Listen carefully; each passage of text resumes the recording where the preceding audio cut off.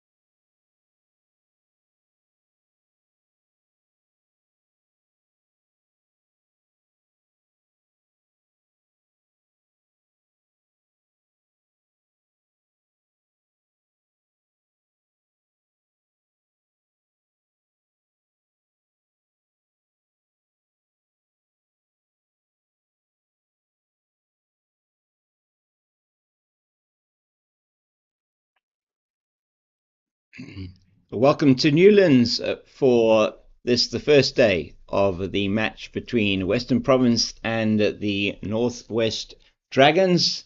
And it's a very good day from me, James King, the Cape Fox. And I am here with the courtesy of the visuals from Pitch Vision and through the CSA YouTube channel on which you are watching the game now. It's really great to be with you, and we hope to be with you over the next few days. We apologize for the fact that you didn't have any commentary this morning, and we will endeavor to make sure that we are here for the remainder of this match. And it is going to be George Linder is going to bowl the first ball after the luncheon interval, and he has just come on just before lunch. And this morning has been a very, very interesting session, the pre-lunch session, with the Dragons losing 7 wickets in the morning session. Umpire Philip Fosloo signalling to the scorers that you can see to say, are we ready to start play after lunch? And it is the Dragons resuming on 124 for 7 after 27 overs. And I will give you the details of the morning's play as we go through as the overs progress here.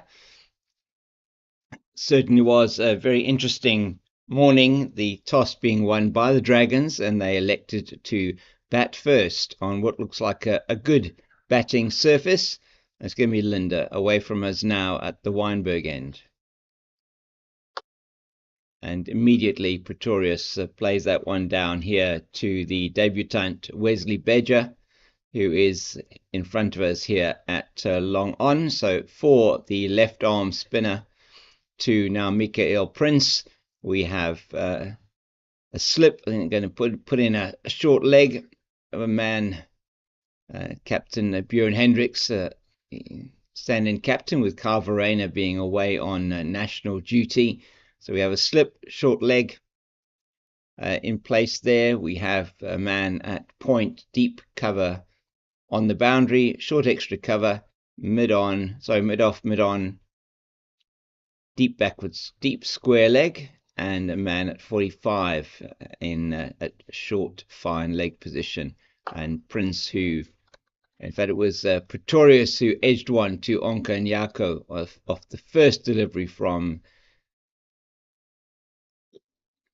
Linder before lunch, and dropped at slip by Nyako, and that did prove to be expensive already. This partnership dominated by Pretorius. 37 of the 39 runs scored in this partnership already by Michael Pretorius, after the Dragons were 86 for 7 with the loss of Libber's wicket.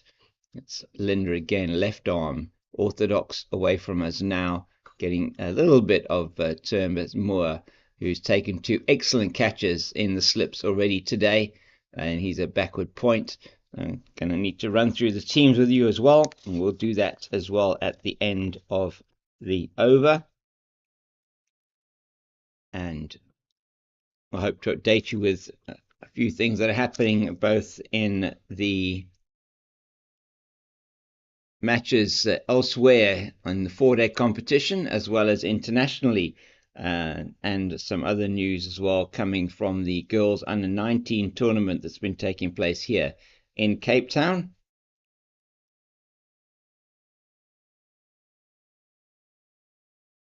The final round of T20 matches taking place today, and then the announcement of the SA schools and fillies squads from that tournament. And Prince, Pretorius, sorry, just playing that one straight out to Moore at a short extra cover. There is no run.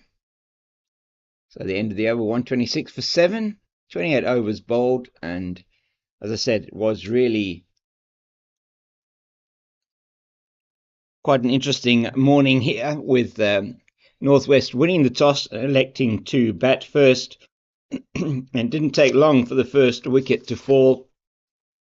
Grant McQuena out, caught by the wicketkeeper Smith off the bowling of Hendricks, a regulation edge just outside the off stump, getting a thick edge. You could hear it from up here in the South Pavilion, and straight through to Daniel Smith.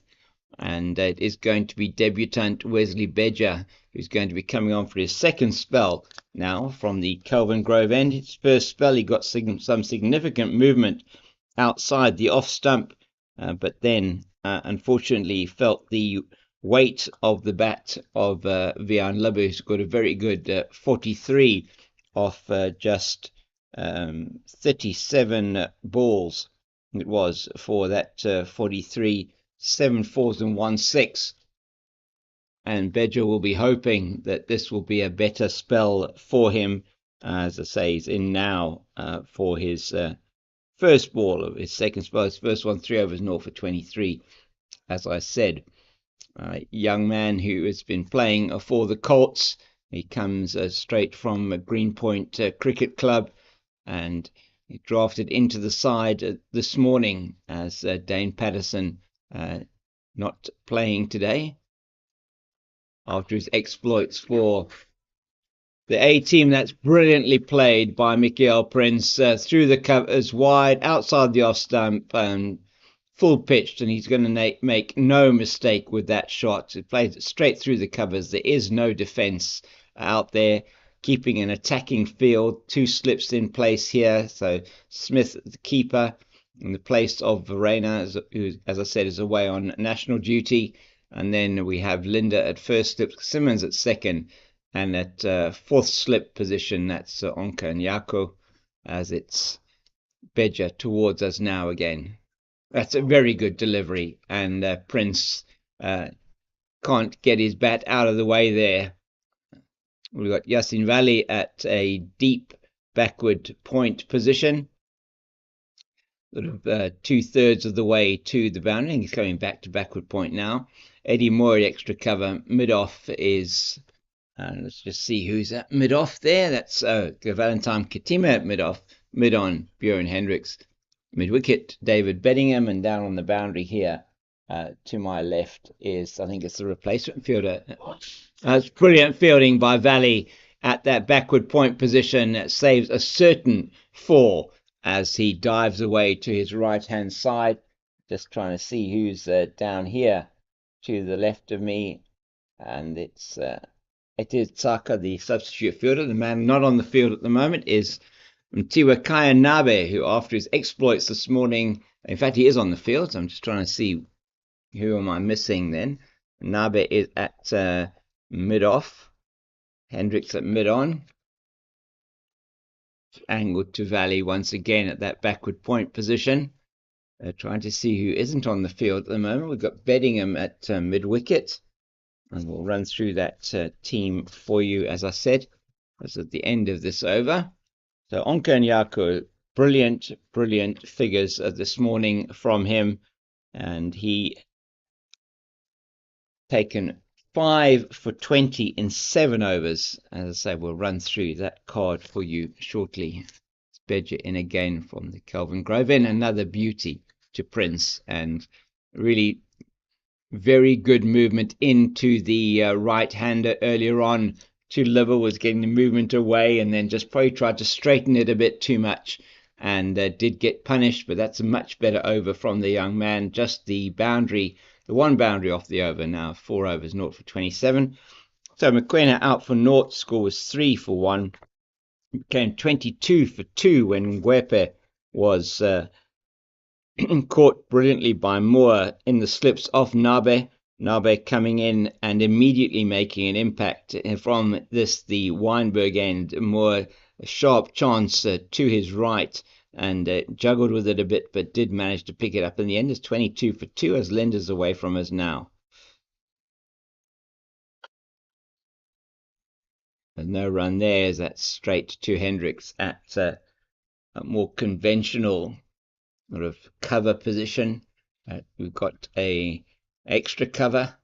That's 80 more. We've got Carl Simmons here on the long off boundary. Long on is Beja.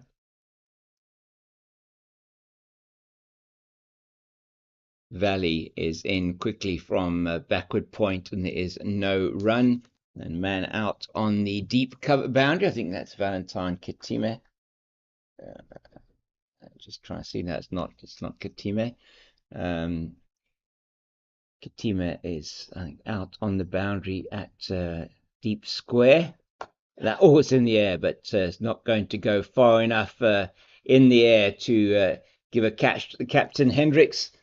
As we see Katima's, no, that's Nabe on the boundary at deep square, and Bedingham is at that man at 45, so it's Valentine Kitime on the boundary, or substitute fielder Tucker could be there on the boundary, and that's Hendricks just in quickly, and man is safely in is Mikael Prince. So Nabe, I think, back on the field, and he is at that deep backward square, and we do have Kitime, looks like, or is that Saka? So we'll just see now if I can pick up exactly who is where, and we'll be able to see who is off the field.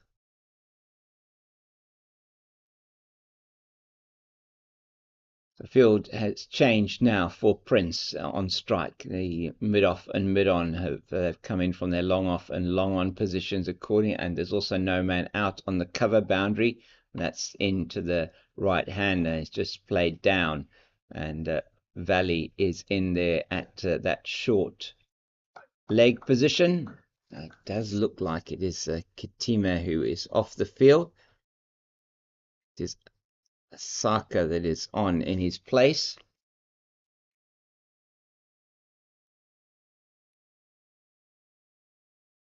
Chipped away nicely by Prince down to Nabe at deep square, and they go through, trot through for a single. So going back to that scorecard for Northwest, 22 for 2 it was, and that was the beginning of the 7th over. And then not too much longer it was for the 3rd wicket to fall at 30. Reynard van Tonder, who'd hit 2 sumptuous 4s, then just got one on the legs from Nabe, and only managed to get a leading edge, chipped it up, and was caught at mid-on by Hendricks. He scored 4, just the one, sorry, just got the one boundary, should I say, and he just was a regulation catch, trying to play it into the leg side, perhaps a little bit too early on the shot. Just chipped it up to mid-on, and unfortunately for Reynard van Tonder, who does have a good record at this ground, saw him score an excellent century for the ITEC Knights last season here in a losing cause against Western Province. That's not bad from Beja out to the man at deep extra cover. Deep cover, should I say. That's Eddie Moore fielding out there, and they go through for that single. So Van Tonder, the 3rd to fall, was scoring 30, and then 1 run later, Senekwane in the same over. So that was the first ball of the 9th over. 4th ball of the 9th over, Nabe got the wicket of Senekwane, and he was bowled neck and crop off. He was actually letting the ball go outside the off stump, and it cut back in sharply and took the top of off stump. It's Beja in again. That's beautifully played by Pretorius. He slashes it away through the covers, and that is no way that David Bedingham, who's on the boundary there at deep cover, is going to be able to get to that. And the partnership goes to 51 off the 55 balls, 10 fours. Prince has scored 9 of those, 42 scored by Pretorius.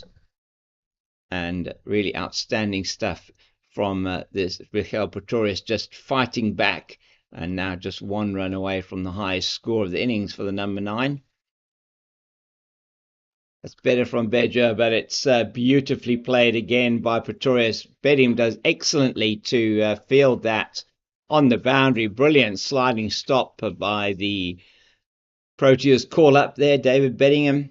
Back today for Western Province, having played for SAA and getting in some 4-day time ahead of the possibility of him making a test debut here in the summer for South Africa. So 139 for 7, just 11 away from a bonus point here, which looked an unlikely possibility at 86 for 7.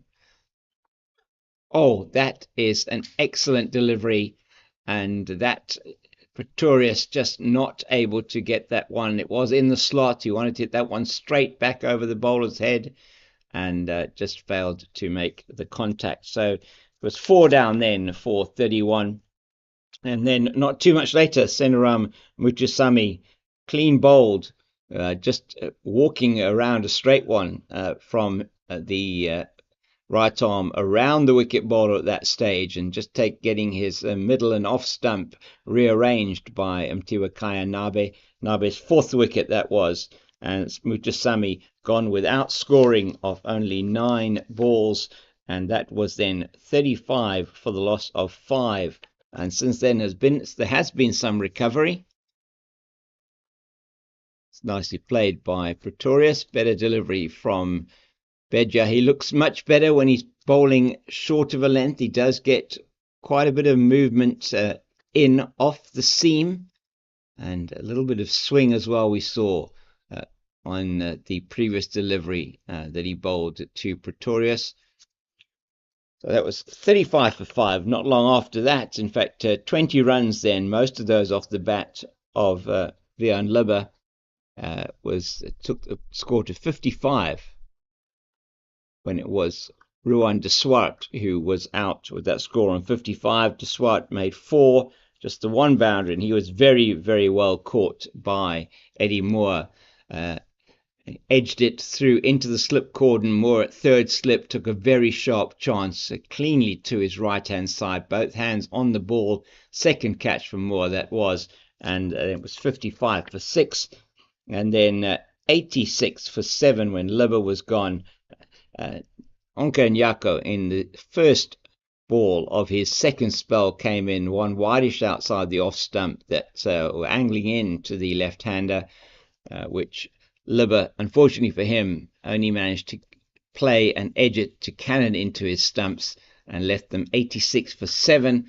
These two, and particularly Michael Pretorius, who is the dominant partner in this partnership, Michael Prince and Michael Pretorius here, putting on a partnership of 53 already to take the score to 139 for 7. It's George Linder away from us now.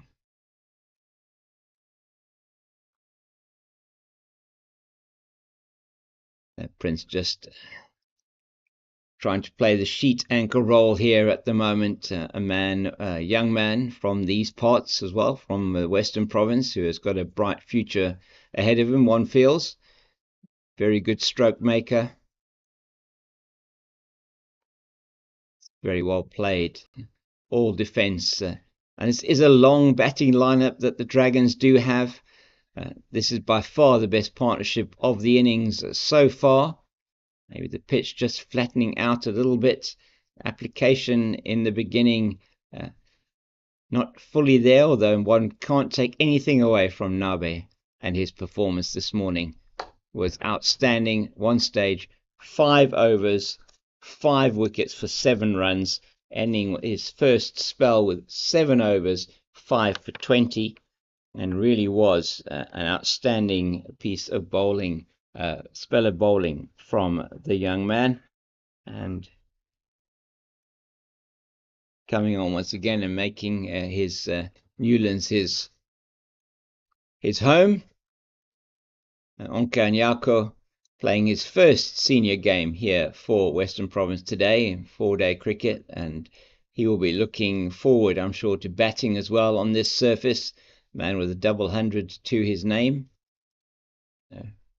Batting all-rounder, Nyaku. And straight into the ground, into the hands of Moore at extra cover. So we've got a slip, backward point, extra cover. We've got a cover, a shortish extra cover, mid-off, mid-on, mid-wicket, short leg, and a man at 45 on the leg side.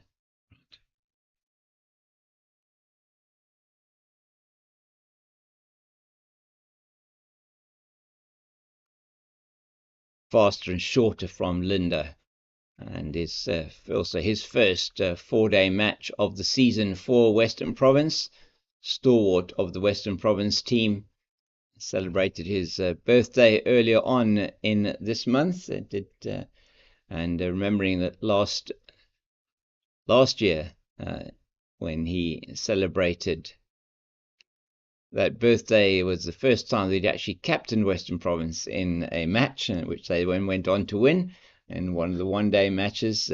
Today, the normal vice-captain, Björn Hendricks, stepping up in place of Carl Verena, the very experienced Björn Hendricks. Verena away on national duty, as is Nandre Berger. Dane Patterson just taking a rest after his outstanding performances for SAA against West Indies. Wesley Bedger gets the edge of Pretorius's bat, and that just on the bounce to Linda at a wideish slip. There's only the one slip in place now, and so the wideish slip, almost a between first and second slip. We got Anyaku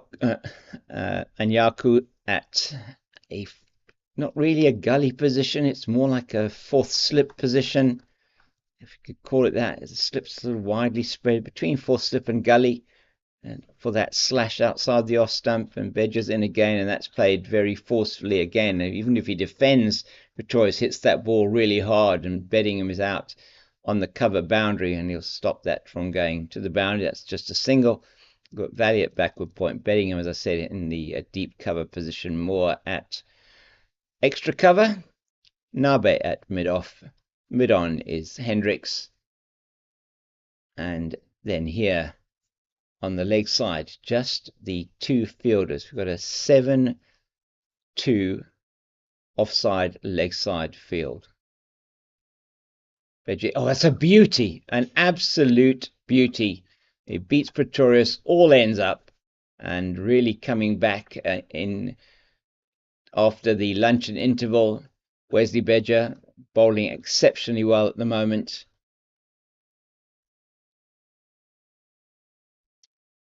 And his strength certainly, so he beats Prince there, all ends up outside the off stump. His strength appearing to be this shorter the length delivery, the ball angling into the right-hander. That's beautifully played, and that cannot be stopped by Moore at short extra cover, and it's gone down to the North Pavilion for 4. Crisply struck by the young man. A very good shot out there into that extra cover region, and it's going to require some work by Nabe to go into the pavilion and pick up the delivery. It's like a youngster there who wanted to run down and get his autograph. Not going to happen quite yet. But Bedger once again not quite getting his consistent line and length. Drafted into the team this morning. He was in the squad. Another great delivery. So he is perhaps being a little bit unlucky that he produces the unplayable delivery, and then the one that doesn't quite get to where he perhaps wants it to land, and he's going to learn to ply his trade here, learn the lines and lengths to bowl on this wicket as Northwest approach their first batting bonus point, just 6 away from what looked very unlikely for them to achieve it must be said, earlier on when they were 86 for the loss of 7. As that's just clipped into the leg side, losing his line. There are only 2 fielders on the leg side. One of them is in now. That's Asake Tsaka, who is the 12th man on the field for Valentine Kitime. At the moment, we don't know why that has happened. Information from the other matches taking place around the country. Once I can get that information, we have perhaps some breaks between overs.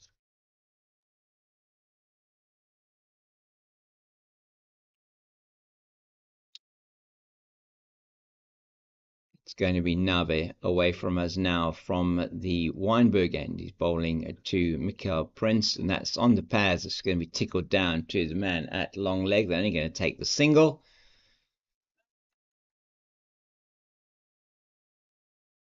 This partnership now worth 60 valuable runs for the Northwest. Mikael Pretorius came out, and as we know from Mikael Pretorius, he's not somebody that's going to hang around.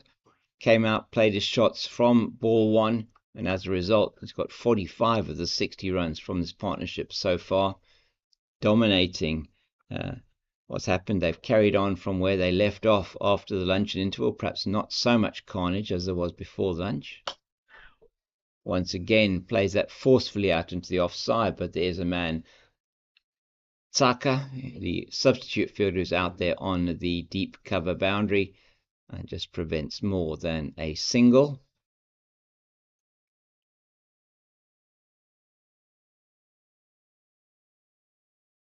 So Nabe now on for his second spell after his first spell, 7 overs, 5 for 20.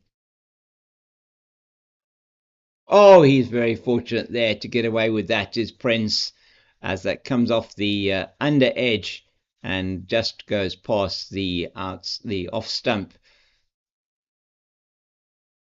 Yeah, and there is just the single, 148 for 7.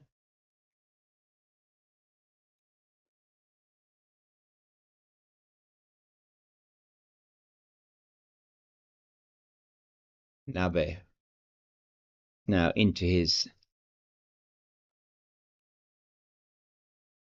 8th over. Wants a surprise delivery perhaps to Pretorius, and just full of length, managed to get underneath it, make it into a full toss, but can't get any purchase on it, fielded by Moore at extra cover.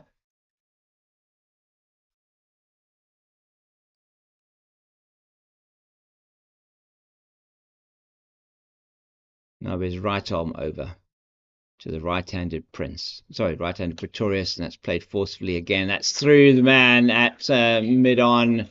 That is Beje cannot quite get around to field that. That's an excellent 50 by Mikael Pretorius.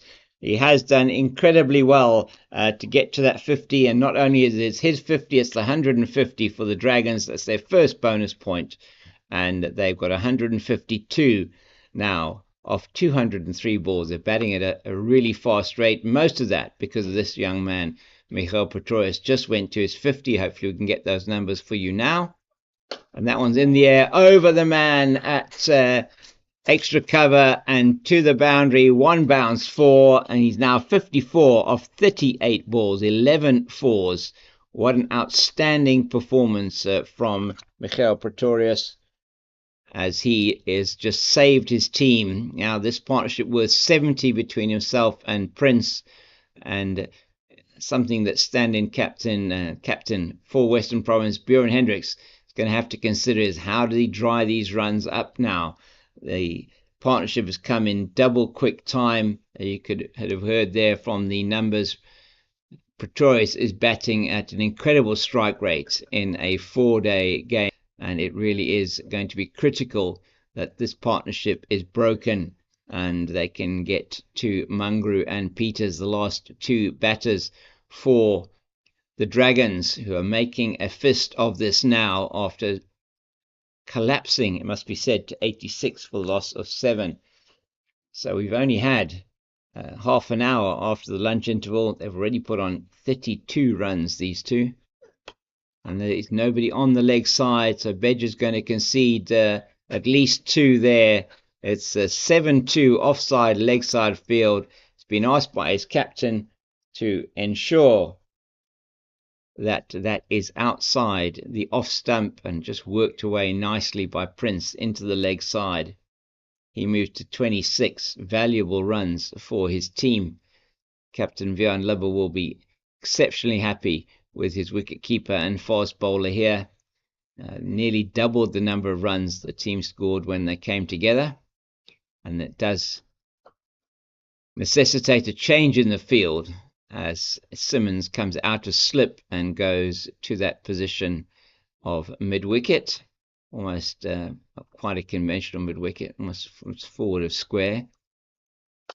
And that's played, though, he's upset with himself. He didn't get hold of that one. Played up to Hendricks at mid-on.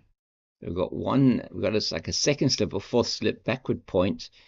Deep cover, extra cover, mid-off, mid-on, mid-wicket, and a man at long leg, which is a corner, Asake Tsaka, who's on for Valentine Kitime, the middle order batter. We're not sure why he's off the field at the moment.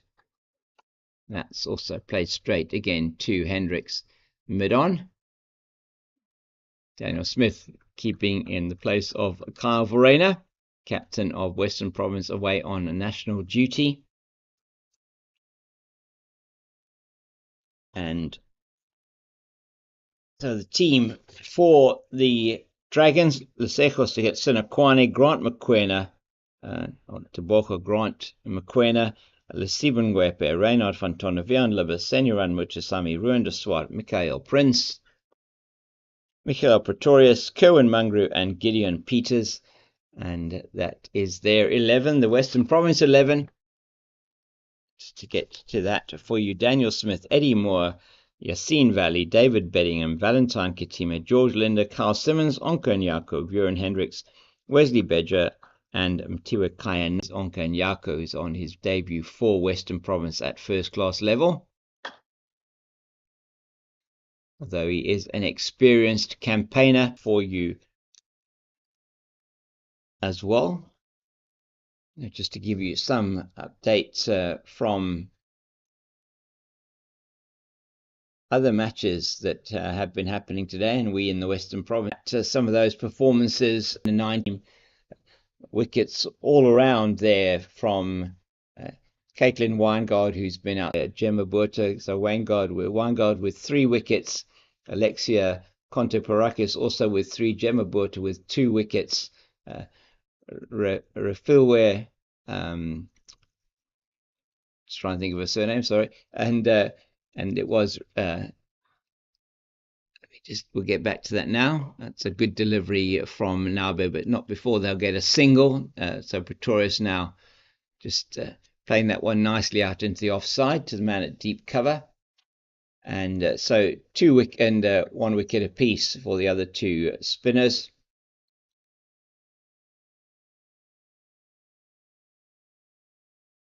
And restricting KZN to 80, and then Gemma Burta scoring an unbeaten 50 off 38, I think it was 36 or 38 deliveries. Very good delivery from Nabe again to Prince.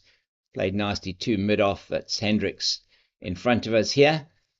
And yes, Gemma Burta and Alexia Contoparakis knocking off the runs without loss. So a 10-wicket win in that 20-over game for Western Province, knocking those runs off in, I think it was 11 overs. And Gemma Burta, as I say, 52 it was in the end, winning the match with a 6. Real talent there, Gemma Burta. And out of that Western Province team, we believe 4 players have been selected for the under-19s, and they will be playing against each other at a match tomorrow. We're not quite sure yet. It's supposed to be taking place here at Newlands. We're not quite sure exactly where that match will take place, but some outstanding performances in the week from many players. So I was privileged to be there yesterday watching the match between a couple of matches there, the Titans Western Province and the Western Province Free State match. And through Karabon Meso, had the privilege of seeing her play on Tuesday for the Lions.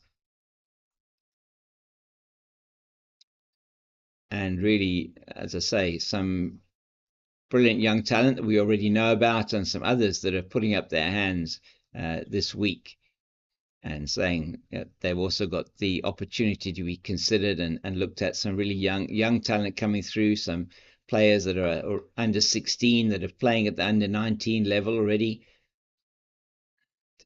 Certainly a few to look out for the future. It's Hendricks taking the place of Wesley Bedger from the Kelvin Grove end into his third spell, Bjorn Hendricks.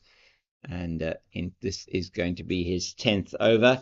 His first spell, 5 overs, 1 for 12, 2 made. The second spell, 4 overs for 29 when Pretorius started to get hold of him. So looks like the captain is going to be rotating his bowlers. He's bowling from his preferred Kelvin Grove end. Left armers like bowling here from the Kelvin Grove end, and he's towards us now. Oh, that's a really nasty delivery. It's on song here at the Prince is getting a bit of ice on his chest there. That's hit him really nastily. He's rolling around on the floor. He is clearly in agony. And we're not sure what's going to happen here. He is not feeling comfortable at all. We have got another player coming on the field, maybe with a drink or some instructions. Seleka, one of the 12th men for... He's got some water there for the young man. Prince. I think Bjorn Hendricks just giving him a welcome back to Newlands gift there. That's his gift to Prince here this festive season. He's just taking some water on board now. So let's see if we can get you some scores from around the country while we are waiting. So just to... And when we do get the information in from the other matches that took place today at the under 19 girls tournament, I will endeavor to bring those through to you. In the 3rd and 4th place match was the Lions versus Free State, and we'll see if we can get that information for you. But just to give you the 4-day games taking place around the country, in Maritzburg it's the Tuskers against the Rocks, and the Rocks are batting first there in this match, and they are 158 for the loss of 4. Keegan Peterson, back from his duties in the SAA team where he scored a very good 100, is on 53. He's been joined recently by Clyde Fortuin with the wicket, the men out, Janeman Milan for 15, his brother Peter for 46, Stian van Stel for 27, and Aviwa Ngajima for 12. Ngajima off the back of outstanding performances in the last match where he did score a century and a 50 in that draw that they had against the Dolphins. And wickets shared around there by Dudgeon and Teeny, Kukumur and Nipper, and 1 apiece for each of those, all of those 3. And Clyde Fortuin just come to the crease now, 159 for 4. Hendricks back into the recovered Prince, and unsurprisingly he gets another one angled into him and into his ribs, and he just managed to play it down to Valley at backward point. There is no run. So that's the the Rocks versus the Tuskers. The end of the over for the Dragons, 160 for 7. This partnership now 74 runs for the 8th wicket. Outstanding stuff from these two as they have tried to blunt this Western Province attack after lunch. 124 for 7 at lunch it was. Tiwa Kayanabe, the hero of the moment for Western Province this innings. He's taken 5 for 32 in 9 at one stage, 5 for 7 in 5 overs. The counter-attacking has been brilliant from Michael Pretorius, taking the attack to Western Province. He's on 56 at the moment. Oh, that's off the inside edge, and Nabe just once again making the batters play these false strokes. Just trying to hit that one hard. That one wasn't perhaps as full a shot as he's been playing, sort of full flow of the bat as he has been playing, but manages to get the single. 161 for 7. So let's see what's happening in the Titans match. Just going on to that game there. So the Titans here, let's just see, as it's Nabe again outside the off stump. So here from Super Sports Centurion, Neil Brand opening with Dean Elgar there, and Matthew Kleinfeldt coming in at number 3. At the moment, they are 116 for the loss of 3. And that is Brand on, it was out for 32. Ronaldo Mayer getting his wicket, and Bayer Swanepoel getting the wicket of Elgar for 4. And Matthew Kleinfeldt, 34. He scored before he was caught by Diego Rosier off the bowling of Marco Jansen. So a couple of the Proteas there getting some 4-day work. And it is wickets shared between Jansen, Swanepoel, and Mayer there. Ronaldo Mayer off his big haul against the Lions in the previous match. It is Divock Brevis at the crease, and that's played beautifully off his toes by Prince down to the boundary in at the Oaks, where we have a nice little crowd in here under the old scoreboard there. A lot more people in the ground than at the previous match. School holidays here, of course, in the Cape and around the country in South Africa. And that means it's a good opportunity for the youngsters to come and play a bit of cricket here on the Oaks and maybe on the grass embankments. So just throw the ball around, have a picnic, get on a picnic blanket, bring your chair along. And Prince having a full go outside the off stump, not able to make contact. So 116 for 3. Brevis not out, 31, looking to have a very good time at the crease there. Long period for him to bat still. And still 60 overs nearly left in the day. Here in Cape Town, 61 overs left in the day, and 58.5 overs left in that match at Super Sports Centurion. And too much on the legs from Nabe, and that's good. Very good fielding from Valley in that mid-wicket position. Shies at the stumps, but not before. Pretorius is back safely for the quick single. End of the 38th, 166 for 7. So we just have one more game to look at there, and that is the Lions that are up against the Dolphins at Kingsmead. Lions, who are on top of the log after the second round of matches, and then losing through to the Warriors there in St George's Park. And it's the Dolphins that are batting first there, and they have reached 179 for 3 after 51 overs. And Sarah Ervia, who is not in the squad for the upcoming Test series against India, was out for 1, caught by Rickerton off Cody Youssef, and then it was Ditole who scored 59 in a very good partnership there between him and Marcus Ackerman. So Ackerman on 97 not out off 130 balls. Very good strike rate there for Marcus Ackerman. And Grant Rulofsson, the other man who's out for 12. He's just gone out now, 179 for 3, Rulofsson. And it was a very good partnership of 122 between Ditole and Ackerman. And Ackerman 97, as I said, 97 not out. Zondo, Kaya Zondo, after coming from his performances for SAA against West Indies A, where again he had some good performances with the bat. Kaya Zondo definitely putting his name forward for that New Zealand Test tour. Very experienced batter in the middle order. Ackerman now on 99, so looking like he's set to get 100 there. 181 for 3 are the Dolphins. It's beautifully played by Prince, but bowler gets a hand on it, does Hendricks, and Hendricks gone back to himself and Nabe, the two bowlers who've really fared the best for him and Jaco just the 3 overs so far, so 5 overs so far in 2 spells. 5 overs, 1 for 30. Key wicket of Libba, which fell at 86. Libba was out for 43 and already scored half of the runs for his team at double quick time. 7 fours and 1 mighty 6 that he hit into the Oaks off I think it was Nabe from this side, and that's angled down to Valley at backward point. There is no run. So Asake Tsaka still on the field for Valentine Kitime. So we're not sure what is the situation with Kitime. I'm going to actually send off a message now and see if we can find out. Bowling figures so far: Linda 4 overs for 12, Simmons 2 overs for 2, and Yaku 5 overs 1 for 30. Hendricks 10.4 overs now 1 for 42. Bedger 7 overs for 41, and Nabe 10 overs 5 for 38. Hendricks towards us now from the Kelvin Grove end.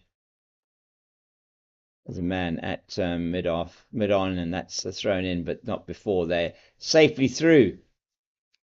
Bedger not getting around there quickly enough to be able to prevent the single, but a good attempt from him at a run out. And field will change now for the aggressive Pretorius. He took the batting on, he took the bowling on, should I say, earlier on today when he came in. Desperate trouble his team were in. 86 for the loss of 7. They're now 167 for 7. It's partnership now 81. Really has been outstanding from these two. And that's come, I'll tell you now, in how many overs. On that, he has a full go at it. Slower ball, back of the hand bouncer maybe. And it was a bouncer, bounced twice before it got to Daniel Smith. So 21 overs and 1 ball it was. They've been together now nearly 18 overs, the end of the 39th now. And they've put on that 81 in just 18 overs. So some outstanding batting at well over 4 and over between those two. And so no further news from Kingsmead. Marcus Ackerman still on 99. And those games there in Maritzburg and in Durban, just to remind you, started an hour earlier than the other 2 matches around the country. So the Supersport match, the match at Supersport Centurion, and this match here at Newlands Cricket Ground starting at 10. That's just angled in too straight that time from Nabe, and that's easy for Prince to just play it down to the leg side. He moves to 33. And it's been a good innings from Mikhail Prince. He knows this part of the world exceptionally well. Struggled early on, but he stayed with Pretorius. Pretorius by far the aggressor in that partnership when they got to 50. Having scored 42 of the 51 runs for their 50 partnership. It has sort of evened itself out a little bit more now for the next 31 runs, with Prince scoring a few more of those. Shared out evenly as it's Nabe again to Pretorius. He plays that one beautifully through the covers, and that's gone down to the railway stand, and there's absolutely nothing that the man there, I think that's Beddingham down on the boundary, can do about that one. It's actually not, it's Carl Simmons, I apologise. And he's down on the boundary there. We've got Yassine Valley at backward point. The field is a lot wider spread. We've still got a second slip. We've got a 4th slip. Got a point, deep cover, extra cover, mid-off, mid-on, deep backward square and a long leg. So a deep square and a long leg. That's played down to the between the two. It's just going to be one man coming around from square leg to field, and just angling again too straight from Nabe. So we're putting in a lot of work today already. The 2 main fast bowlers for this Western Province team. And the wicket certainly looking a lot less threatening than it was earlier. Was moving around a little bit. Nabe was making it talk there to both the left-handers and the right-handers. That's a much better delivery, getting the outside half of Prince's bat into the covers where Tsaka does the fielding. And we'll have to go back and see if Marcus Ackerman got his 100, because he has not yet gone to that century. And we'll bring some scores from around the world. A couple of test matches taking place. A women's test match happening in India, and then it is the test match in Perth between Australia and very nicely played down to the man at a long leg by Pretorius, just guiding it around the corner. And he's got a 6-3 offside leg side field at the moment. That is, he's not bowling to that field at the moment. Nabe, it's very easy to say that sitting here. Today at 5 o'clock is the third T20 international. Oh, that's a nasty one and hits him. May well have got a glove on that. He did. It looks like he's wringing his arm, or it could be his arm that it hit, or it could be could have come off the glove. He's wringing his arm. He's been in the wars here, Prince. That one just getting up a bit higher on him than he perhaps anticipated. Physio is running onto the field once again and running off the field. Seems like he's okay. Umpires Tom Mokorossi is at the far end of the ground, the Kelvin Grove end, and standing at this end it is Philip Foslu. Match referee for this match is Brad White.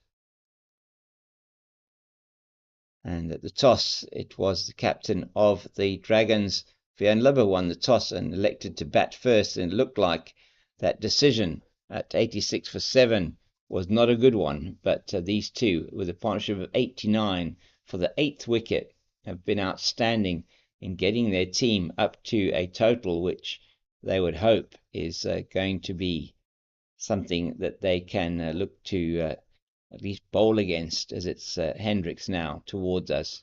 It's another good delivery from Hendricks. And Western Province attack without Nandre Berger and Dane Patterson. And you have certainly without those two in the attack, key players for them. You have got Hendricks and you've got Nabe, both excellent bowlers, backup bowlers in terms of Anyaku and Beja, both of them playing their first matches for West. Well, Anyaku playing his first match for Western Province. That's beautifully played, and it is Katima who's back on the field now at backward point. Is it, or is that another? Is that another substitute fielder? Sorry, I'm trying to see who that is. It looks no, I don't think that is Katima.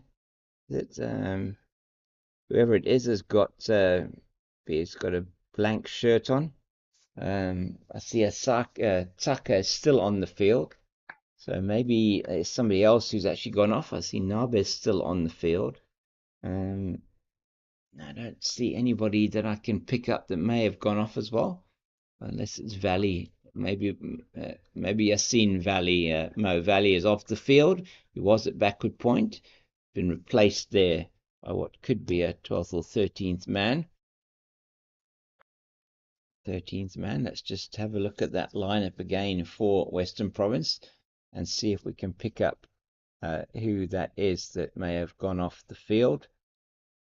Well, it does look like it's Yassine Valley. The question is really whether it is who he's gone off for.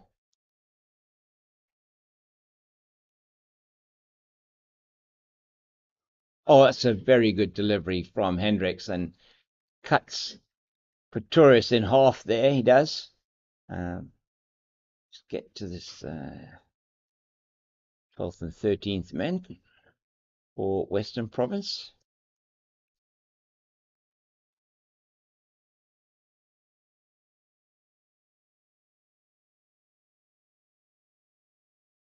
It's Liam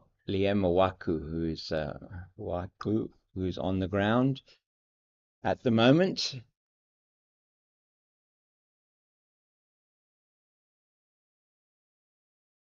It's Hendricks towards us now to Pretorius.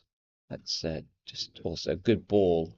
Yorker length played down to Taka here in front of us at long leg, and they take the single. So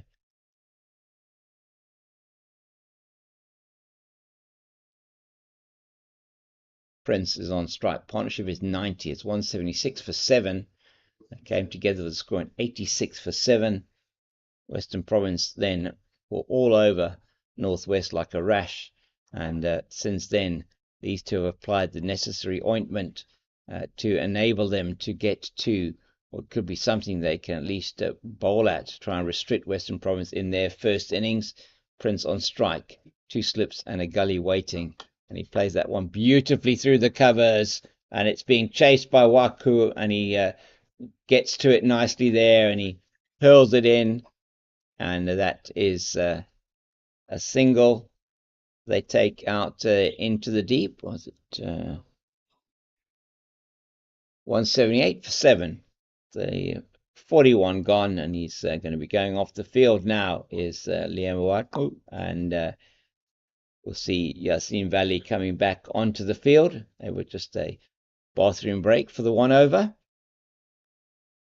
And so we've had an hour since the luncheon interval, and in that hour, it is Northwest that have been dominant, putting on 54 more runs from the 124 for 7 to 178 for the loss of 7. As we see a change in bowling, it's going to be Onkar Nyaku coming on from the Weinberg end for his 3rd spell of bowling, just bowling in short spells. He has a 3-over spell to begin with, opening the bowling with Buren Hendricks, and now he's on for his 3rd spell, and he'll be looking to add another wicket into that wickets column. He's already taken 1 for 30 in those 5. Very important wicket of Vian Liver, the last one to fall, and he'll be hoping that he can induce something similar from Michael Pretorius, who then was very severe on him after he'd taken that wicket. So he's in now. And that's a good delivery outside the off stump. Saka does the fielding. They've got a slip, gully, backward point, deep cover, extra cover, mid-off, mid-on, mid-wicket, and a long leg. So standard looking ring field. Just the 2 players out on the boundaries at the moment as Nyako runs away from us now. Oh, that one's too full and on the legs, and it's played through there, through the mid-wicket region. Well fielded by Beja on the boundary, though, as he comes around from mid-on, and they go through for 2. Pretorius just having to sway out of the way of that ball as it comes into the stumps. Got a good arm on him, Wesley Beja. Youngster playing his first game in first-class cricket today for Western Province. Excuse me, his first game in first-class cricket. And the right armer looking very good in his first spell. Got a lot of good away movement from the left-handers particularly. Oh, that's just a waft outside the off stump. They've come off 99, I want to say 90% of the time today for Pretorius. That's why he's on 66 in almost next to no time. This partnership worth 94 now for the 8th wicket. And just to go back to those scores from around the world. Another one, he takes a waft of that one that kept low outside the off stump. And Pretorius just having a go at everything at the moment. So the women's test, the only one between Indian women and English women, taking place at in India at the moment. I've got the wrong test match there. I've got the one from Australia and Pakistan. The men are playing in Perth, and it is Australia at stumps, having elected to bat first, as did Northwest, and Northwest marching on imperiously. Here is Michael Pretorius, beautiful shot down to the boundary at the Oaks for 4 runs, and you really can't bowl anywhere on the legs here. You've got a 6-3 offside field. Everything has to be outside the line of the off stump. That's where he's been struggling perhaps to connect it properly, and you make sure he can't play that ball into the leg side. That's another one that's very straight, but played brilliantly fielded by Saka at extra cover coming across. He's got cover behind him. Buren Hendricks is at mid-off, and that wasn't too bad an over. A few plays and misses by Pretorius in that over, and I think it may be drinks, perhaps not. Waiting to see now. It is actually exactly an hour and 5 minutes after lunch, and that means they are going to take a drink. That gives us a chance, in fact, gives me a chance to go and get some water as well. And hopefully then you won't have me croaking at you after the drinks break. So it's 42 gone, 184 for 7, batting at 4.4 and over. This partnership 98, rescuing the Dragons from the precarious position of 86 for 7. They're 184 for 7. I'll be back with you with some more information around what's happening around the world and across the country after this.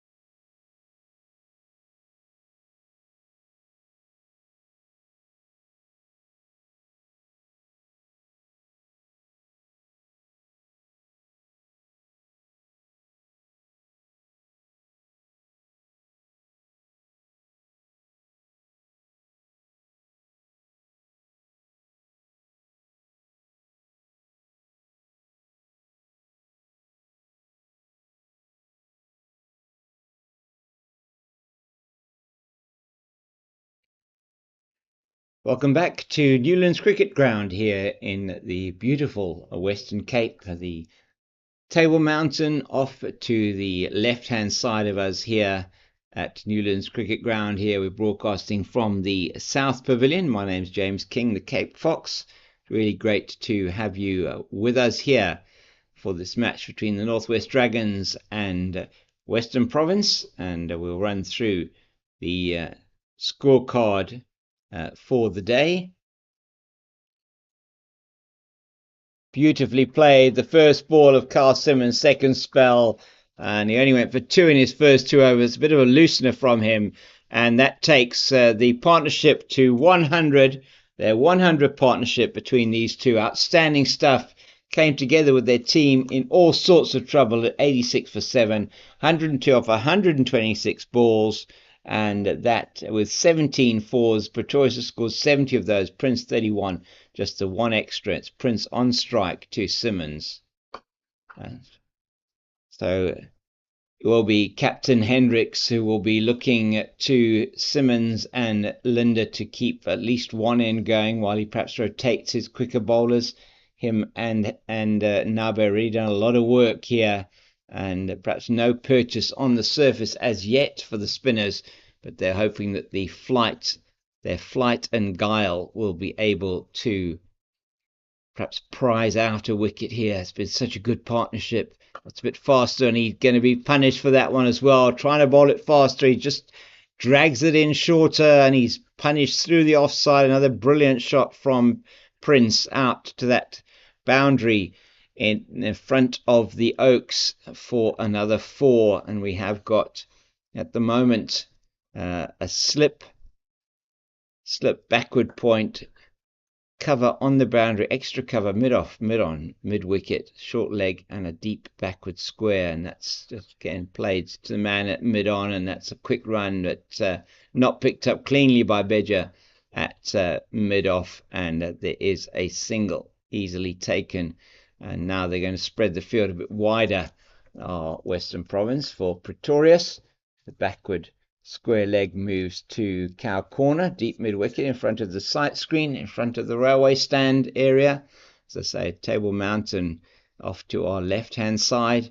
Off to the right, we have the Oaks, and then the very leafy and lovely suburb of Claremont, in which this ground, Newlands Cricket Ground, is situated. That's better from Simmons, and just Waku, who's on the field for, we think it's Kitime. And there is no run there. We actually have 2 substitute fielders still on the field, trying to determine who is perhaps off the field at the moment. And we know Valentine Kitime is one of them. And the other player off the field, perhaps is it Nabe, who's perhaps off the field at the moment. I don't see Mtiwakaya Nabe on the field. He's not actually on the field at the moment, so he's perhaps just taking a little bit of a break. Done a lot of work today. 11 overs, 5 for 46. Nabe, and Nyako is going to be in again from the Weinberg end. Onka Nyako. So Kitime and Nabe off the field. Kitime will be coming in at number 5 for Western Province. He has been batting at number 4. David Beddingham is back in the team after his stint with the SAA team. Oh, well bowled by Anyako off the inside edge of Prince, and he'll get the single. So nothing now working from a Western Province point of view. All those edges are going away from the areas that they would have wanted them to go to. So one's feeling that dropped catch of Anyaku off the bowling of Linda, and the score was 116, has proved incredibly expensive. Pretorius dropped when he was on 28. First ball that George Linda bowled went to slip, and he just could not hold on. That's beautifully played into the covers. There's a lot of work for the man to do on the boundary. That is, can't get there, Carl Simmons. And it is another 4 played down to the railway stand. It's a very, very good shot from Pretorius, strong man, Michael Pretorius. And he's come out all guns blazing this afternoon. Team in desperate trouble. 86 for 7, now 198 for 7. This partnership is really, really outstanding. I'm going to have a look and see at the statistics now in terms of any record perhaps that this might be from a Northwest point of view. So we'll have a look at now. I know I did promise you that we would go through the scorecard as well, which we will do.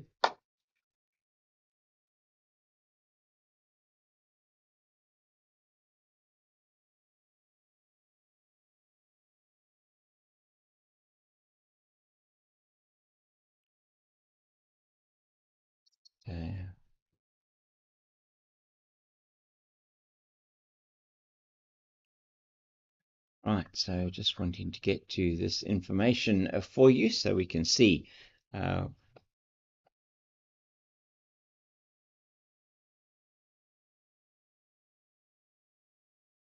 Just waiting, I think. Oh, okay, that was a bat that Mikhail Pretorius has. He's used it very well. He now has to get a new one. So just looking at this in terms of the Division 1 records for the Northwest Dragons. I've only played them once at Newlands, and that was in the last season, and their highest total 242, and lowest total 202, just in the one game. And they have so from a partnership point of view, this certainly is the highest partnership for the seventh wicket, eighth wicket, should I say, against Western Province. If you look at it, so 7 runs was the previous highest partnership. This is actually the highest partnership for any wicket by the Northwest Dragons against Western Province in terms of the CSA Division 1 records. If we look at the overall records for the teams, and we look at their Division 1 records, and this partnership is now the highest 8th wicket partnership for the Dragons in Division 1 cricket. Previous record was 92 between Pretorius and Dwan Jansen against the Warriors in Potchefstroom this year, and that is outstanding partnership for them. In fact, at the moment, it is looking at this stage with partnership on 113, 199 for 7. It is now one of the highest partnerships that has been put together by this team in this Division 1.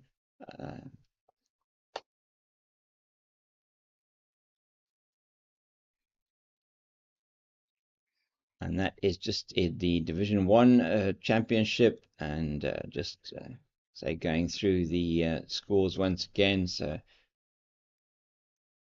some outstanding performances here from these two to really give the Dragons a chance of getting to a good total. As we see a couple more changes in the field. Now we're back on the field now.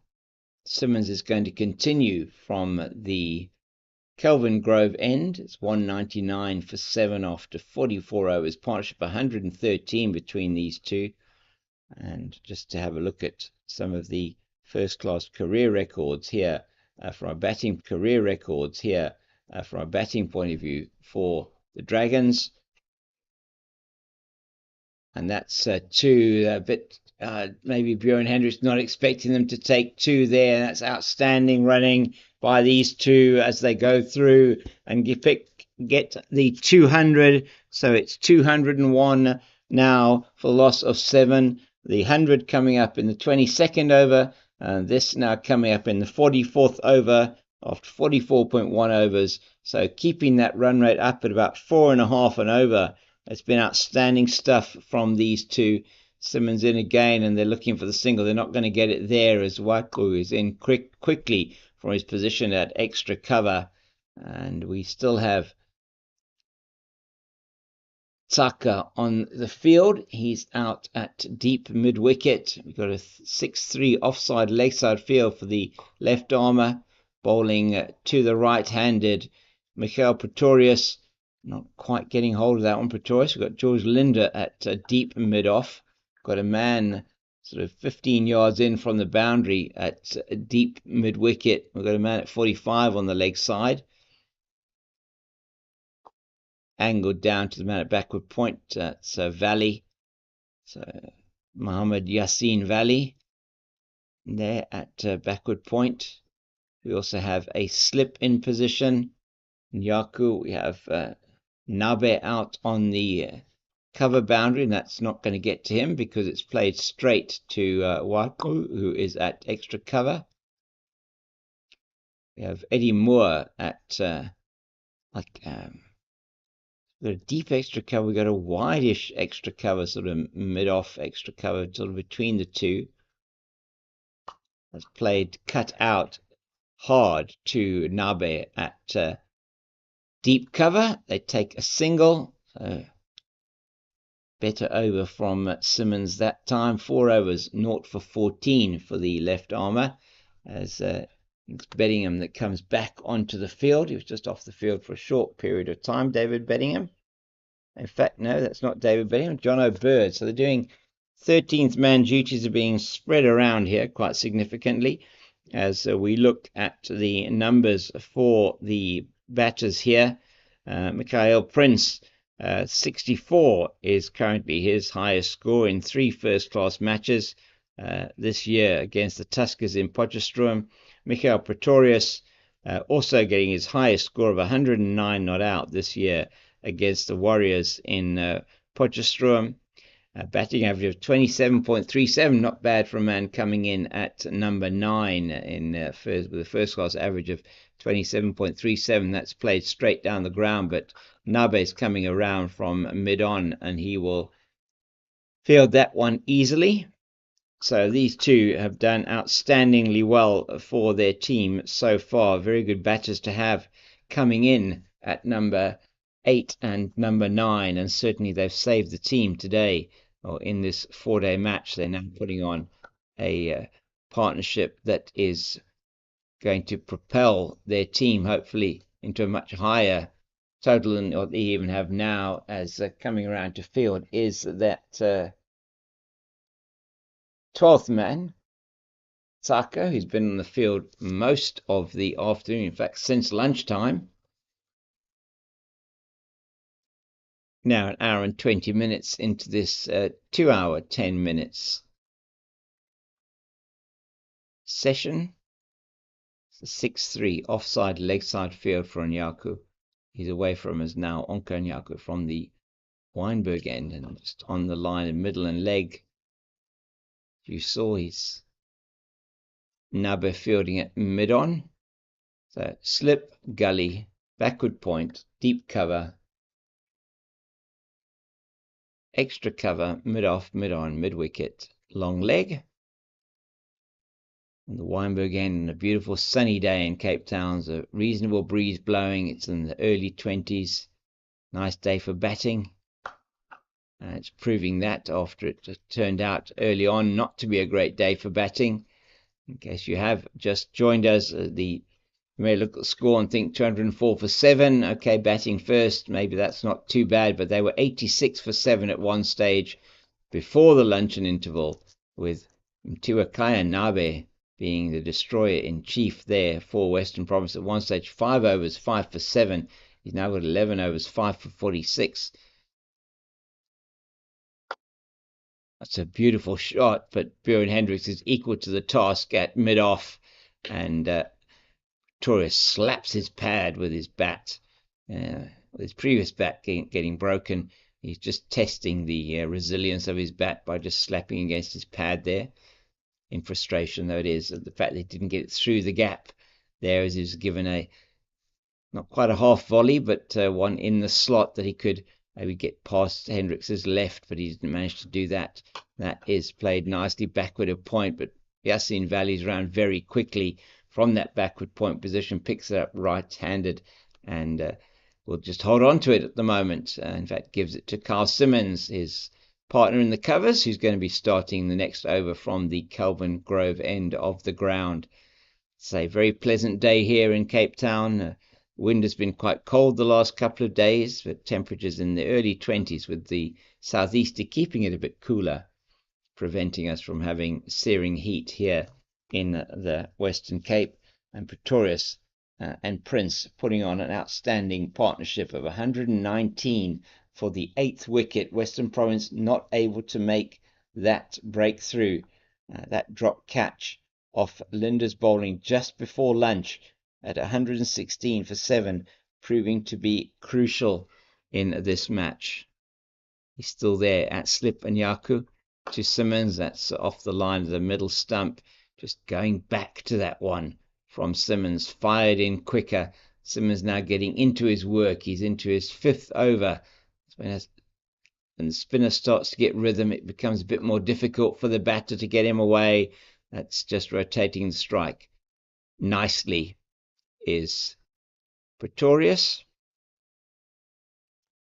And I did promise you some news from around the world as well. And I'll give that to you now. Australia 346 for 5 it was for them in that first innings against New Zealand against Pakistan at Perth. Oh, that is a good delivery from Simmons outside the line of the off stump and just draws Prince forward for the shot. Smith takes the bails off quickly, but there is no danger there. And that innings anchored by David Warner in his last season of Test cricket, 164 for Warner of 211 balls, 16 fours and 4 sixes, and nothing else much to report about. Travis Head got a good 40 in that innings, but everybody else, and Usman Khawaja with a 41. Everybody else not really getting much beyond 30. Labuschagne 16, Smith 31, Mitchell Marsh not at 15, Alex Carey is not out. That one was just bouncing. It's going to be Nabe, I think, who cuts it off before it gets to the boundary, but they're going to come through for a few there. And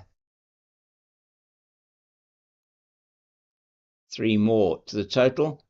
Pretorius is 81, Prince 49, looking for what would be, I think, his 2nd or 3rd first class 50.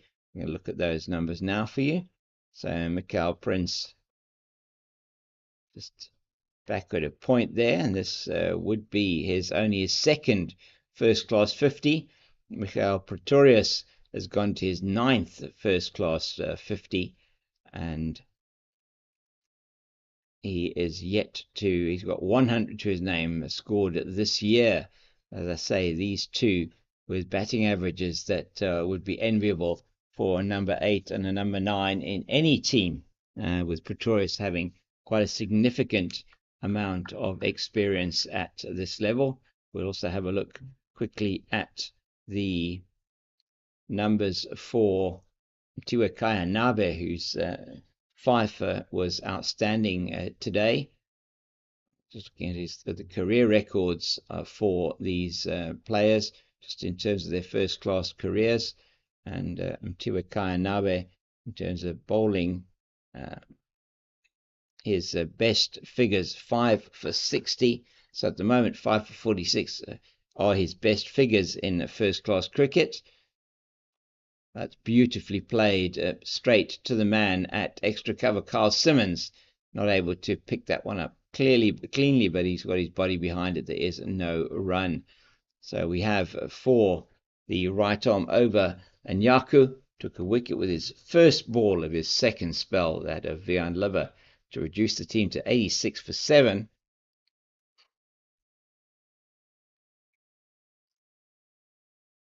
It's going to be, that is Pretorius playing that one nicely out into the offside, and he's bowling to the 6-3 offside leg side field. In fact, it's not a 6-3 offside leg side field, it's a 7-2 offside leg side field. There is nobody backward of square on the leg side. We've got 2 slips as well as slip, wide at 2nd slip, a gully, backward point, cover, extra cover, short extra cover, mid off, again outside the off stump, played out into the covers.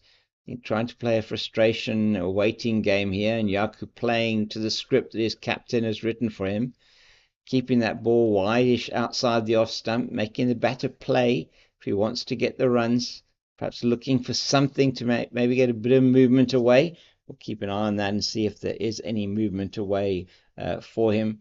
As I say, at the moment, Anka Yaku is sitting on his best ever first class figures. That's exactly what he's looking for. That ball did move away after it went past the bat. The plan here is to give them nothing on the leg side, hence the 7-2 offside leg side field. So Australia there in the ascendancy in that test match between themselves and Pakistan in Perth. And we'll go to the other test match, which it's a very full delivery to Prince, who can't get that away. Looking for his 50, just a one run away from his second first class 50, highest score of 64 in first class cricket. Played a brilliant innings earlier on this year in the one-day cup match, where his team were facing almost certain defeat and came in and scored 166 in double quick time to get them over the line there, and in fact get them to the final. What that contribution very influential in getting them through to the final. Their bowling attack also was outstanding in the almost it was a eliminator game that they had against the Warriors in Abeja, which had the privilege of being there commentating for that match as well. And that was really brilliant bowling from them, with the home team, the Warriors, batting first, and they were put to the sword by the bowling attack, particularly the bowling of Ruan de Swart in that match was outstanding, and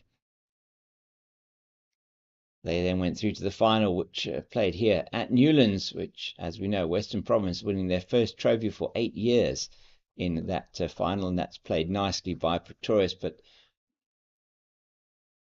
fielded on the boundary by Beja, who's a debutant. He's bowled 7 overs, 0 for 41 so far. Struggled a lot in his opening spell. First 2 overs were very good, but then Vian Libber took a liking to him, and a lot to learn at this level. The youngster came through the Colt system, product of Greenpoint Cricket Club here in the Western Cape. And we have got a slip backward point. Prince still looking for that elusive single to get him to his 50. Slip backward point, deep cover, extra cover deep. It's Jono Bird who's on the field. That's played straight to Bird, and he just tosses that in left-handed. He's got a very strong arm, bullet arm, Jono Bird. Not in the starting 11 today. The young opener, Eddie Moore next to him. That's played to Valley. Still not going to get that 50 is Prince. I don't think he's going to get frustrated, but he's just looking for gaps, and he's not finding the gap at the moment. I'm sure he will. But Beja, who is at mid-off, that one just spitting a bit on him, and that's a very good over from Simmons. He's now got 6 overs, 0 for 18. The left-arm spinner now really getting into his work and starting to dry the runs up a little bit. You sense that that's going to cause some frustration. Onke and Yaku from this side, the Weinberger end, is bowling to a 7-2 offside leg side field and pitching nothing anywhere near the stumps. He's bowling everything in a channel which is 5th or 6th stump line, even further outside the off stump, asking the batters to play the shots, and that is the tactic being followed here. One might say it's quite negative from Bjorn Hendricks, but he's looking here to get the batters to get frustrated and to make those mistakes. And just a reminder that this broadcast brought to you on with the visuals by Pitch Vision on the CSA YouTube channel. And that is, he bowled him, he has got him this time, and he does, the trick works, the 7-2 offside leg side field works, and it is Michael Pretorius who has to go. What an outstanding innings from Pretorius. He chops it on, trying to play that ball through the offside. He's been bowled by Onko and Yaku off the inside edge. That's the second one off the inside edge today for Yaku. He got 83 of 79 deliveries. Was an outstanding innings from the young man. 116 minutes he was at the crease. He did not hit a 6, but I think he got 14 boundaries or 15 boundaries. I'll get those numbers for you just now. And it really has been an outstanding innings. But as I was explaining to you, the 7-2 offside leg side field has been working, has done its trick for Western Province, but a brilliant innings comes to an end. A partnership of 124 between Prince and Pretorius comes to an end. 124 runs for those two off in 116 minutes of 188 balls. It was brilliant partnership as Kerwin Mungrew comes to the crease, and Mikhail Pretorius can take a bow. An outstanding innings from the young man as he makes his way back up now with one broken bat, another bat, and two other bats up to the changing room. He can hold his head high. He saved his team from what would have been an almost certain disaster, one feels, at 86 for 7. Had they been bowled out for 100, they now still have from their second on the log at the moment behind the Warriors. They have got a lead of about 10 points on Western Province, who are down sitting in sixth position on the log. It's a quite tightly congested log here in this 4-day competition at the moment, and Onka and Yako gets his second wicket, and this time off the first ball of the 50th over, first ball of his 10th over, and he's now got 2 for 46, and he's going to be bowling now to Kerwin Mungrew, and they're going to keep this tactic exactly the same. Outside the off stump, it will be to Mungrew, and he's into him now. In fact, that's on the line of the middle and leg stump. Lets that one go past him. And his two fast bowling partners at mid-off and mid-on, respectively, Hendricks and Nabe, come around and tidy up behind him.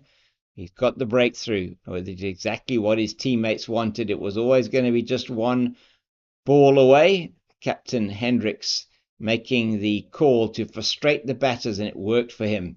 That's another good delivery, but there's no run there. Straight to Tsaka. He's going to toss that in with his left hand. Good fielder, the young man there. Very lively in the field. Fast, fit. He's doing a bit of a soft shoe shuffle out there at the edge of the square at the moment. Always a privilege and a pleasure to watch these young players, the enthusiasm that they have, just the love of the game. To be out there in the middle is fantastic. That's a full toss, and that's just played, though. Mungrew not able to make anything of that to Valley at backward point, and there is no run. John O'Bird, number 21 on his back, is on the field. Valentine Kitime is off the field at the moment. Not sure what the issue there is with the youngster. For Western Province, young man played SA under 19 at the World Cup 2 years ago. Again, Mungrew is on that bird, misses it at extra cover, but the man from cover comes around, Tsaka, and he managed to field that. No further addition to the score. 210 for 8 it is now in the 50th over, so batting at 4.2 and over.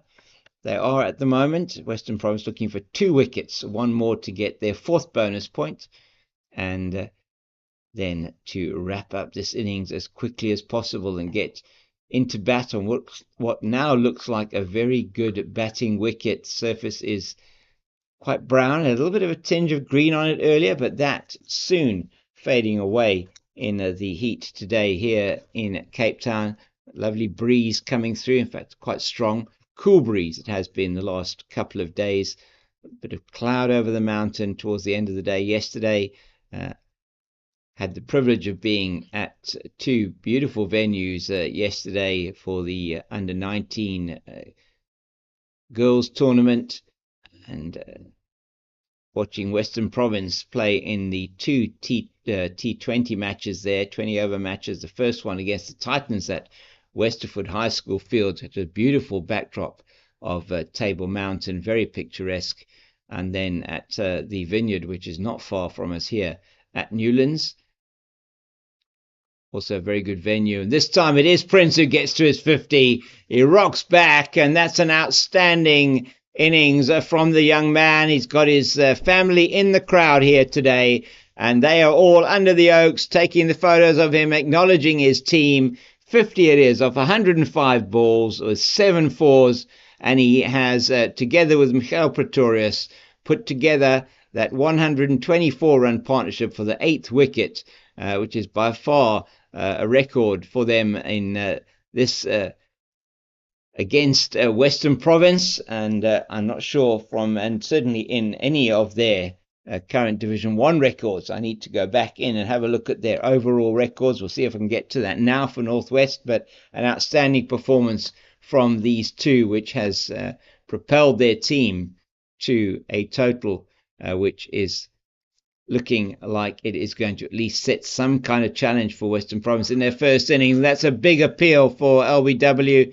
The umpire, Tom Mokorossi, immediately signalling to the fielding team that is too high. And umpire Mokorossi at that end, umpire Philip Foslu here at the Weinberg end, Tom Mokorossi at the Kelvin Grove end. Highly experienced umpires, both of these. It's a good delivery from Simmons, and Mungru finds Eddie Moore at short extra cover. Moore, who's been in excellent form with the bat in both of his last 2 matches, having scored centuries. He'll be wanting to repeat that today, if he can, tomorrow, when he does come out to bat. And they are desperately looking here to get to this last wicket, as George Linder is warming up at mid-on. I think it's likely that he will come in and replace Onka Nyaku here at the Weinberg end, just doing some of his warm-up routine.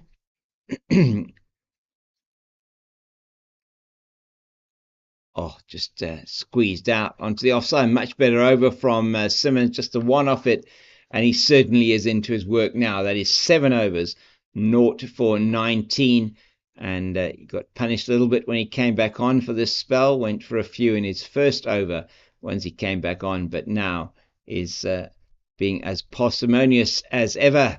Kyle Simmons, man given the opportunity in this team again this year. Last year, George Linder played a lot of the games on a pitch where the fast bowlers also had quite a bit of work to do, and didn't get as many first-class games as he perhaps would have liked, but then broke into the scene really towards the end of the one-day competition, when he was playing and performed exceptionally well. Managed to get a replacement contract also for the Joburg Super Kings in the SA20, where he also performed well. And as we know, Carl Simmons, a wholehearted performer. This season's been outstanding, both with the ball and with the bat, scoring a career best 121 in the match against the Lions here, where him and Bjorn Hendricks with, I think it was 120 for Carl Simmons, and Bjorn Hendricks scoring 81, both their career bests,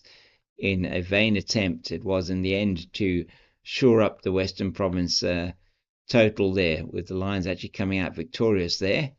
That's a good delivery from Nyaku outside the off stump. Once again, 7-2 offside leg side field to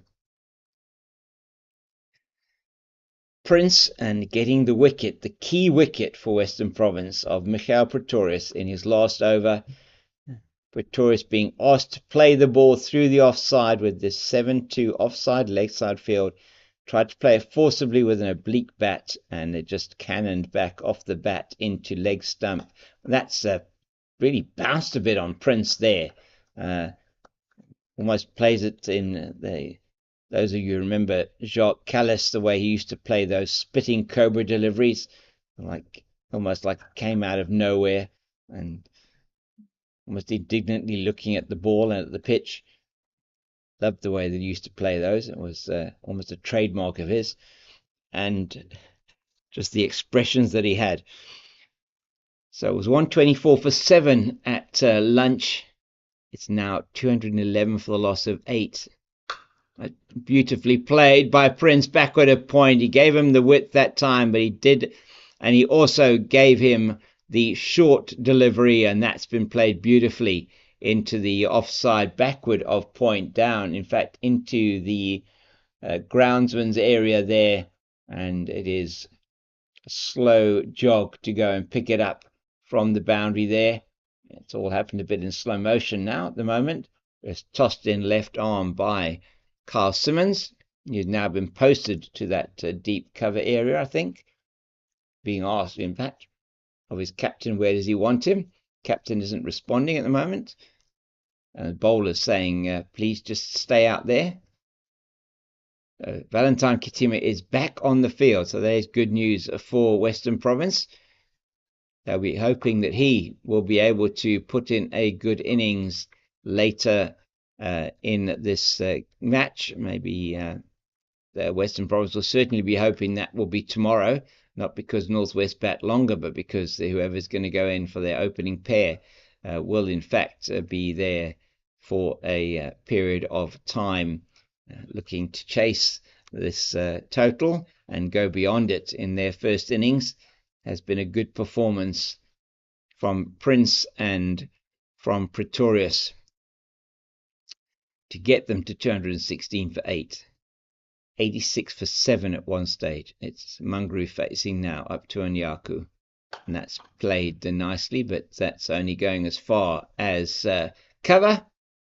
And it's Jono Bird who does the fielding. No, it's not. It's Valentine Kitima who does the fielding.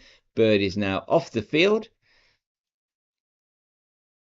So we've got 2 slips, a gully, backward point, extra cover. So cover, extra cover, mid-off, mid-on, and a man on the deep square leg boundary. And Yako away from us now to Mungru. That's on the line of middle and off stump and played straight back. It's the end of the over. It's 52 gone, 216 for the loss of 8.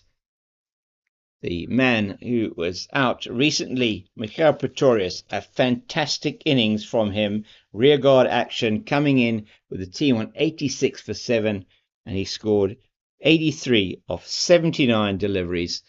Brilliant innings of counter-attacking cricket. Hard-hitting batter, Michael Pretorius. He's in good nick with the bat. His highest score in first-class cricket earlier this season, 109 not out at his home ground in Potchefstroom against, I think it was the Warriors, and he really has been outstanding.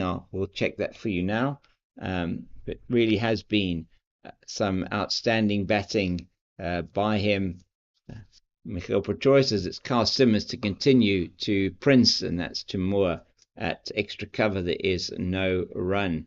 So we're just going to look at the first-class records here for the Dragons, and once again and see it was indeed against the Warriors in Potchefstroom this season. That's nicely played by Prince, and they'll jog through for the single as the fielding is done by Tiwakai Nabe in the covers, just running around to his left and stopping that one. And so it'll be a conference now between number 12 and number 21. It's all the binary numbers there. No, if that's not binary, it's Norton, one of the binaries. So 21 and 12 on the field. Mungru batting here at the Weinberg end. Carl Simmons from the Kelvin Grove end is going to see what he can do.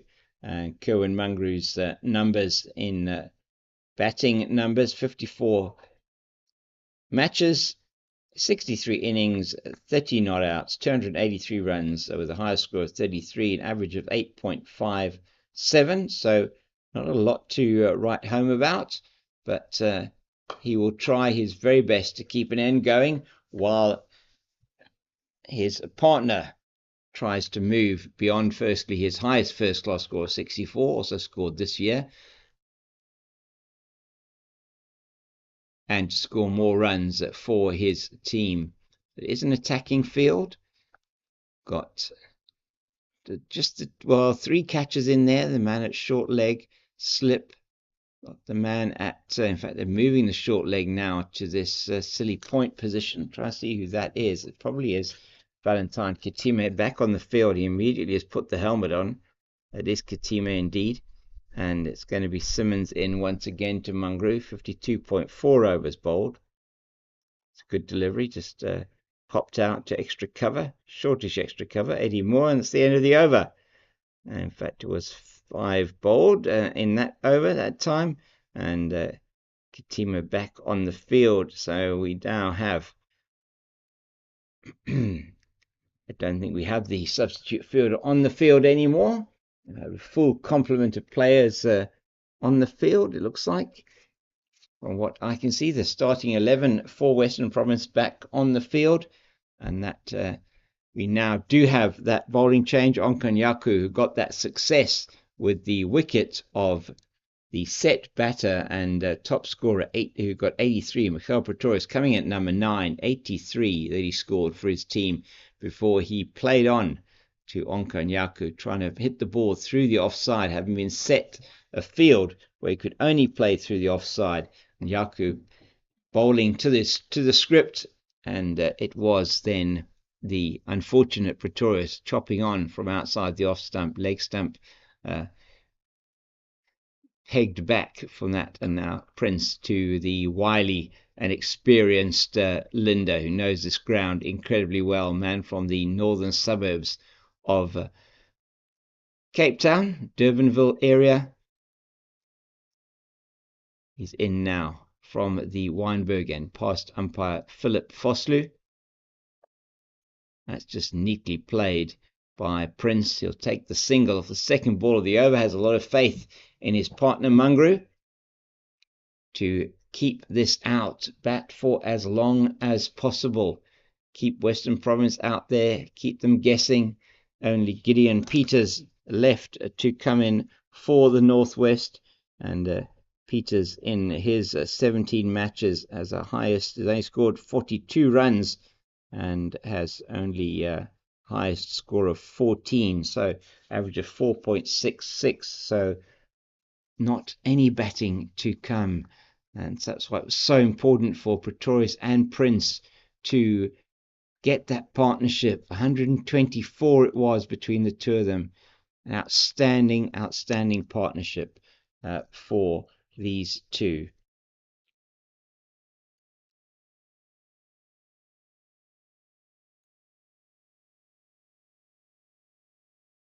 Nicely defended there. And as I said to you, it was in fact the record partnership for the 8th wicket for this team. 124, previous highest 92 between Pretorius and Dewan Jansen in this season, in fact, against the Warriors, where he scored his highest score. Pretorius, just played forward by Mungru. Two left arm spinners now in tandem, Linda and Simmons. You reckon they have a role to play definitely in the second innings of the Dragons? Pitch looking really good batting pitch now. Foster just beats the outside edge, lunging forward to that one, and he survives as Mungru. Prince at the other end on 57. First thing he's looking for is his milestone, his highest score in first class cricket, 64. He'll be looking to exceed that. And Kyle Simmons is going to have other ideas. Simmons will be bowling from the Kelvin Grove end. Try and get you some more of those scores if we can. Just to reiterate, we are here on the CSA YouTube channel, courtesy of the visuals, courtesy of Pitch Vision, and the production here. We have producer and Bandile and Sherry with me today. I'm James King, the Cape Fox. Really good to be with you. Simmons to Prince, straight to Moore at shortish extra cover, no run. So feels still the same as it was. You've got a slip. It's in Yaku. You've got Valley at backward point. Deep cover on the boundary. That's Beddingham. It's just played uppishly, but it's going to go straight down to the man at long on. That's debutant Wesley Bedya. Fast bowler, right arm. Nice action, comes in, gets the ball to move around, move a bit off the seam, particularly away from the left hand as he did early. No reward, in fact, was outside and beat the bat a number of times to Vion Liver before Liver was able to really climb into him. And now we do have a very much more attacking field. We've got both a short leg and we have a silly point in position, and that man still at that catching position of short extra cover, and he goes back on his stumps, trying not to lunge forward to make sure that he doesn't get that top edge into the hands of, was a top edge or the upper half of the bat into the hands of Valley. Valley at that position there. Valley picks it up again at silly point. Got a backward point. That's Nabe. We've got a man at cover.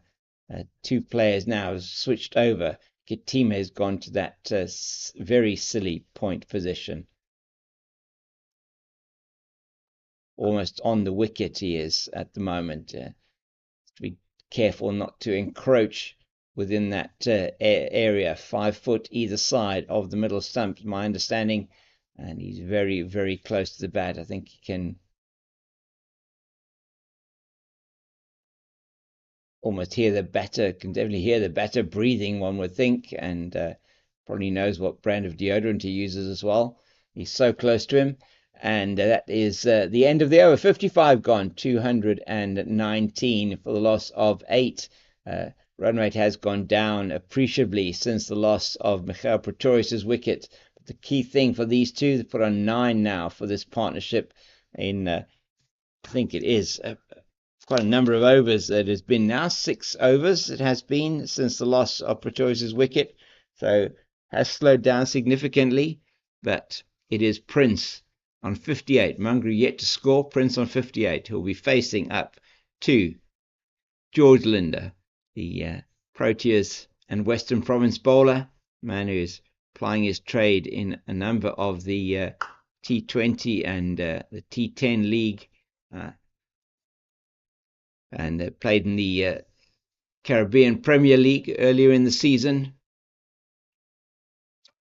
A wholehearted and outstanding performer for Western Province over many, many years. Got his Proteus call-up a few years ago. Well deserved for the man now into his early 30s. And he just seems to have got better with age. A really outstanding middle-order batter for Western Province. And his bowling speaks for itself in terms of his results. Nicely played there by Prince. It's going out towards the boundary, but it will be stopped, I think, by Beja. And it goes through for 2. Good running from his position at his mid-on position. Wesley Beja helping, in fact, Tuakai and Nabe coming around from in front of the Oaks to help him out. There's a nice group of people under the Oaks. We have a good 30, 40 or more in today. That's nicely played by Prince, stopped by Moore at extra cover.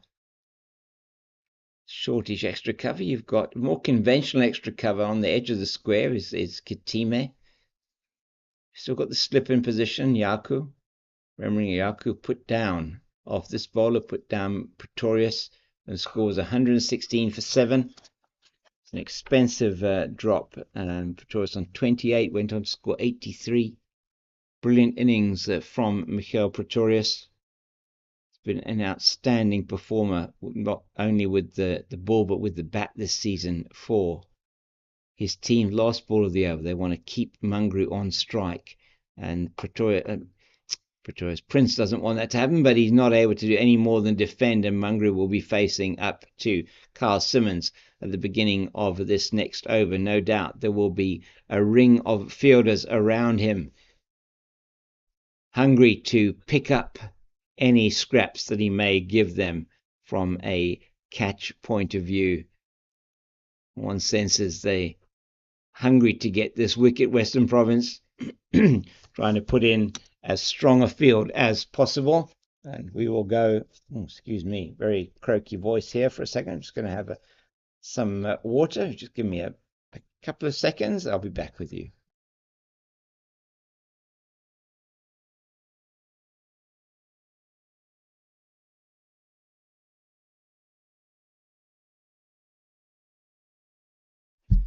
Back with you now, and that's similarly plays that one in the air. Oh, Beja did not read that one at all.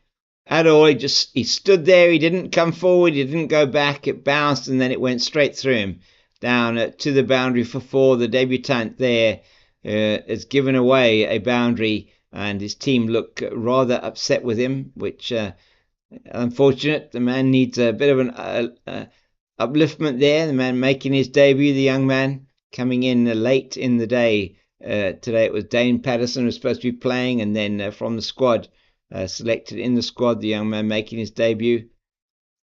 As it's Mungru again, forward this time. So he's tried to mix up his defence with attack there with that one. On the bounce, it went through to Beja, and he could not get down to take, first he couldn't get down to take the catch, and then wasn't able to field it as it bounced through him. 225 for 8 now.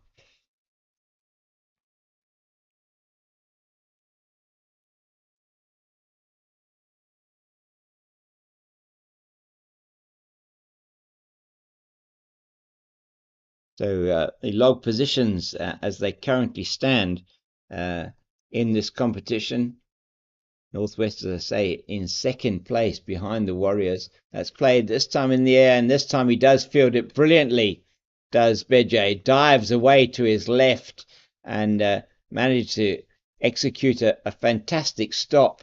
And Mungru going forward to Simmons, playing it and bounced once, but Beja moving quickly this time to his left and making the stopping a certain boundary. So, in essence, redeeming himself perhaps for that to one earlier on, though.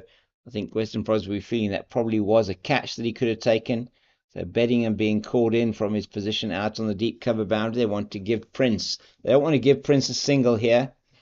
It's a 6-3 offside leg side field, and that's played straight out to Beddingham. And that's exactly why he's there. He's been brought in because that would have gone through to him on the boundary, and they would have got an easy run. Would have then kept the strike, Prince. They don't want him to keep the strike. They want to give George Linder, with his height and bounce, the opportunity to bowl at Kerwin Mungru, perhaps with also a ring of fielders around. That was just slung in from wide outside the off stump by Carl Simmons. That's a ball I've seen him bowl a few times lately. And that's the very fast one. It's almost like the left-handed version of Slinger Malinga. It's not disguised at all. It's just a fast ball that he bowls from wide outside the off stump, coming into the right hand, and Prince does, I think, the right thing by leaving that alone. So just to give you those numbers while we have the end of the over. So the Daffodil Warriors are in at the top of the log, 59.74 points. Dragons have got 50.36 points. The Dolphins 48.74. The Titans 44.6. Lions 43.2, and Western Province 40.5. The Rocks 24.3, and the Tuskers 20.14. As Linda's away from us now at the Weinberg end. That's very well played by Mungru. It's gone through the man at backward point, and he's being chased there by Simmons. He throws that one in, but not before they got back for two. So well cut by Mungru there. He's looking a lot more confident now, is Kerwin Mungru. He's been there for a while. He's got all the men around the bat. It's a 6-3 offside leg side field for George Linder. That one just a little bit short. Wants Mungru to be coming forward, rather, not hanging on the back foot. He's to Mungru now, away from us. That's better. Oh my goodness. That's in the air to where perhaps a silly point would have been. And are they going to bring somebody else in there? They've got everybody around the bat. I don't know about that one, but we shall see what their approach is. So you can see that log after 3 matches of the 7 that are going to be played in this competition is quite congested. That's better from Linda, just straight to Mungru. Nothing really seems to be on offer for the spinners at the moment. I'm going to get a closer look at that through the binoculars. I don't have a monitor in front of me, but broadcasting to you live here. Yeah, just dead battered. Completely clean bat there of Mungru's. No sponsor on it, no bat maker on it. So, when they say, plays it a straight, you can see the maker's name. There is no maker's name on Cohen Mungru's bat. He's still trying to play straight. Much better from Linda. That's where he wants it. Wants him to be guessing whether he should be coming forward or not. He's asking Bedger to just go back a bit. I think he's going to toss this one up. Needs to be doing that, I think, more to Mungru. I think that's the tactic. He's got one ball left in the over. Maybe he wants to give him the run. Not sure. Mungru looking confident against the spinners. He's going to toss this one up. Or would think so. Linda is in now. He doesn't. He bowls it a lot flatter, funnily enough. Just trying to get something off the surface. It does straighten a little bit, but nothing really to report. Just looking at the pitch, it is looking a very good batting wicket, it must be said. And maybe some variable bounce, and that will only get worse as the contest continues. But at the moment, nothing really on offer for the spinners. There was something early on for the quicks, and they exploited that to very good effect, reducing the Dragons to 86 for 7 before a brilliant partnership of 124 from Prince, who's still at the crease, and Pretorius. So Mikael Prince and Michael Pretorius, and that 124 anchored by Pretorius with his 83. Eventually out, played on to Onka Nyaku, and we'll go through the scorecard at the tea interval, which is not that far away now. We are a mere 4 minutes away from the tea intervals, as it is Carl Simmons towards us now. That's well bowled by Simmons, quick through the air. Smith is the wicketkeeper, Nyaku at slip. Nobody else really in a short catching position. We've got the man at shortish extra cover, Eddie Moore.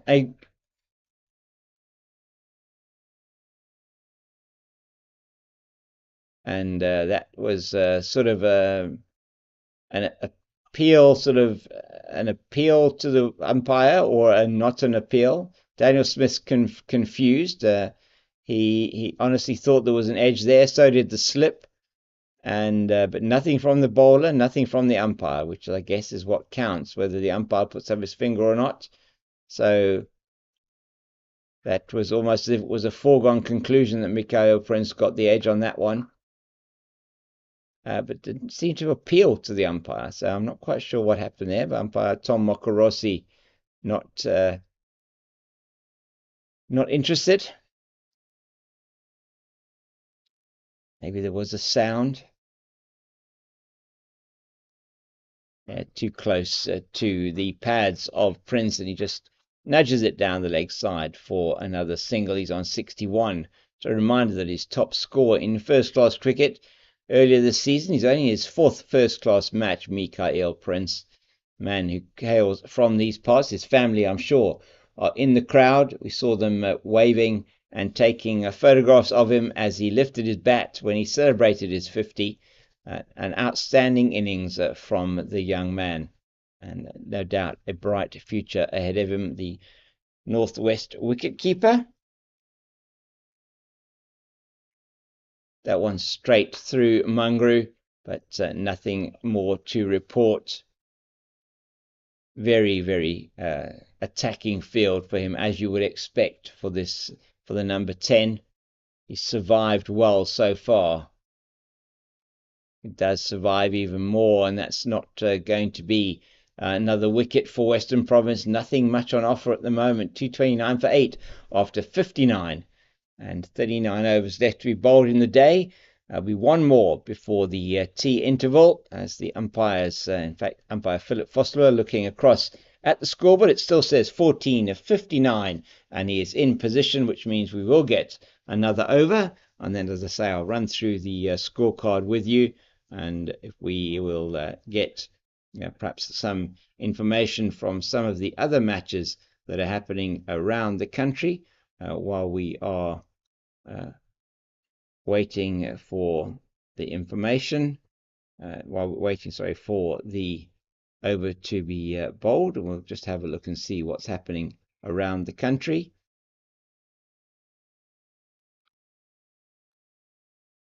That one played by Prince nicely, but only as far as Buren Hendricks at mid-off. And Dolphins have gone through a little bit of a collapse should I say, in Durban. Oh, well bowled by Linder and well played by Prince, just in the block hole. Back to the bowler. Dolphins now 228 for 7. Marcus Ackerman is still there on 125 and not out, but it's been a middle order collapse for the Dolphins.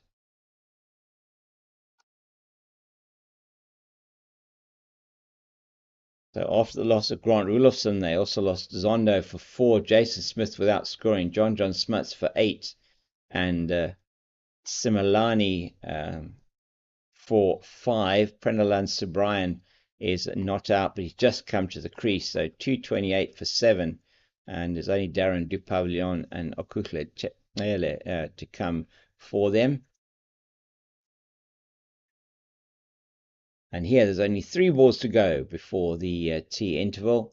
229 for 7 now, the Dolphins against the Lions. That one just off the bat onto the pad, one feels, of Prince. 2 balls to go. Is it 1 or 2 balls to go before the tea interval?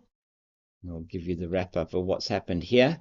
That was the Dolphins and the Lions.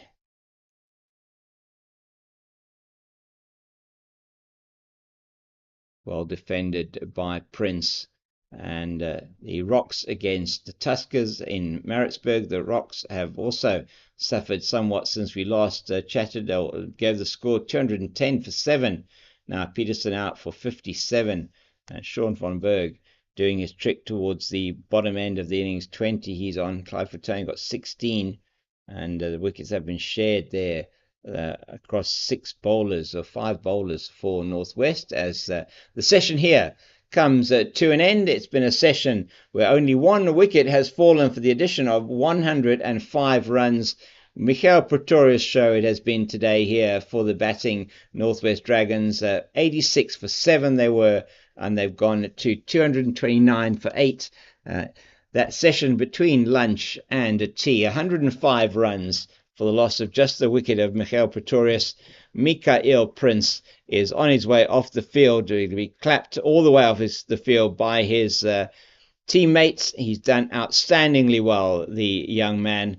He's got 61 not out. He's 3 runs short of his highest score in first-class cricket. With him, Kerwin Mungru on 7 not out. This partnership's worth 19, and they've scored it in about 11 overs, but that doesn't really matter. What's important is that they are still there and still fighting for their team after they won the toss and elected to bat this morning. They got themselves into all sorts of trouble, and they lost wickets early. Grant McQuena out with a score on 3. Then it was Lesiba Ngwepe out with the score on 22. Reynard Fantonda out for 4 when the score was on 30. It was McQuena with a duck and Ngwepe for 5. And then Lesejo Senokwane, who had batted very well for his 21, was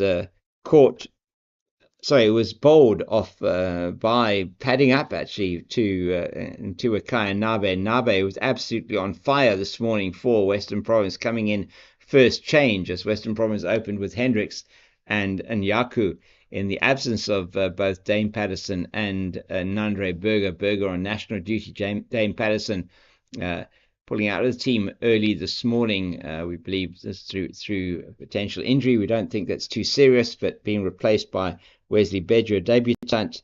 It was then 31 for 4 when Senekwane was out. Mutasami followed soon after for a duck, and he was bowled by Nabi. Beautiful delivery. Mutasami walking towards the shot and just playing all around it. Middle and off stump getting pegged back. It was 35 for 5 at that stage. It was looking like it really was going to be a struggle, but there's depth in the batting order for the Dragons. Ruan de Swart, though, probably would have been disappointed when he was out, caught brilliantly by the very, very safe hands of Eddie Moore at third slip, going away to his left, was right, so his right-hand side. It was a really good catch, sharp one to Eddie Moore, and that was then 55 for 6. It was 86 for 7 when Liver, it was out, bowled by Nyaku, edging it onto his stumps from outside the off stump, and he scored 43 off just 63 balls in 37 balls in 63 minutes. It was a really good innings from the captain. He was counter-attacking, and his counter-attacking attitude was continued by Michael Pretorius, whose brilliant innings then, they were 86 for 7, him and Michael Prince, who put together 124 for the 8th wicket, a record for the Northwest Dragons in Division 1 cricket for the 8th wicket. And outstanding stuff from the fast bowler to go with his 109 not out earlier in the season against the Warriors in Potchefstroom. He really pulled his team out of the mire, and they went into lunch at 124 for 7, and they progressed that then through to with the total to 210.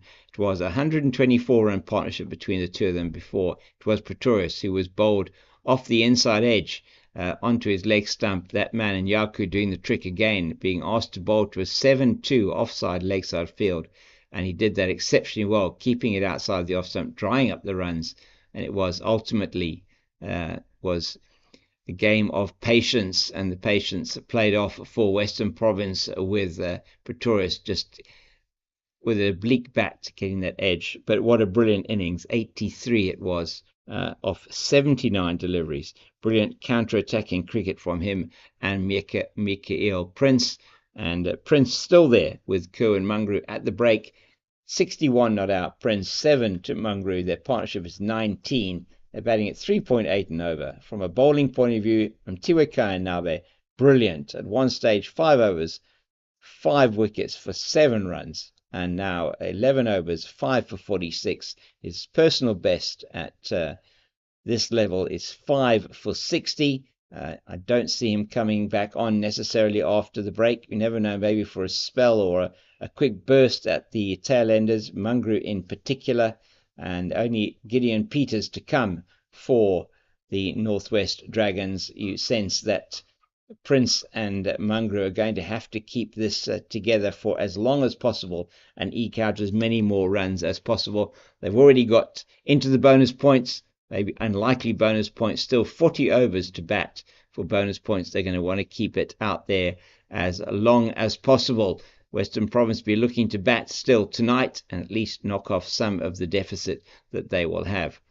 And it's all from me for now. This is James King, the Cape Fox, signing off. I'll be back with you in about 15 minutes, perhaps more like 12 or 13 minutes, and we'll be giving you the rest of the scores from around the country and around the world. Thank you very much.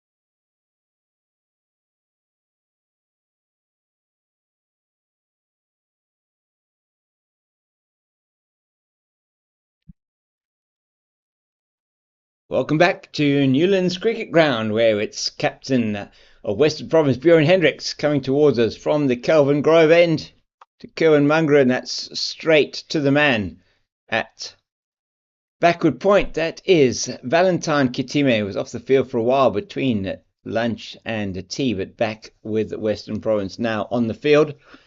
And you're with me, James King, the Cape Fox, and this is a CSA YouTube broadcast being brought to you by Pitch Vision. Producers Bandile and Sherry here today. It's a pleasure and privilege to bring you this broadcast. Bjorn Hendricks again towards us to Kerwin Mungra. Wideish outside the off stump, as you saw for that one, and 229 for 8 is the score. And the 8th wicket to fall in that session between lunch and tea was Michael Pretorius, top score 83 off just 79 deliveries. Outstanding performance by the young man, coming in with his team in desperate trouble at 86 for 7. And together with the young Pretorius Prince, who is still there on 61 not out, rescuing his team and getting them to 210 for the loss of 8 when he played on to Onkanyaku. And it was an outstanding performance from him. And it is Hendricks now trying desperately for his team to take this 9th and 10th wickets so that his opening batters can get out to make use of what looks like it has become a much better pitch to bat on than it was early on today. A bit of movement earlier on. Well played by Mungra, just getting behind the line of the ball, fearlessly batting it back down the pitch. Eddie Moore is in at short extra cover, as he has been for most of the day. He's got his floppy hat on. So we have a mixture of floppy hats and caps on for the Western Province fielders. 2 slips, that's Linda and Simmons, the 2 left-arm spinners, and Yaku at 4th slip. It is Kitime at backward point, Moore at extra cover, and at mid-off is Wesley Bedger. Oh my goodness, that nearly got through. 1 delivery left in the 61st over. And is that Bedger or is that Beddingham? Beddingham at mid-off, sorry. We have mid-on is Mtiwakai Nabe, Valley at mid-wicket, and then it is the young man, Bedger, down here on to my left at long leg. Perhaps he does seem like Linda will continue from the Weinberg end. Oh, he lets that one go. In fact, it's gone straight through Daniel Smith as well for byes, and he'll be upset with that, Will Smith, as well his captain, as it's gone through for 4 byes, and just not quite at the height. It's only the second score of extras. There's been no balls, no wides at all from the team so far. Just the 1 leg bye and now the 4 byes. So extras have been outstanding today from Western Province in this total of 233 now for 8. These two put on 23 for the 9th wicket. That in itself a record for Northwest against Western Province. But, in Division 1 cricket, not played each other that often, these two teams.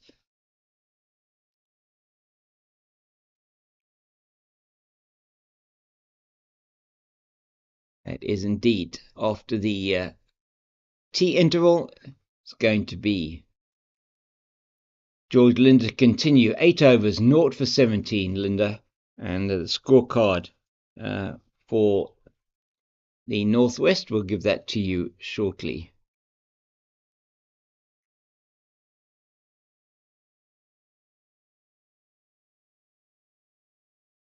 It's Pretorius Prince, a man who hails a young man, very young man, only last year playing for Western Province Colts and under 19. He's part of this setup here in Western Province for some time at the youth level. He just gets that single down to Nabe, who is on the deep square leg boundary, and now it's going to be men all around the bat for Kerwin Mungrew. Mungrew on 7.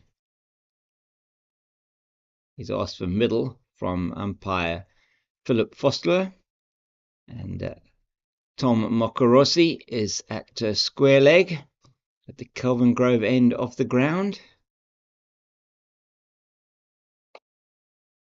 Once again, well played by Mungrew, keeping them out, making sure that they keep Western Province out here for as long as possible. Every run means an extra 0.02 bonus points, and that means if you score 50 runs, you get to 1 bonus point. At the moment, they have got more bonus points than they would have expected to have got. Northwest second on the log at the moment, not far behind the log leaders, the Warriors.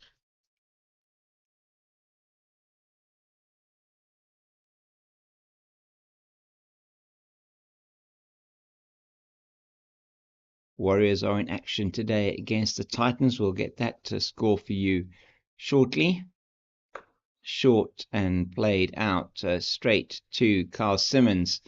In the covers, there is no run, so we've got a short leg, slip, and a silly mid-off. Got a man at shortish extra cover.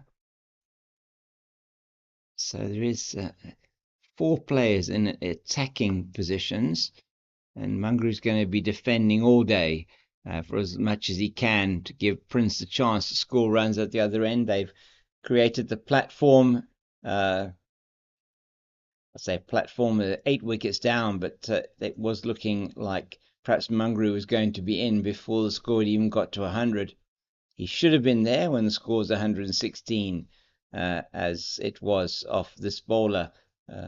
Was Nyaku dropped a catch at slip off Michael Pretorius to 116 for 7. Could well be an expensive, or was an expensive dropped catch. Bowling figures: Linden 0 for 18 off 9, Simmons 0 for 27 off 11, Yaku 2 for 51 off 11, Hendricks 1 for 46 off 13, Bedja 0 for 41 off 7, and Nabe 5 for 46 off 11. At this stage, his best ever bowling figures in first class cricket. It's going to be Hendricks again from the Kelvin Grove end. Round the wicket he is to the right-handed Michael Prince, and he just sways out of the way of that one nicely. He's got a 6-3 offside leg side field. There's a slip, gully, backward point, extra cover, extra cover, mid-off, mid-on, mid-wicket, and a long leg. Debutant Bedja, who's at long leg, and gets hold of that one, but only as far as a deepish mid-wicket. That is Carl Simmons. That is thrown in really hard by Simmons and trying to effect a run out, but it only goes as far as Yassine Valley's following up and backing up, should I say. He's hurt his hand a bit there. He's going to change the position here for Mungrew. The second slip comes in. Simmons moves around there, and the man who is just injured, Valley, goes from his position at extra cover through to mid-on. That's very high, and it's going to be called 1 for the over. Not Tom Mokorossi. You might even be able to hear him in the effects mic saying that's the 1 for the over. Mungrew, tall man, he's going to be in action with the ball either later today or tomorrow, depending on how long he bats for. And with his partner at the other end, Michael Prince, who's 1 run away from equaling his highest score in first-class cricket. That's well defended by Mungru again. Western Province perhaps here looking at the field, they perhaps could have players in more attacking positions. Perhaps get somebody under the helmet there for Mungru. You just do sense, though, that line and length outside that off stump, maybe just attacking the stumps, attacking just outside the off stump is going to be the success story for them. Best not to lose their patience here. And he does exactly that, and that's exactly what he's looking for. Looking for that ball outside the off stump, that Mungru has a full go at it, and he does that this time, but he's not able to make contact.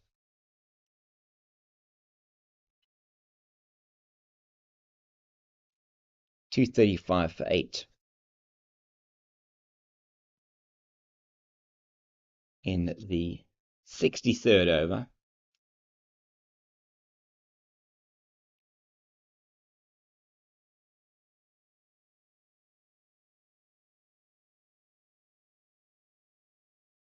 Seemed like an inside edge onto the pad, perhaps. Not interested was the bowler at all. So just to give you some other scores from around the world as well, there's a women's test taking place at the moment in India at the D.Y. Patil ground, and the only test of this tour, England playing in India. And after 94 overs, India 410 for 7 at stumps on day one. And scores there. Most interesting scorecard, because there are 4 scores in the 60s, which Satish Shubha got a 69, Jamima Rodriguez 68, Yastik Abasha, the wicketkeeper, 66, and Deepti Sharma at the moment 60 not out, which is outstanding for her, coming in at number 7, number 7. Harmanpreet Kaur, the captain, 49 she scored. And here it is George Linder continuing to Mikael Prince.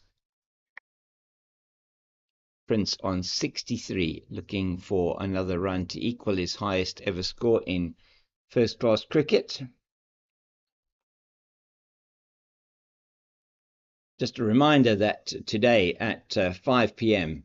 at the Wanderers, the match is starting between South Africa and India, the third T20 international. South Africa going into that 1-0 up in the 3-match series. The first match in Durban at Kingsmead rained out. Second match in Gqeberha at St George's Park, which was won by South Africa. And the third match in that series, that's well defended again by Mungru. He has those men around the bat. That slip, silly mid off, short leg. Just 2 other fielders on the offside, on the onside, sorry, a mid wicket and a mid on. That's played to the mid on. Bedger will field, there's no run.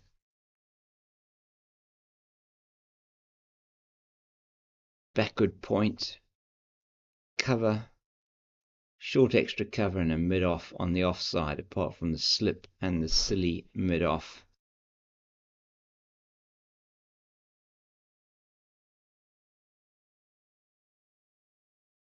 Shorter, flatter, a little bit of turn on offer. Mungru easily defending. And that's a big match in that series. South Africa looking to win that series 2-0. And in the India A, South Africa A match in Potchefstroom, that match is over. Final day today in that match, and could well have been rain interrupted again, but South Africa A getting to 152 for 2 in their second innings after India got to 417. Just to give you the final scores from that particular match, and it was a number of SAA debuts given to players in that match. And in the second innings there, It was Yassine Valley, the Tuskers batter, not the same Yassine Valley that we have here. Valley with the an I at the end, not IE. He's 72 not out. And Jean du Plessis coming on top of his first innings, 100, getting 50 not out in that second innings, really playing exceptionally well this season as it's Bjorn Hendricks towards us from the Kelvin Grove end. Unfortunately, in that match at Potchefstroom, the entire second day, I think it was, of that match completely rained out. And so the match essentially reduced to a 3-day match. And it really was in the first innings, Ruben Herman and Jean du Plessis and Connor Esterhazen as well that scored the runs for South Africa A, getting to 319. For India then, in reply, it was a brilliant innings from Pradosh Ranjan Pal of 163, with Sarfaraz Khan getting 68 and Shardul Thakur ending on that's up in the air and it is out. He went for the he couldn't bail out in time, Mikael Prince, and that's the end of his innings. 64 he scored, and that equals his highest ever score in first-class cricket. He was disappointed with himself. He thought about taking on the shot, decided to go for it, then he bailed out and just got the edge of the bat, and that is the end of a fine innings for him. 64 he scored off 141 deliveries, and it was with 8 boundaries, 201 minutes. What an important innings for his team. He's caught by Smith, the wicketkeeper, off the bowling of Hendricks, and that is a brilliant innings from the young man. And he can certainly take a bow for that innings. Brought his team out of an incredibly difficult situation. He came in when the score was 55 for the loss of 6 wickets. He shared in a partnership of 31 with his captain, Vian Libber, and a partnership of 124 with Michael Pretorius. He is now the 9th man out for the Northwest Dragons with his total on 64 and their total on 236. So 124 he added with Pretorius. He added yet another 26 with Kerwin Mungrew, and he becomes the 9th batter, as I say, to be out. Hendricks dismissing him, and what a great innings that was from him. You really can be very proud of his contribution today, taking the team to what could still be a very respectable total on this surface. Good bowling attack that the Northwest Dragons do have. Michael Pretorius will no doubt be steaming in. Rohan de Swart, very, very important bowler in their lineup. No Dwan Jansen today, but they do have Gideon Peters. We're coming in. Muchasamy and Libber as well will be definitely have something to say from a bowling point of view. And of course, the man who's still at the crease, Kerwin Mungrew, who is a very consistent bowler with he does have an interesting action, does Mungrew, but he is a very consistent bowler, bowls a very heavy ball, Kerwin Mungrew. So Gideon Peters, whose top score is only 14, number 51 on his back, that he is going to be looking to just eke out a few more runs here, as Western Province have now picked up their full haul of 4 bonus points. It's Hendricks into him, and that's up in the air. It's going to go to Smith as well, and it does, and it's off the glove or the top of the bat, and it's the end of the innings. And Bjorn Hendricks will be on a hat-trick when he comes back to bowl his first delivery of the new innings, the second innings, and that is the end of the innings for the Dragons. They have been bowled out for 236. Once again, the contributions down the order will take you through that once again, but that is Gideon Peters faced only 1 ball, and he was caught by Smith, just getting a ball angling into him and hit the top of the bat, and really good delivery and from the captain, Bjorn Hendricks. Hendricks captaining today in the place of the normal captain Carl, who's on national duty. Mungrew is not out for 7 off 54 balls It was an outstanding innings from Mungrew, just really keeping the ball out as much as he possibly could. And he hit one boundary in that 54. So, sorry, in that 7 of 54 balls. He's not out. He contributed together with Prince, a partnership of 26, and Mtiwa Kayanabe, who took 5 for 46, his best ever figures in first-class cricket. Outstanding performance from him today. Rocked the Northwest Dragons and got them to a score when they were 55 for the loss of 6 wickets. He had taken about 5 overs and took 5 for 7 at that stage, ended with 11 overs, 5 for 46, bearing the brunt a bit of the attack from Pretorius. For the Dragons, it is Pretorius who was the best bowler for them, 83 of 79 deliveries, followed by Prince, 64 of 141 balls, and then the captain, Vian Libber, who got 43 of 37 deliveries. Outstanding performance, as I say, from Prince and Pretorius, and they are the ones that have got this team to a total which they may still feel will be something that they can hopefully defend, with the Western Province having to bat last on this particular wicket. I'm going to take a bit of a break, and we'll be back with the Western Province innings. 34 overs left, maybe 32 overs left in the day after that. We'll be back with you very shortly.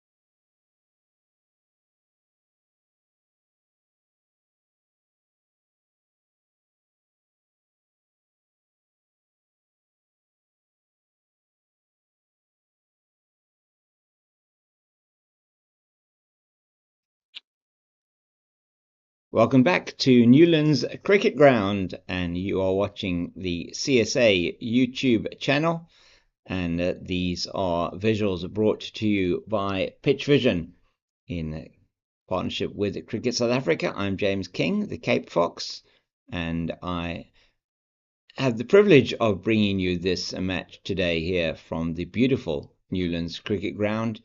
It's a lovely day here in Cape Town, strong southeaster blowing, the Cape Doctor as we call it here, and it is certainly whistling through today. Quite a coolish breeze coming from the south east, as I said, and we're at the southern end of the ground, the Wynberg end. We're in the South Pavilion here at Newlands, looking across towards the Kelvin Grove end. We're at the Wynberg end, and the two ends named after, firstly, this end, the Wynberg end, the suburb that is behind us. Wynberg is a suburb here in Cape Town, and then to the north of us, the Kelvin Grove Club, which is at the northern end of the ground, and that is the one at which Michael Pretorius is going to start the attack for the Northwest Dragons. They are defending at this stage a first innings total of 236. Daniel Smith's taking strike,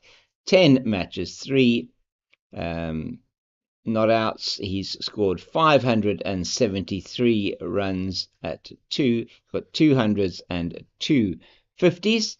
And Michael Pretorius is at the other end. He's played 53 matches and he's taken 156 wickets, an average of that's like 3 wickets per match. And it is going to be Michael Pretorius, right arm over the wickets, going to start the attack to Daniel Smith. And this is going to be interesting to see how Western Province do fare in the 31 overs we have left today. And straight away, Smith gets it through the man at backward point. That looks like Gideon Peters, or is it Reynard Fantonda there? Sorry, it is Fantonda who is at backward point. And just to give you an idea of exactly who is here. So just looking at Eddie Moore's statistics, 116 matches, 202 innings, 41 50s, 1700s, 7,574 runs, an average of 41. And he will be facing up now for his first delivery. So we've got 4 slips in place. In fact, they've just adjusted that now. 3 slips. So 2 slips and a 4th slip. First to second slip. Second slip very much closer. That is the captain beyond Liver. First slip Mujasami. And wicketkeeper Mikael Prince, just off his outstanding 64. And he is going to be keeping wicket for the Dragons. And Eddie Moore to face his first delivery from Pretorius. Just played into the leg side. Mungru comes across from his position at mid-on and fields. So we have got, let's say, those 2 slips and a 4th slip. 4th slip looks like Lesego Senekwani. Let me just have a look there. It is indeed Senekwani. And we've got Reynard Fantonda at backward point in the covers. Looks like Runda Swart there at extra cover. And we have got a mid-off. Eddie Moore plays that one beautifully off his toes, through to the Oaks for 4. He's off the mark with a boundary, and that was just up on the toes, on his toes, and it is Mokoena that picks that one up there from the boundary. So that's the man at mid-wicket that picks it up, and we've got a man down here on the deep backward, so long leg boundary. I'm not sure who that is. We'll let you know shortly who that is. So we've got a 6-3 offside leg side field. That one just getting his line wrong to begin with, and a little bit his length. It's more to face Pretorius again. That's outside the offside. Cuts it through the offside. That's through the gap to the right of the man at backward point, Fantonda, and all he can do is chase it down to the boundary. And that is a 4. It looks like it may also be no, it wasn't a no ball. He's signaling no ball as well. It was a no ball from Pretorius. So not only is it the boundary, but it's also a no ball. So that's going to mean the extra ball in the over for Pretorius, and that sends Moore to 8. Smith is on 1. The total is now 10 for the loss of scoreboard not to pick up. Hasn't picked up on that no ball as yet, so it's 10 is the score. Eddie Moore gets another boundary, but this one is genuinely a genuine edge, inside edge, and Prince stands absolutely no chance at that pace. Goes straight down to the boundary in front of us, and that was a genuine thick edge. He'd be happy that he got as thick an edge as that. Scoreboard is still slightly behind in terms of that no ball. There should be 1 ball left. I think there's going to be 2 balls left in this over. So it's been a really roller coaster over so far.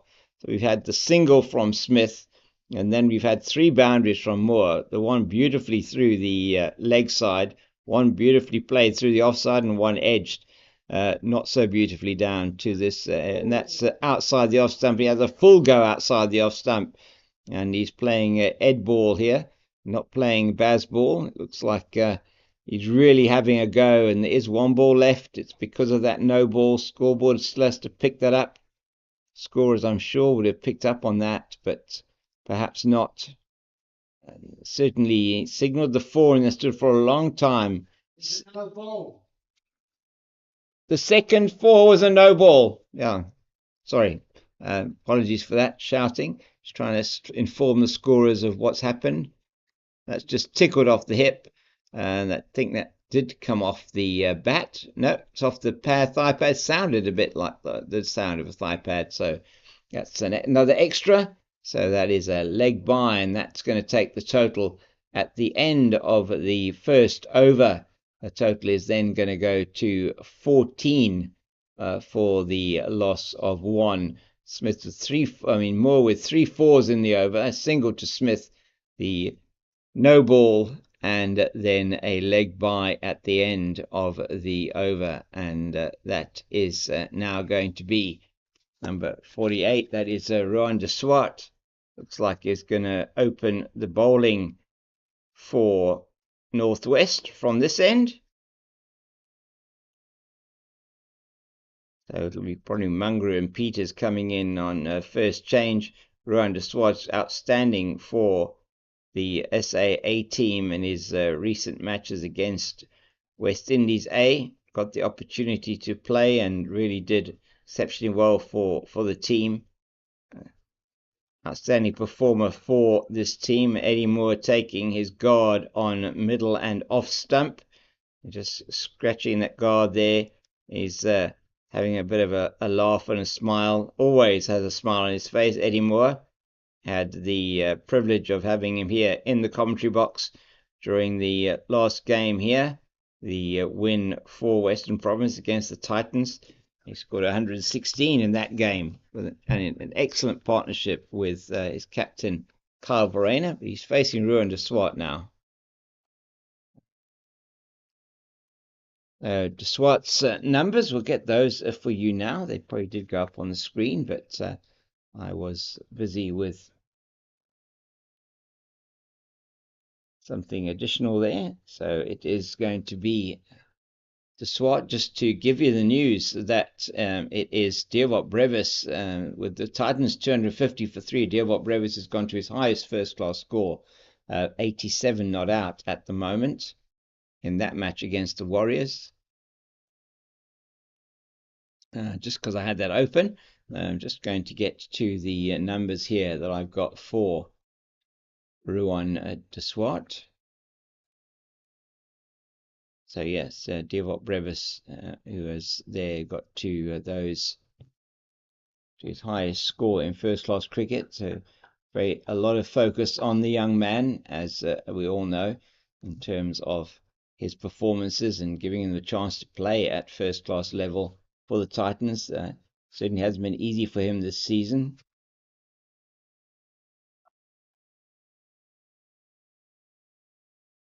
So looking at Rohan de Swart, he's taken 42 wickets at an average of 31.45 in his matches so far. Played 29 first-class matches he has, and 42 wickets, and that belies his ability. His best bowling is in fact 4 for 41 in his first-class career for the Dolphins against Dolphins against the Titans in the 2021 season.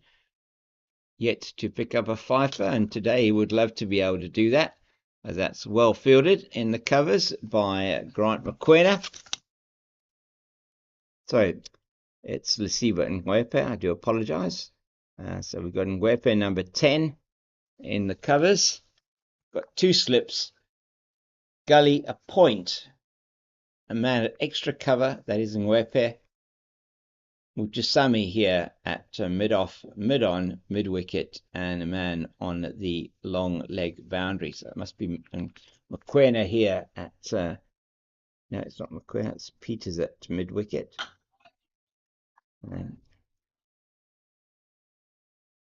So got the 3 slips at the moment, and in fact that's Grant McQuena at first slip. It is Vian Libra at second, and it's Senequani at third slip. Lesejo Senequani at third slip.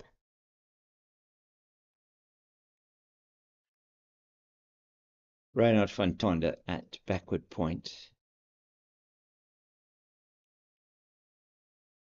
Oh, that one squares him up, and it's going to go past the man at Gully, and I think it's going to get to the boundary. It does. It beats Fontonda to the boundary. Another false stroke from Moore. He gets away with another one. That one was all the way along the ground. He was trying to play that one through mid-wicket. De Swart cleverly changing the angle, coming over the wicket to the right-hander when he was bowling around the wicket. And that is gone away for 4. The 4th boundary of Eddie Moore's bat. He's dealing only in boundaries at the moment. He's on 16, is Moore, and that, as I say, his 4th boundary that he's scored so far. Total goes to 19 without loss after 2 overs, and it's off to a bit of a flying start for Western Province, courtesy of those 3 fours in the first over, and it's going to be Smith on strike to Pretorius, who lived by the sword earlier on today in the match, but he scored a brilliant 83 off just 79 balls to rescue his team, together with Mikael Prince. They rescued his team from 86 for 7, eventually getting 150 more runs before they were bowled out for 236. That partnership of 124, the 8th wicket, a record for Northwest at this level of cricket. So has been an outstanding performance from him so far. He'll be wanting to make sure that he backs that up with the ball as well. And so first slip, second slip, and a 4th slip. Oh, that is the edge, and Smith's gone. That you could hear it from here, angled across the left-hander. And Daniel Smith, just his bat is out there, gets the finest of edges. And we heard the nick from up here. You may even have heard it in your effects microphones. And Western Province lose their first wicket. It's Daniel Smith, a disappointed man as he goes back to the changing room. Only faced 3 balls. He got 1 run, and he was there for 12 minutes while Eddie Moore was making hay at the other end.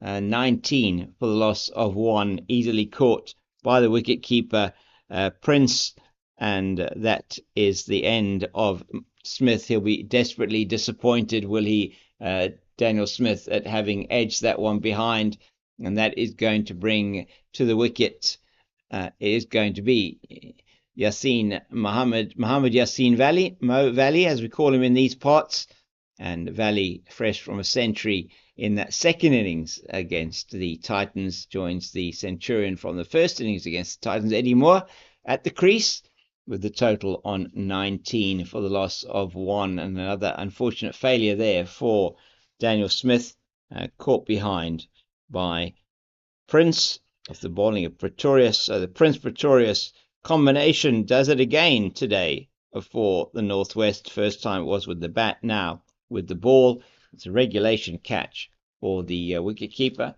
and we're going to look at the numbers for We're looking now at the numbers for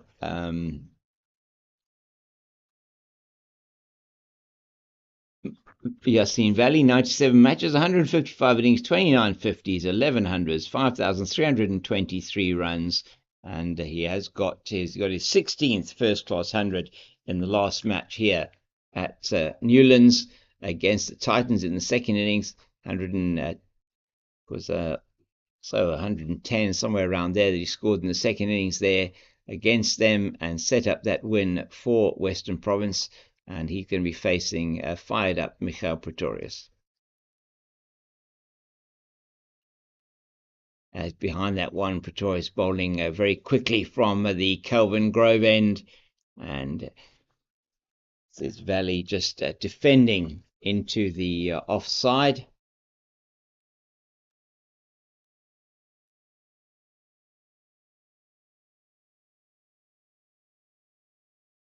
And we're just going to look at the numbers now for Yasin Valley. So let me get these for you. Just the final numbers in terms of averages. Oh, he plays at that one outside the off stump. He could easily have got an edge to that one. My goodness, that was a dangerous looking shot from Valley early on in his innings.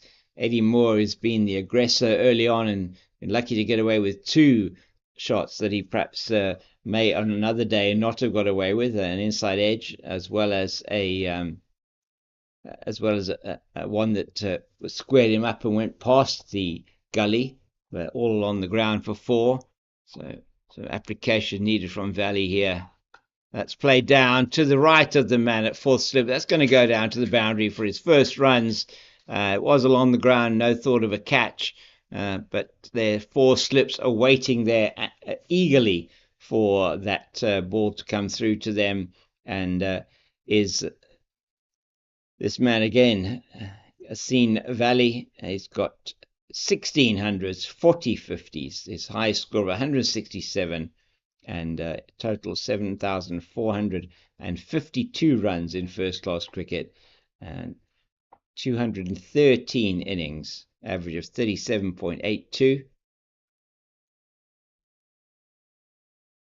That was an outstanding delivery, cut him in half, missed everything as it came through to Prince behind. 23 for 1 after 3, and 4 off that over.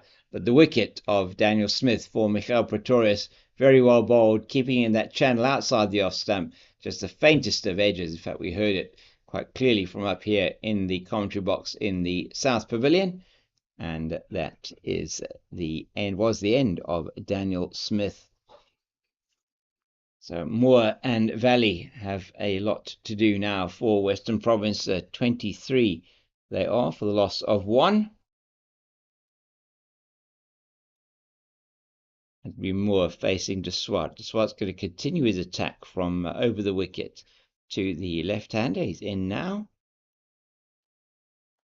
Plays that beautifully through the covers. That'll go all the way to the Oaks boundary for 4. Was short and wide, and Eddie Moore is in an attacking frame of mind today. He moves on to 20 in next to absolutely no time, and it is Moore who is making the most of any offering that is given to him that he can actually play, and he's on to 20 as quick as a flash. 5 fours he's hit so far, and that makes up exactly his score at the moment.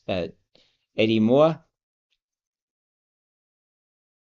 Just a reminder that at 5 o'clock there is the third T20 international between South Africa and India that comes to you from the Wanderers, and I'll be giving you updates when I get any information on that match in terms of the toss and what's happening. I will update you on that on this channel as well, and I'll give you updates from around the country in other matches having taken place.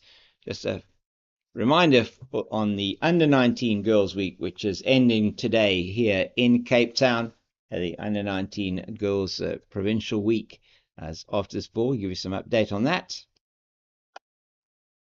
So in the marquee match today for the overall winners of the tournament, it was the hosts, Western Province, who prevailed over KZN Coastal by 10 wickets. Big victory there for Western Province.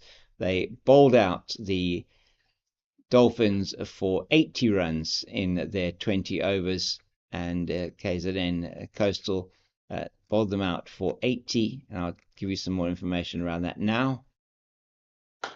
Smith plays that beautifully. It's a no ball by the looks of things. De Swart overstepping, and there's going to be Philip Vosloo who signals the no ball. And so it's going to be important for them to pull this back now. Western Province not conceding a single wide or no ball in their entire innings. Only 5 extras in that 236. There was 1 leg bye and 4 byes, which also came off the second last over.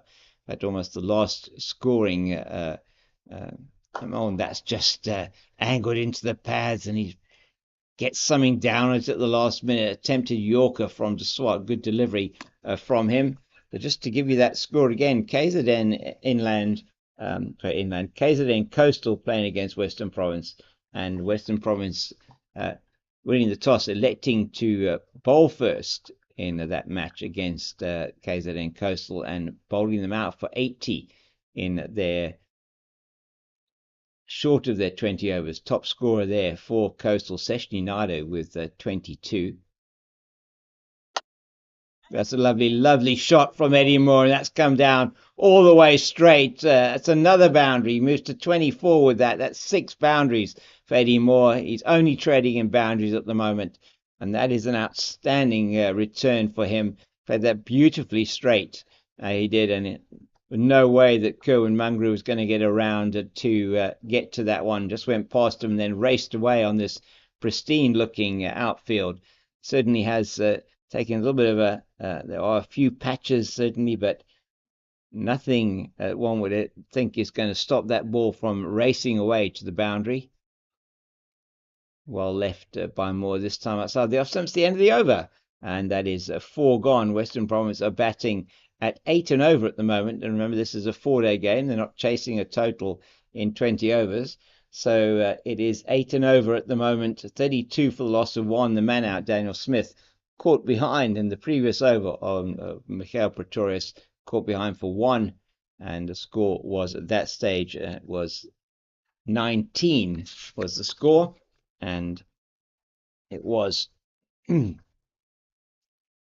Pretorius, that man who scored 83 of 79 deliveries in the first innings for the Dragons, who got that wicket. An outstanding innings from him. He's in again to Valley, and that's down the leg side, and Valley gets nothing on that, probably fortunately. That's into the gloves of Prince behind. That combination, Prince and Pretorius, who did such a fantastic job for their team in getting 124 for the 8th wicket, a Northwest record, and Prince eventually out as the 9th man. Pretorius was the 8th man out with the score on 210, 124 in partnership between them for the 8th wicket. That's very nicely played by Valley. I think they'll be coming for 2 here. They turn quickly, and that's a yes call from Eddie Moore. You might have heard that, to say come back for the second, and he does, and that takes Valley on to 6. Goes with the boundary that he squeezed past the man at Gully in the first over of the innings. Western Province, in reply to the 236 that the Northwest Dragons scored, are sitting on 34 for the loss of 1. So just getting back to the girls tournament there, under 19 girls, the winners of that tournament then being Western Province in the marquee match, bowling out Natal KZN KwaZulu-Natal Coastal for 80 runs, and then getting to that score without losing a wicket. And it was Gemma Botha, the Western Province opening batter and off spinner, who was the player of the match in that particular match. She took 2 wickets in her 4 overs, only conceding, I think it was 7 runs in the process, and when she was at bat, scored 52 off 39 deliveries, together with Alexia. Wow, that was a fantastic shot through the covers by Yassin Valley. Given the width, it was really a half volley outside the off stump with width, and he just played it beautifully through the covers down to the North Pavilion for a 4. That's another boundary. It's 38 for the loss of 1, and partnership now 19. And so yes, Gemma Vuerter 52, with her there at the end, Alexia Kontoparakis, who the opening partnership taking them to that 80, winning by 10 wickets in the end. And the overall winners of the tournament there for girls, it was Gauteng, who ended in 3rd place as they defeated Free State today. It's a good leave, good ball outside the line of the off stump. That's the line that Pretorius will want to be bowling, most definitely. And so after a very good week of ladies and girls cricket here, started on Sunday, ended today, 5 days of cricket. The Phillies and SA Schools match is on this afternoon. It was rescheduled from tomorrow to this afternoon, taking place at the Jacques Callis Oval at the Wynberg Boys High School, which is where that marquee match happened this morning. And as I say, Gauteng ending 3rd, 4th place to Free State, and then the minor places headed by the Titans, who came through in 5th position on the log, and certainly those four or five teams proving themselves to be the foremost teams for under 19 women's cricket in South Africa. And 4 players, we understand, from Western Province, obviously with our Western Province bias here. 4 players from Western Province selected for those Phillies and SA Schools teams. And those 4 players, Gemma Vuerter, Kayla Reinicker, the Western Province captain, Caitlin Weingard, and Sinaleta Yasso, both the fast bowlers. Eddie Moore absolutely nails that one through the covers. My word, did he give that one an absolute clout. My goodness. He's got his 7th boundary of the innings. He moves to 28. That has gone all the way into the Oaks, onto the grass embankment. It absolutely flew to the boundary. Reynard Fontonda at backward point. Nothing you could do about that. No, we've got 2 slips. They have actually made a change to the field. They have put Ngwepe out on the deep point boundary, so trying to negate the scoring chances here for Eddie Moore. And he's just played that one delicately down to the right of Ngwepe, and he left-handed, he comes through, picks it up, but not before they've taken a single. Eddie Moore now has to be satisfied with running to get his runs. He's now on to 29. 7 boundaries in that 29, and just the 1 single. Western Province has moved to 43 for the loss of 1 after 2 deliveries in the 6th over. And after the loss of Daniel Smith with a score on 19, they have really moved on at pace. These 2. Score was, as I say, 19 for the first wicket. Eddie Moore living a little bit dangerously up front. He did get a couple of edges. The one particular inside edge that difficult for him. That's again down the leg side valley. Can't get anything on it. Last thing he wants now is a strangle down the leg side. As Western Province batting very quickly at this stage. They're batting at nearly 8 runs and over inside the first 5 or 6 overs of the game. There's still 26 overs left in the day, and we need to get that in within an hour and 40 minutes. They will play the extra half an hour.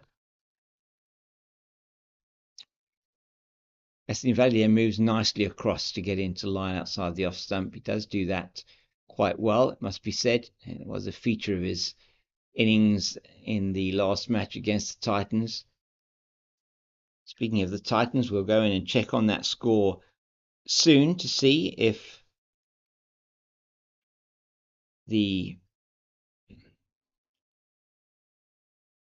Devot Brevis has got through to his first-class century.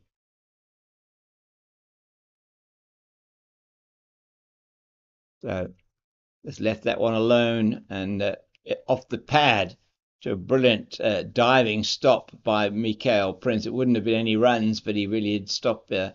He made sure that Grant McQuena or if Captain Bjorn Libber didn't have to run all the way down to third man to collect the ball, and they'll be happy about that. But perhaps a dangerous ploy, padding up outside the off stump. Saw earlier on today. Lesejo Senokwani padding up to Mtiwe Kayanabe, getting his off stump pegged back.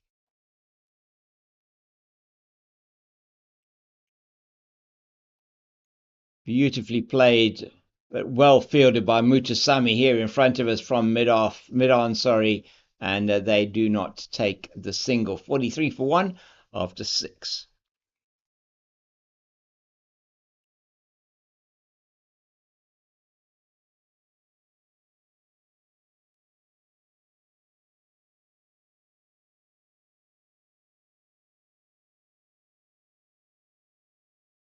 So let's have a look at that score from the Titans game and see if we can pick up anything there from whether Devot Brevis has progressed any further towards what would be his first class century. A lot of interest in this young man. They have moved to 270 for 3, have the Titans, and Brevis on 97 not out. With him is Sibs Makanya. He's on 83 not out, and a very big partnership between these two now of 164 for the third wicket, and Brevis sitting with his highest ever first class score, 97. Pretorius into his 4th over now. He's got 1 for 24 to swat, 3 overs, 0 for 18, and they have been expensive. They have got the wicket, though, of Daniel Smith. Just a reminder that the match between South Africa A and India A has ended in a draw in Potchefstroom. 1 whole day lost to rain there. And it's well played by Moore and well bowled by Pretorius, just fielded by Ngwepe at mid-wicket. So there's 2 slips, a gully as a wideish backward point on the boundary, sort of very deep, very backward point to try and negate the 4 that will go through that area from Moore driving or square cutting it backward, slashing it backward of point. And he has a go at that again, a full go at that, my word. He wound up on that one and missed it completely, as you saw. And there's a man at extra cover, shortish extra cover, mid-off, mid-on, mid-wicket, and long leg. And still on 97, not out. Devot Brevis, we'll just give you, so we've got Quena at first, Vianlibber at second, Senekwani at third. On the boundary down here, to our left, we have Mungru.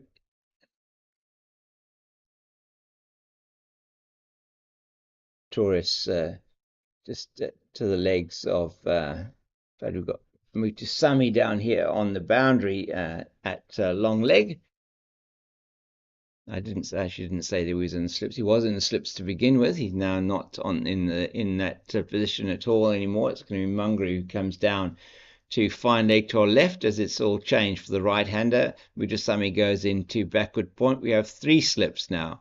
Rowan de Swart coming in at third slip, with Sedakwani staying at that 4th, or that gully position, and played nicely out into the covers where Ngwepe does the fielding. There is no run. So who have we got? Let's just have a look there. It looks like we've got Radar Fantonda at mid-off. Mid-on is Gideon Peters.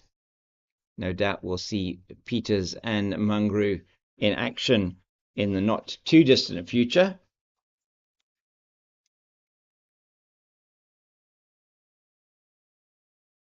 Oh, it went straight through him again. That's the second time that that's happened to Valley, and he's lucky to survive. My goodness. That was an excellent delivery from him, and very unfortunate, perhaps not to get the wicket of Mo Valley. 44 for 1 after 7. Moore's on 30, Valley's on 10. 25 partnership after the loss of Daniel Smith's wicket. Daniel Smith gone for 1, caught behind by Prince off the bowling Pretorius. And just walked into the commentary box behind me. We have Western Province media manager Ayanda Francis Phelim. It's good to have Ayanda here, and really just want to thank Western Province once again for their wonderful hospitality. This is a broadcast brought to you. What a brilliant stop in the covers. That was hit with venom by Eddie Moore. My word, he's been hitting the ball well. Reinhard van Tonder, I don't know if he's still got a hand left after he stopped that one. That was an outstanding stop. You saw how that ball was hit so incredibly hard by Moore. And that Gray Nichols bat of his really hitting the ball hard. And van Tonder putting in a brilliant dive to his left and stopping it from being a certain 4. And Moore has really impressed today so far. 30 not out, 28 of those in boundaries, just the 2 other singles. Valley with him on 10, partnership with 25 so far. Both coming off centuries in the last match against the Titans. And just say, as I said earlier on, thank you to Western Province Cricket for their hospitality. This is a CSA YouTube broadcast brought to you by Pitch Vision. Nicely played by Moore, but there is protection there in the deep now, and Wepe picks up and tosses in from a deep backward point. And so the scoring opportunities now for those boundaries perhaps a little bit more limited for Eddie Moore. And when you get fielding like Reinhard van Tonder exhibited earlier on in this over, you can understand that that is really backing up his bowlers. So we have Kieran Mungrew here at mid-off, tossing the ball to Rohan Deswat. 2 slips, a gully, backward point, extra cover, mid-off, mid-on, mid-wicket, long leg. Oh, beautifully played by Valley. That's going to get him a boundary. And there's absolutely nothing that the man at mid-on can do about that. Mutasamy diving to his left, but he cannot stop that from going to the boundary. Valley moves to 14, scores 1 shy of the 54 Western Province, 49 for the loss of 1.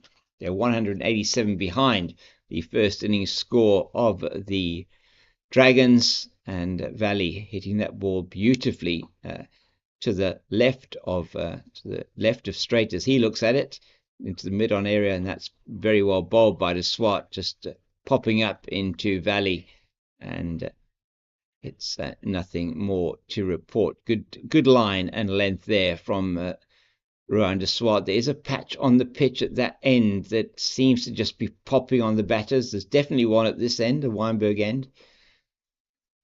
If you're bowling from the Kelvin Grove end, there's a spot at which the ball seems to hit and just spit on you a little bit. I know that there was one that Mikael Prince had earlier on in the day. It did the same at the end that Valley is batting at the moment, and that is the end of the 8th over. 49 for the loss of 1. Western Province are batting at just over 6 and over at the moment in this 4-day game against the Northwest Dragons, being brought to you here from Newlands Cricket Ground in Cape Town, in the beautiful suburb of Claremont, the Table Mountain range of mountains off to the left of us. Really is a beautiful place to come and watch cricket.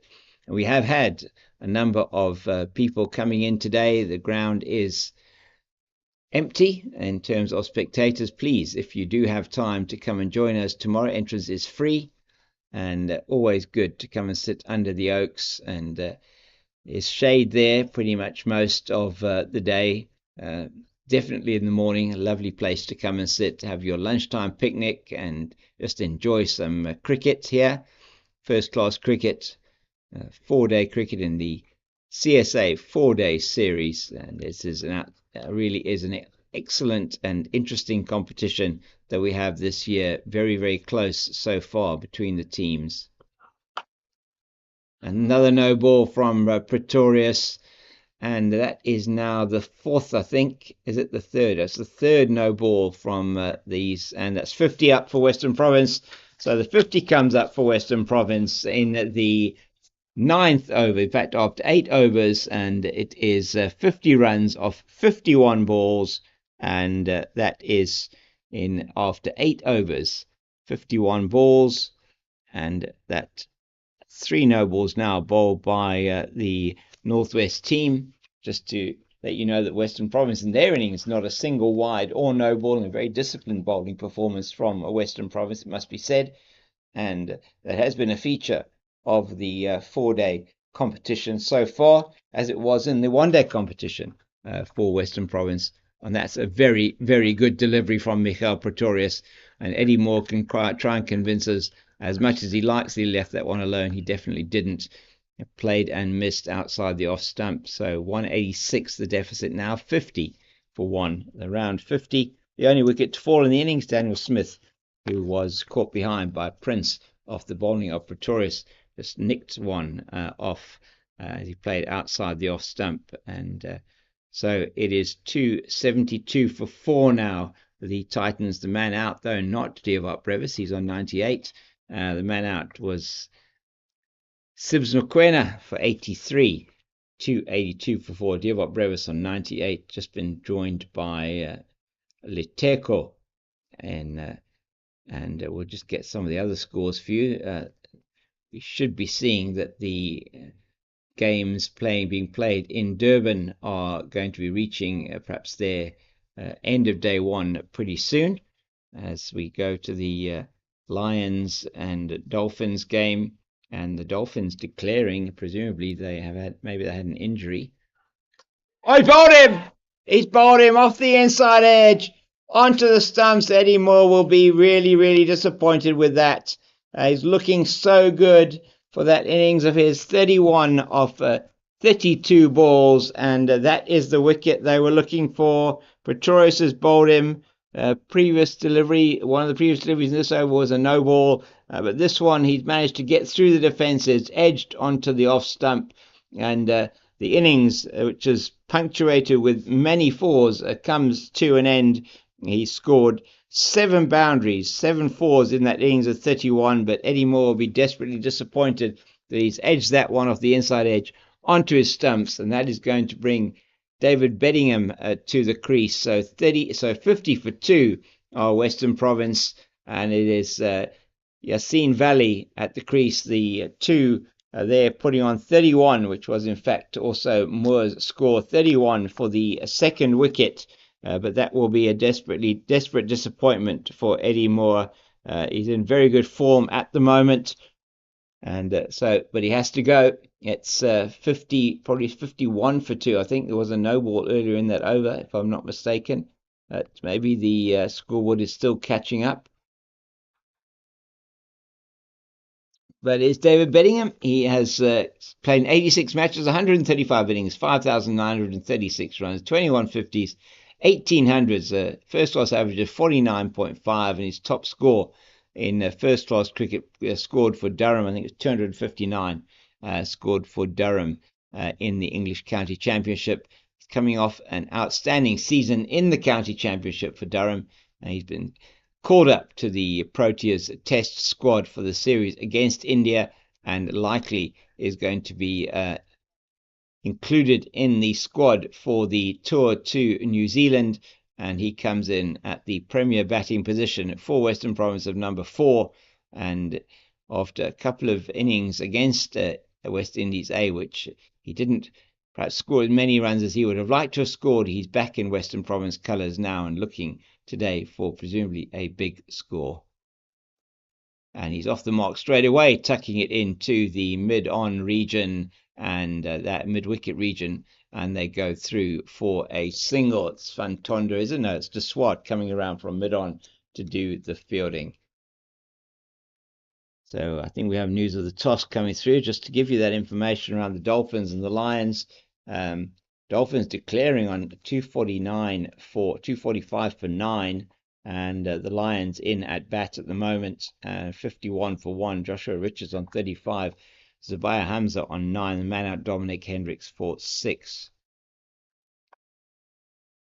So 2 right-handers at the crease now for Western Province, 2 left-handers to open. Number 3 and 4, both right-handers, and Pretorius into Yassine Valley after that single for Beddingham. And I think the scoreboard is still hasn't caught up with that information. So Pretorius' second wicket.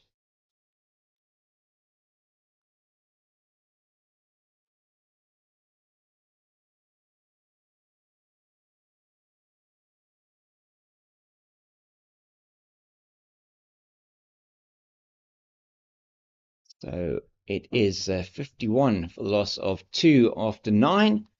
And I'm going to go and try and get you that information around what is happening elsewhere. So the Tuskers are playing against the Rocks, and the Rocks were bowled out for 232 in their first innings, and the Tuskers at the moment 16 for the loss of 1 at Maritzburg. Ben Compton, who coming off that outstanding 150 odd that he scored, has been caught by Mgajima off the bowling of Mahima for 6, and at the crease Rapolana and night watchman Keith Dudgeon for the Tuskers. So that match heading towards its end of play. Remember, play starts there at 9 o'clock in the morning in the eastern part of the country in KZN. And just one more game to give you an update on, and that is the Titans match again, where we were having a look and seeing if Dearwat Brevis had got to that 100, and I think that may well have happened, and in fact he has. So he's got to his 100, his first class 100, one of many, one would think, into the future. 110 not out he is, and that off 169 deliveries. Congratulations to the young man. His first class 100 against the Dafabet Warriors, and that puts the Titans at 284 for the loss of 4. They're batting at over 4 runs and over there at the moment, 75, not quite 4 runs and over, but really good effort from them. That's beautifully played by Beddingham into the leg side. They should get 2 as it's going down towards the Oaks. It's well fielded by Peters on the boundary, and they go through for 2. So De Swart into his 5th over now, 4.2 overs, 0 for 25. Pretorius 5 overs, 2 for 27. In his last over, getting the wicket of Eddie Moore, and that wicket, Moore's wicket for 31. He scored 50 for 2. It was at the time, now 53 for 2. Beddingham on strike, his partner Yassine Valley at the other end. Another one tickled into the leg side. That's straight to De Swart at mid-wicket. There is no run. So we've got 2 slips, a gully, got a point, extra cover, and a mid-off, a mid-on, mid-wicket, and a long leg. So a standard field for the right-arm fast bowler to a right-handed batsman. At this stage of the innings, still applying a little bit of pressure. Beddingham only on 3 at the moment. And plays that one very nicely with a straight bat coming forward into the offside, and there is no run. So Brevis 110 not out there, and let's go to these numbers. David Beddingham, his debut 2012-2013, highest score is 257 for Durham against Derbyshire at Chester Street in Durham in 2021. just coming forward a little bit tentatively perhaps on that one, but very nice stride forward into the line of that delivery, just played out into the offside.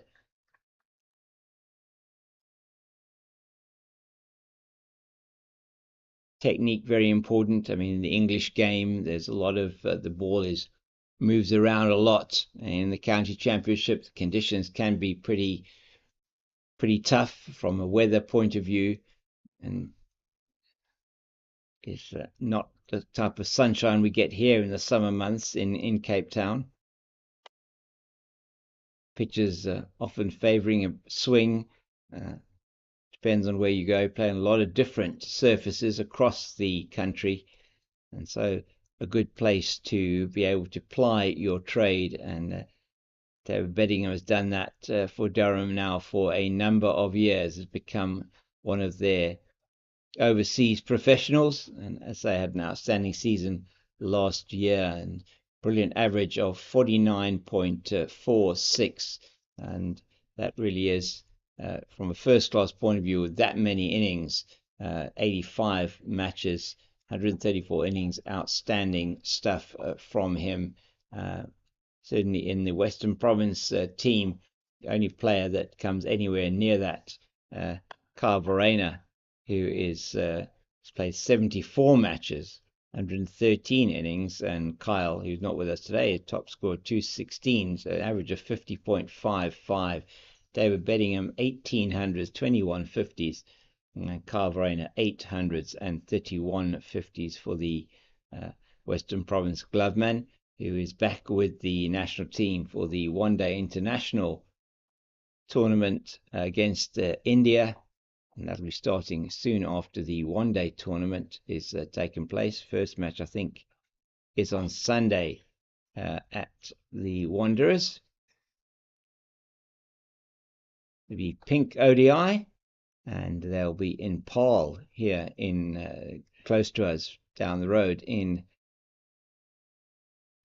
next week on Thursday, the one-day international taking place there between South Africa and India. Then it's on to the test matches. The first test match on Boxing Day in Centurion, Supersport Centurion, 26th of December.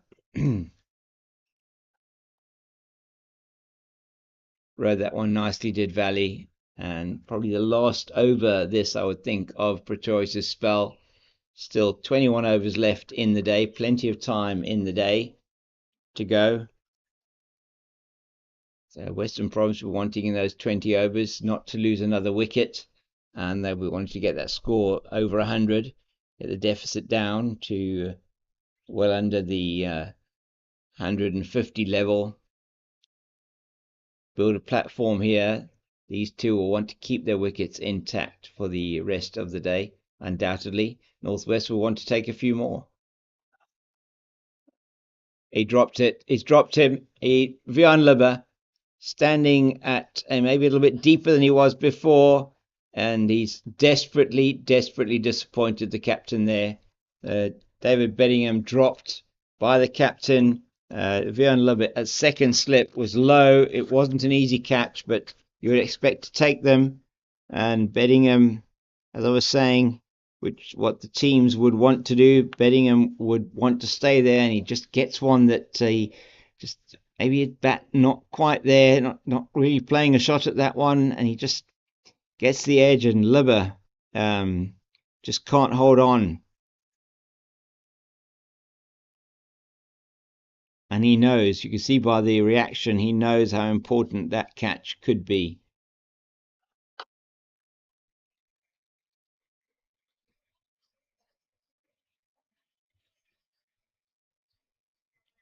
Beddingham only on 3 at the moment.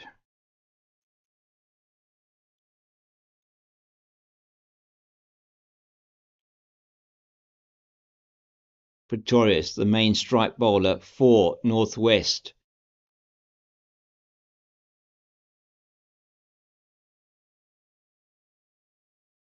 Probably in the last over of this spell of his. That's just confidently played by Beddingham this time, and out into the offside, and there is no run. Mutasami at backward point does the fielding. So the end of 11, 54 for the loss of 2. And run rate has obviously slowed since the loss of that Eddie Moore wicket. Eddie Moore, 31 he scored off 32 deliveries that he faced. 7 fours in that score. He got to 28, I think it was, before he even scored a single. And just chopping it on from outside the off stump. Really was an inside edge onto the stumps of Michael Pretorius of a pretty much straight bat. And maybe kept a little bit low, but he will be very disappointed about that. Got off to a really good start and was hitting the ball exceptionally well, hard. In fact, very hard. Defended well there by Valley on 15, 54 for 2. So, just updating you on some information from elsewhere, just to give you information around what's happening with South Africa's match against India. And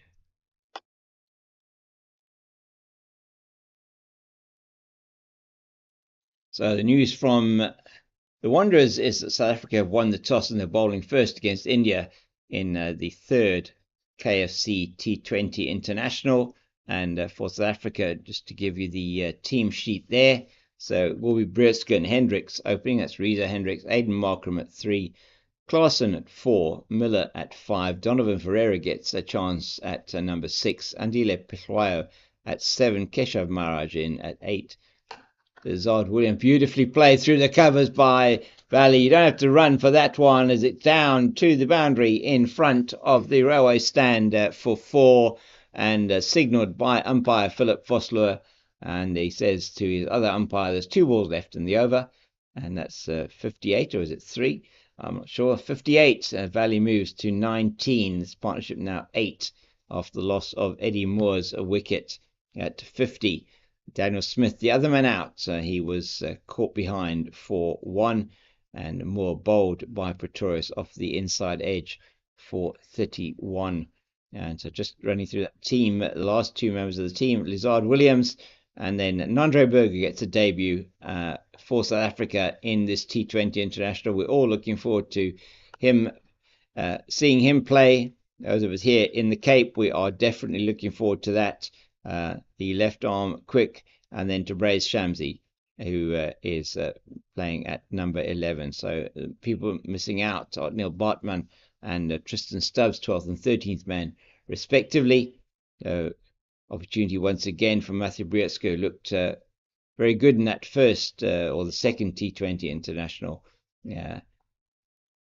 just the other day, and Reza Hendricks also a very good innings in that match. That's well played by Valley, just coming forward to that confidently. Tails up, Northwest, they want to get another wicket or 2 before the break. Nearly had one at the previous over. 54 the score was then when Beddingham was dropped by Libber in the slips. Libber still with his arms folded, hand on his chin, thinking, why on earth did I drop that one? Just right away from us now. That's another no ball. That's yet another no ball from the Northwest bowlers. 5 extras now, 4 no balls and a leg bye, and that really is not what they want to do. The big thing, if you do have a no ball and get a wicket, then it can prove to be very expensive. You want to be able to take every single opportunity that you are presented with.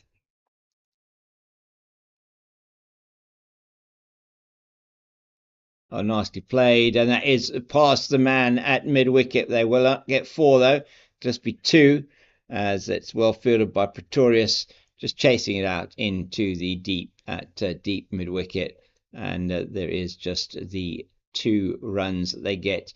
2 more for Valley. He moves into the 20s. 21. He's on betting on 3. 61 without 61 for 2 and there is going to be a bowling change, I'm sure. Let's have a look and see. In the glasses who's coming on, it looks like Gideon Peters is going to come in to have a bowl, and just handing over his jersey, his cap, his sunglasses. Not sure what else is in that package that he's giving off to the umpire. No, anyway, umpire Tom Mokorossi at the Kelvin Grove end, umpire Philip Vosloo standing here at the Weinberg end of the ground. It is indeed Gideon Peters coming in to bowl, just measuring his run up and his gather and bound, and just coming through there. And it is going to be Tom Mokorossi just going through the motions of telling David Beddingham that there is a bowling change.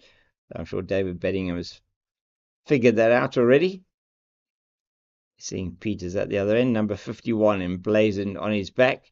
He has to his right as he comes in Kerwin Mungrew. To his left is Michael Pretorius, the Fast Bowlers Club, in action there with his two fellow fast bowlers assisting him on the side there as a cloud comes across the sun, which is probably something that's blown up against the crowd there. Cloud against the mountain. He's only played one match in this division. That's a no ball straight up from Peters, and that's been played over the mid-wicket area. It's not going to go to the boundary. It was really up in the air for a long time from Beddingham. Gets through for 3, and the no ball as well makes it that 4 runs. So it is now the 5th no ball that has been bowled by the Northwest team in only 12 overs. And just to remind you that Western Province only having didn't bowl any no balls in their innings. And I was reading an article earlier on today just about their performance in the One Day Cup competition, which of course they won, champions there for the first time in a competition for probably 8 years since the 2015-2016 season. And just in that competition there, only 2 no balls bowled by Western Province in the entire competition, which was the best return for any of the teams taking part in the competition, which is really outstanding considering the cost that no balls can deliver particularly in a one-day competition. But it's going to be Valley for the first time facing up to Peters in only his second delivery, or in fact his first legal delivery, and that's maybe off his thigh, I think. Soft signal, if we can call it that these days, from umpire Tom Mokorossi, is that it's a leg bye. So another extra to the total, second leg bye, and now extras are 7. So just a reminder, in that first innings for Western Province, just the 1 leg bye and 4 byes, and those coming late in the piece when the ball died on wicket-keeper Daniel Smith from Buren Hendricks, bowling to Kerwin Mungrew, and went straight through the keeper down to the boundary for 4. It's now 66 for 2 Western Province. They're trailed by 170 on the first innings after Northwest posted 236. And so just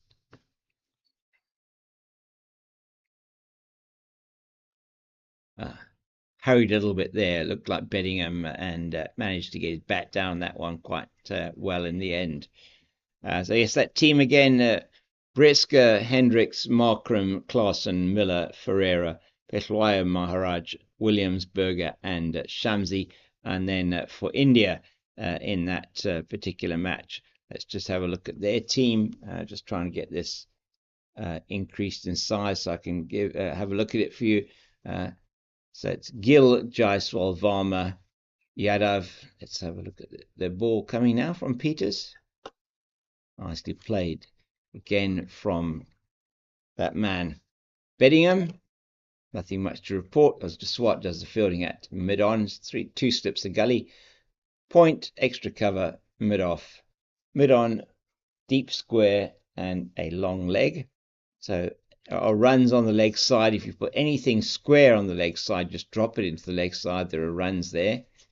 But Peters is going to try and make sure he doesn't bowl anything on the legs. He's bowling more outside the off stump. Have a look at his numbers again there, because the numbers that came up on the board I'm not 100% sure about. He's played to the leg side, just didn't get hold of it. And just be a single that he trots through Beddingham. Moves him to 7. So the Indian line, Shubman Gill Shazvi Jaiswal, Tilak Varma, Suryakumar Yadav, Rinku Singh, Jitesh Sharma, the wicketkeeper, Ravindra Jadeja, Ashdeep Singh, Kuldeep Yadav, Mohammad Siraj, and Mukesh Kumar. And that is a formidable team that they're up against, particularly the spin of Kuldeep Yadav. It could be interesting to see how they're going to deal with that. And that's another no ball from Gideon Peters, his second of the over so far, and going to have to do something about this run up. Can't keep conceding no balls like this at any level of cricket. So 6 extra balls already. That's not going to help them from an over rate point of view either. 19 overs left in the day, which we have less than an hour to get in. In fact, in standard regulation play, those 19 would have to be bowled within the next 33 minutes. So players missing out once again. Shreyas Iyer missing out, Ruturaj Gaikwad missing out, and Ishan Kishan and Washington Sundar, names that we may well be very familiar with. That's tucked very nicely by Valley down into the leg side. Mutasamy does the fielding on the boundary at long leg, not before they're back through for 2. So we may be seeing a bit of Mutasamy. Not sure who's going to come on this side for Deswat. I don't think that Deswat will be bowling another over. Could be Mungru. I don't see him warming up though. Kerwin Mungru. At the moment he is at mid off. Still got his cap on, not swinging his arms around at all. Beautifully played off his legs again, straight down to the man at long leg, and they're through for another single. Valley there after his 2 off the previous delivery. 71 for 2. He's on 24, betting him on 7. And they trail 1-6 by 165, the score that was made by the Dragons in the first innings. And it's drinks, gentlemen. There is an hour left of play here at Newlands before we will close off for the day at 6. 18 overs left to bowl. They're not going to achieve that, but hopefully we won't lose too many overs in the day. So an interesting team here from India playing against South Africa, and that match underway in about 2 minutes time, as we will run through the scores once again from around the country. Just want to get those for you. A couple of those matches already reached their situation where they are finished for the day. So we know the Tuskers match in Maritzburg, close of play score there, 17 for 1, the Tuskers, with the Rocks having scored 232. So that not a great performance from the Rocks. Best score there, Keegan Peterson's 57, and then Peter Milan's 46. Others just 2 scores really of any importance. Sean van Berg's 33, and Stian van Sale made 27, but a disappointing performance, one feels, from the Rocks there in Maritzburg. And then we'd expect that the Dolphins and Lions have also got to stumps there. Should be reaching stumps, or should have got to stumps there. They're still in play there. 65 for 1 are the Lions, but that is nearly the close of play. In fact, that should be closing any minute now at 5 o'clock. Joshua Richards of that 65 has got 47 with him at the crease at the moment. Zubair Hamza for 10. Also off a very good 100 against the West Indies A. Dom Hendricks, the man, out for 6. And so 65 for 1, the trail by 180. The Dolphins not doing particularly well in their first innings. 245 for 9 declared.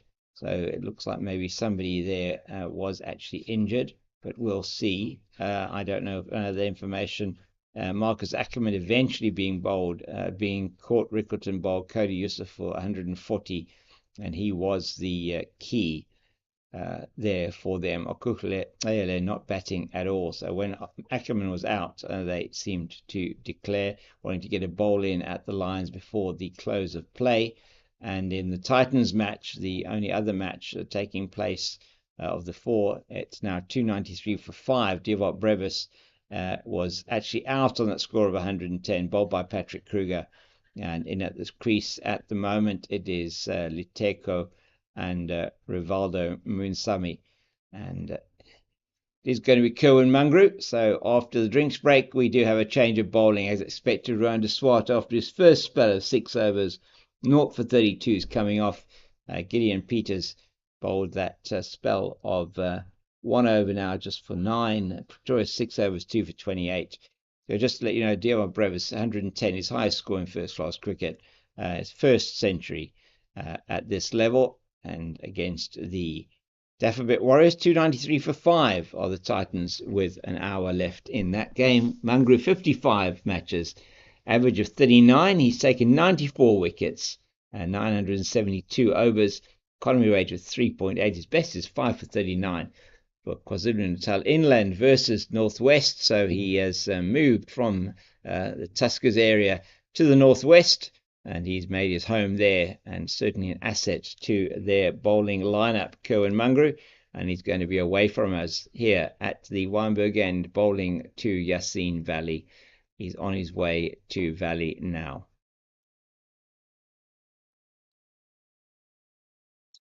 Has the ability to just put the ball there, does Mungrew, and that's sometimes very difficult for the batter. I think you can probably hear there's a lot of animation with the fielders there. That's exactly where they want the ball to be. They've got a 6-3 offside leg side field, still those 2 slips, very short gully, point, extra cover, mid-off, mid-on, mid-wicket, and long leg.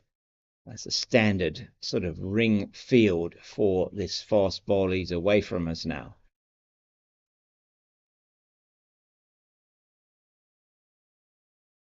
Valley just moving across again as he is so wont to do. He moves into that position. He's 24 not out. These two put on 21 as the match at the Wanderers has got underway, and we'll give you updates on that as we go through the next hour here in Cape Town.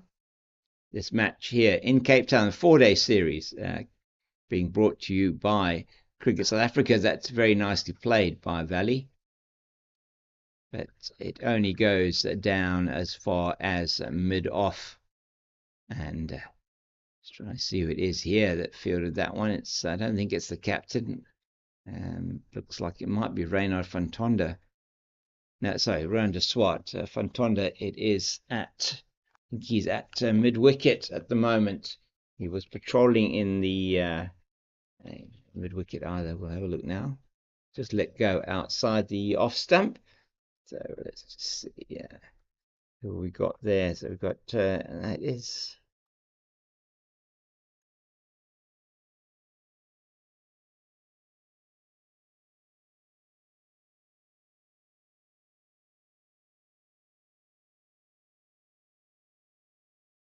I was trying to look around the field. Fantonda in at extra cover.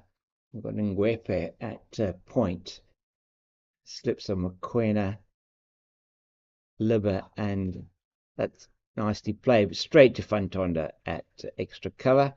There's no run. The slips we have in place. Mokoena at first slip, Libber at second slip, and then Senekwane at that fourth slip position. In the covers here, we have Michael Pretorius, and on the deep long leg boundary, Gideon Peters in the sun there, blazing sun. It's such a lovely day here in Cape Town. Bit of a breeze blowing, just keeping it nice and cool into the legs, but Pretorius will do the fielding at mid-wicket. Nothing to report. So maiden over for Mungrew to start off. On the spot is the right arm quick for the Northwest Dragons. Tall man, strong man, Kerwin Mungrew. And the Lions, just to give you that information, they actually lost another wicket before the close of play. So they're 180 behind with 2 wickets down, 65 for 2, the Lions against the Dolphins at Kingsmead. Titans have moved to 298 for the loss of 5. Munsami on 10, Liteko on 2. So only those 2 matches that are still going. The matches that start at 10 o'clock, the one that is here and the one that is taking place at Supersport Centurion, as Gideon Peters is in again. And Bedingham, you'll see, just playing that one really late under his eyes, and make sure that keeping an eye on the movement, being perhaps a little bit distracted by the pylon, the floodlight pylon that is throwing a shadow over the ground, although professional cricketers, really doesn't bother them, something they're very used to. Cloud comes across the ground. He bails out of that one early, does Bedingham. Not going to take that one on from outside the off stump, wisely so. Often one of the best shots you can play in cricket is the leave. People don't regard that as a shot quite often, but it is definitely defined as a shot.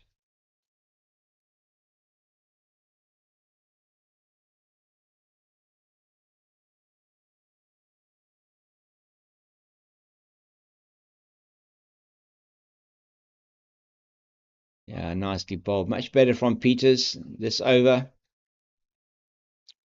Previous over certainly was guilty of a bit of width, and Valley took full toll of that, and a couple of no balls which he really wouldn't have wanted, as the Titans now have lost the 6th wicket, and the man who is out now, Liteko, just out to Bayer's Swanepoel. Corbin Bosch has just come to the crease, 299 for 6, and Bedingham straight back to the bowler, who throws it straight back to his wicketkeeper, Prince. 2 slips, a gully, point, extra cover, mid-off, mid-on, deep, square leg, and a long leg.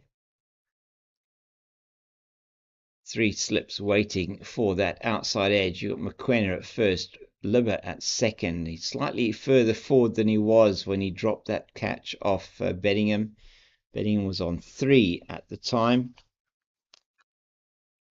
of Pretorius. Bedingham beautifully played through the leg side. I think it's not going to get to the boundary. It'll just be 2. Outfield prepared here by Brom Mong and his team at Newlands is outstanding at the moment. Really is looking like a carpet out there, and a couple of patches, but look a little bit dry, but it is going across the ground here beautifully. So 2 more to Bedingham, moves to 9. 73 for the loss of 2. These two put on 23 for the 3rd wicket for Western Province after the loss of Eddie Moore's wicket, played on to Michael Pretorius for 31 of 32 deliveries. He was going like a steam train, and that's just played into the leg side, and the man from long leg, that is Mutusami, comes in and will pick up. That means that it's actually off the pad, signalled to the scorers, so no more to not a run to Bedingham. That's a leg by. They'll have to take that one off Bedingham's score and give that to the extras. No scoreboard yet to adjust itself. 74 for 2 after 15, batting at just under 5 and over. So yeah, 299 for 7 now, the Titans, having just lost Rivado Moonsami as well to Bayer Swanepoel. So the Warriors making big inroads there now into the Titans lineup. Gerald Kutsia in the Titans lineup is coming into bat. That could be exciting, and always exciting with Junior Dala coming into bat. Clyde Bakako, the other batter there for the Titans, as a very big shadow comes across the ground now. No doubt the orthographic cloud, as it's backing up against the mountain here to the left of us, just makes it a little bit darker out there. In the previous match against the Titans, play was halted at about 5:45 due to bad light, when cloud was obstructing the sun. Hopefully we'll get a full day's playing. Still 16 overs left to be bowled. Unlikely we'll see all of those tonight. Oh, another one that straightens on Bedingham, gets the outside half of the bat. Sunlight returns to Newlands. Newlands Cricket Ground, one of the most beautiful grounds in the world to come and watch cricket. You sit under the oaks here off to my right-hand side, the famous oaks, and you look across to Table Mountain Range, which is straight across from the oaks, across over the railway line, to my left. That's on the pads this time. Another no ball, this time from Mungrove. They're going to come through for 2, and the extra no ball, extra run for the no ball as well. And so that is now another no ball from the Northwest bowler. I think that's the 6th or the 7th that I've seen. 2 to Beddingham. He goes to 12. 7 no balls so far from Northwest in 15 overs only. And disciplines here need to be looked at. You cannot afford to give away needless runs like that.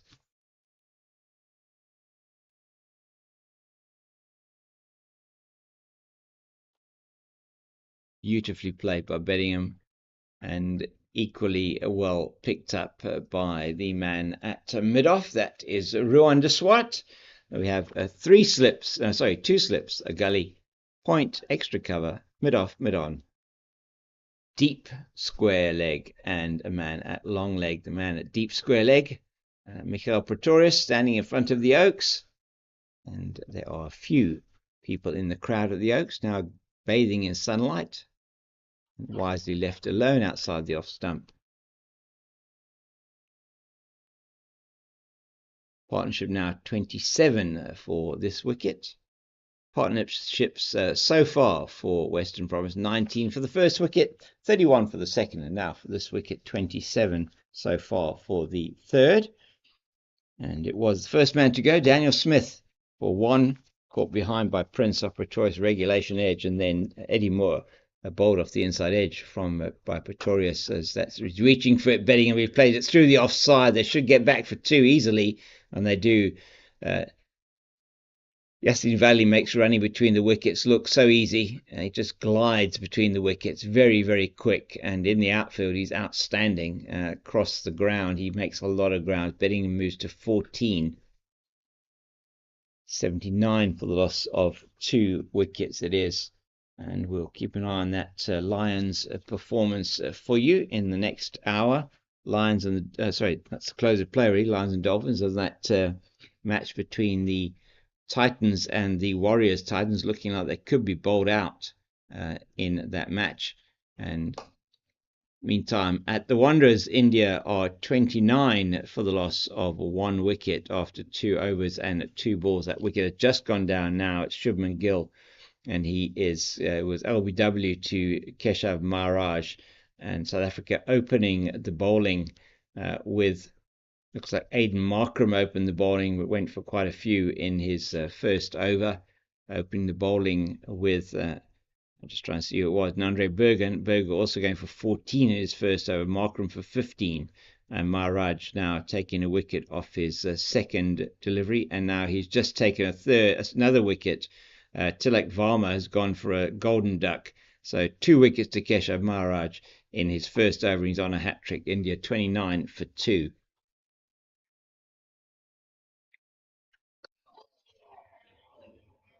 That's good from Peters. Very good from Peters. Angling into the right-hander, gets the inside half of the bat. Picked up by Ngwepe at mid-wicket. So we've got that conventional, again, 6-3 offside, leg side field. We've got 2 slips. Almost a 4th slip. First, second slip, and a 4th slip. It's not really a gully. Backward point. Cover now. Not really an extra cover either. There's a gap on the offside, giving him that gap. And that is well fielded by the bowler himself, and he knocks it on to the offside, and it's picked up by de Swart, who in one motion tries to throw that in from mid-on to catch Valley out coming to that side. They say don't take a run off a misfield, but well called, in fact, by Valley, as he saw that he was going to easily get in because de Swart was off balance, just trying to get the ball in. And good work, both from the bowler, the fielder, and by the runners there in that side. Still that man deep out there on the square leg boundary in Wepe.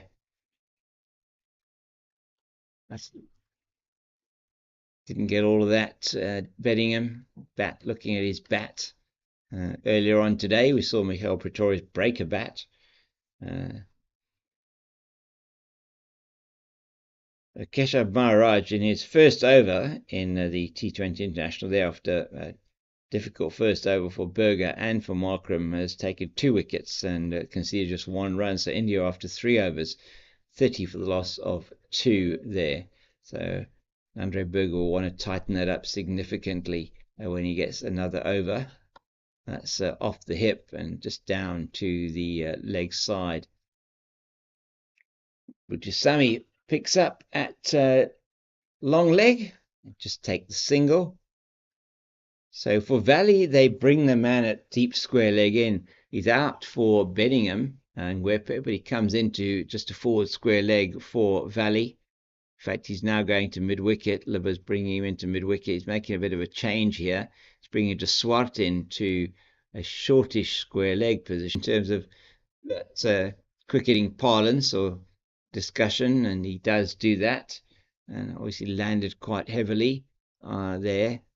So adjusts his protection he's got there. He's got a long shorts underneath those whites of his. That's beautifully played by Valley into the leg side, and Rohan De Swart can not even bother about going to do anything but to pick that up from the covers that are lying under the shade of the railway stand. Another boundary to Valley. He moves to 29.85 for the loss of 2 Western Province.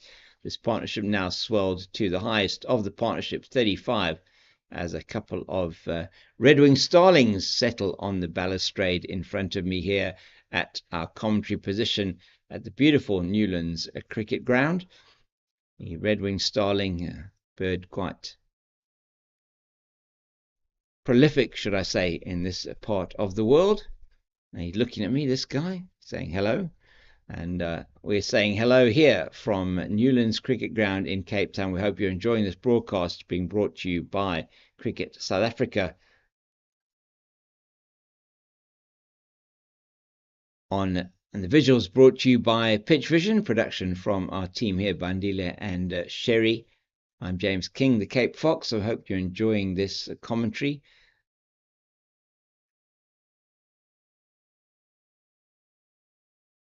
$85 for the loss of 2. It's Bedingham on strike, Mungroo to him, and that's played down into the ground and Wepe backward point. There's no run. 2 slips of gully, backward point, extra cover, mid-off, mid-on. Deep square leg, looking almost directly into the sun, is Michael Pretorius there under the oaks. That can be quite difficult sometimes when you're trying to take a catch down there, and that does happen. Played it square. This ground almost, how can I say it, exactly proportioned north and south and east and west. So he's standing on the eastern side of the ground under the oaks. Into the sun, the western side, the railway stand. We're sitting at the south pavilion, Wynberg end, which is in the southern part of the ground. Oh, and that one. Oh, I think another one that actually has been put down by Mungroo. It is indeed a catch that Mungroo has put down there off Bedingham, and he'll be upset about that. So Bedingham now dropped for the second time. So Mungroo then not taking that catch. It came back to him very hard. Not an easy catch on your follow through. He got down, he got his hands to it. But unfortunately, Mungroo could not get hold of that one at 85 for the loss of 2. And that one, Bedingham is just playing it as straight as a die back to the bowler. No risk there. Bedingham on 14. Now dropped by Mungroo, and 17.2 overs was bowled at that stage. Bedingham, just a reminder, was dropped when the score was on 54 for the loss of 2. Libba missing a low one, coming to him off Pretorius, down to him at second slip, should have taken it. Certainly he was very upset, as was Mungroo now with himself, but De Swart's across nicely to that one from his position at mid-off and fields, but not before they've taken another single. Bedingham moves to 15 with that single, and it is Lizard Williams who's taken equal punishment in his first over from the Indian batters. Yashasvi Jaiswal, who is taking full toll of the South African attack at the Wanderers. 45 for 2 after 4 overs are India. Shubman Gill out and Tilak Varma out. But it is Surya Kumar Yadav, the captain. That's a beautiful Yorker from Kerwin Mungrew. My goodness, Yassine Valley has to get down and jab down on that one incredibly quickly. And well done to the bowler and to the batter there.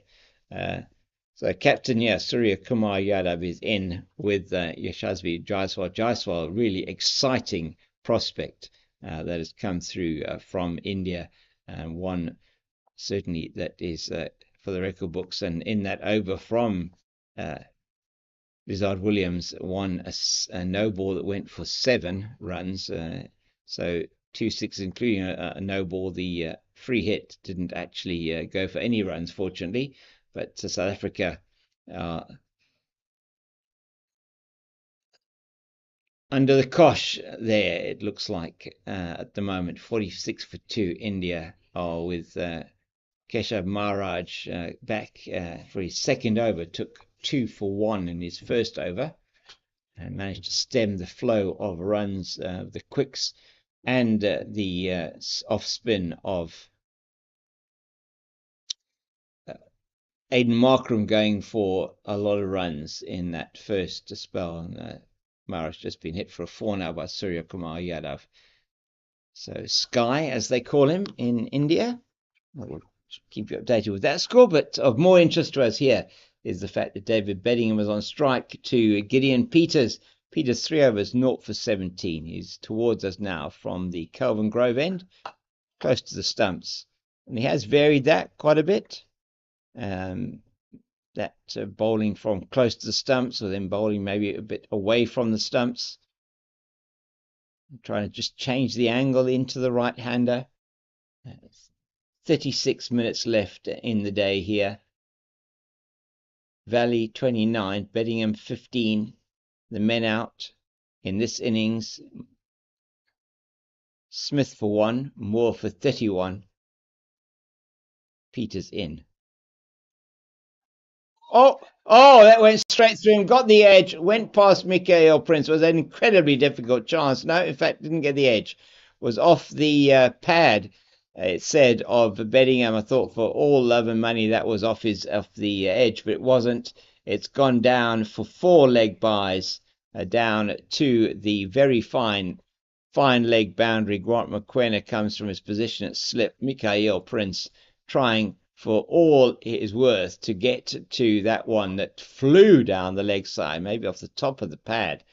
Looked like an inside edge to me, but off the top of the pad, says umpire Mokorosi. And so Beddingham doesn't add to a score, but the total goes to 90 for the loss of 2 in the 19th over. Western Province batting at nearly 5 and over. That's beautifully played, and it goes through Pretorius, and that's not going to be caught by Reynard van Tonder, and David Beddingham goes and gets a boundary. Very nice shot from Beddingham through the covers, and boundaries have been scarce for the young man. He's got 2 now, I think. That is his second boundary. 29 for Valley, 19 for Beddingham, 94 for the loss of 2. This partnership has gone to 44. And Western Province will just be wanting to ensure that these 2 are there at the close of play. That is the aim for them. Northwest, the aim is to get into this Western Province batting lineup tonight as much as they still can. That's just tickled into the offside leg side, and that's a good run by... Oh dear, that is a very good run for Western Province, because they're going to score 5 off that. It's a run for Beddingham, and he gets the extra 4, so that's gone for 5 runs for the batter. Nobody backed that one up. The throw coming in from De Swart as Beddingham was running to the bowler's end. I thought Pretorius was behind that to get the overthrow, but he wasn't. Went down to the boundary in front of the Oaks. So that's 5 for Beddingham, and the deficit now 137-99. So all of a sudden, that goes to... Score goes to 99. Kerwin Mungrew not happy that the ball... Looks like something's wrong with the ball. And he gives it to the umpire. Mokorozi has a look with it and says, nothing wrong with it. Just keep going with that one. It was on the radio. Maybe they are looking for a replacement ball, but they would have come out with that straight away. I was just making a note of that. And it's Peters in again, this time to Valley. That's played through the gap. That's gone down for another boundary off Peters, and that one is cannot be caught to the left of the man at backward point. That's Reynard Fontonda. That's the 100 up for Western Province. 103 is the score for Western Province for the loss of 2. They've got that in 120 balls really quick in only 18.5 overs. So batting at over 5 and over, 5.5 and over, and the partnership now has gone to 53 between these two of just 66 balls as Peters is in again to Valley. He plays that one beautifully straight down the ground, and Bedingham wisely keeps his bat in the crease. I don't think that Peters did get a touch to it, but wisely keeps his bat down in the crease, and Yassine Valley will feel aggrieved because that one was definitely going to go down to the Kelvin Grove end boundary for 4, and it did not hit the stumps, and so he does not get reward for that. But it's been expensive. 4 overs, 0 for 30 for Peters, going at 7.5 and over, and the overall run rate for Western Province back up to 5.4 and over. Mungaru's been really, really inexpensive. 3 overs for 6 runs. But at the other end, the leaking runs are the Dragons. 103 for 2, Western Province. This partnership, 53. Seemed like just only seconds ago I was saying it was a 44-run partnership. And it's now grown to over that 50 mark. Mungaru in again. Bedingham plays that beautifully past the man at backward pointing. Ngwepe is chasing. I don't think it's going to go to the boundary. Is it? No, doesn't look like it. Oh, does it? No, it doesn't. And they come back for 3 though.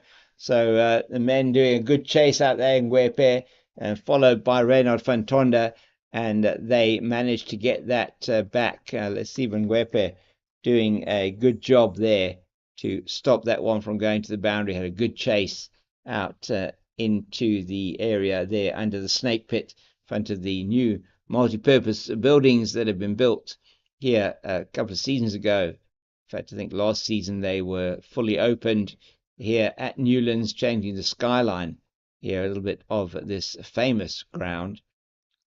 Mungaru to Valley.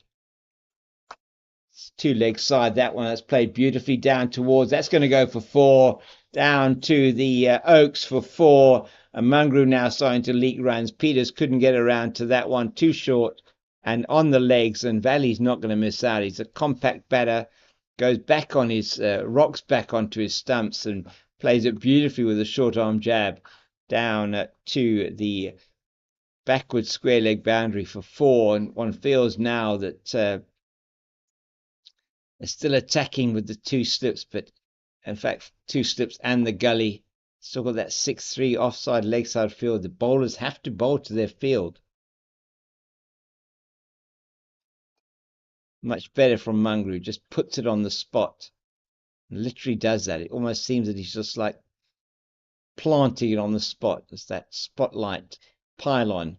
You can see it, the shadow going over the ground and the pitch. Sort of on just on a short of a length is that particular situation. So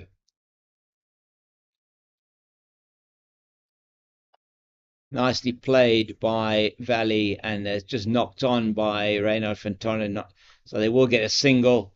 He didn't know where that ball was. Safe to come through for the single. And on Nelson, 111 for the loss of 2. Western Province deficit now 125. Reminder that Northwest earlier on today recovering from 86 for 7 with an outstanding partnership of 124 between number 9 Michael Pretorius, who made 83 of 79 deliveries, and Mikael Prince, the number 8, who made 64, his equal highest first class score, putting 124 for the 8th wicket.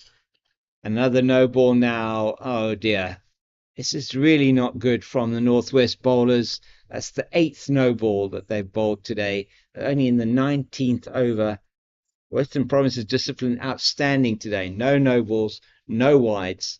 And that is really what you want from your team. You cannot afford to give these runs away. As India progressed to 62 for 2 in the 7th over against South Africa, looking for a big score there. Nandre Burger coming back well in his second over, only conceding 6. Nicely played by Beddingham forcefully, but the man at short extra cover does the fielding. That is, I think that's the captain now. He's taking himself out of slip, which is what I expected, I must say. I think that is a good call. Now I've got just the 2 slips, McQueen at like a second slip, and then himself is he is at that wide.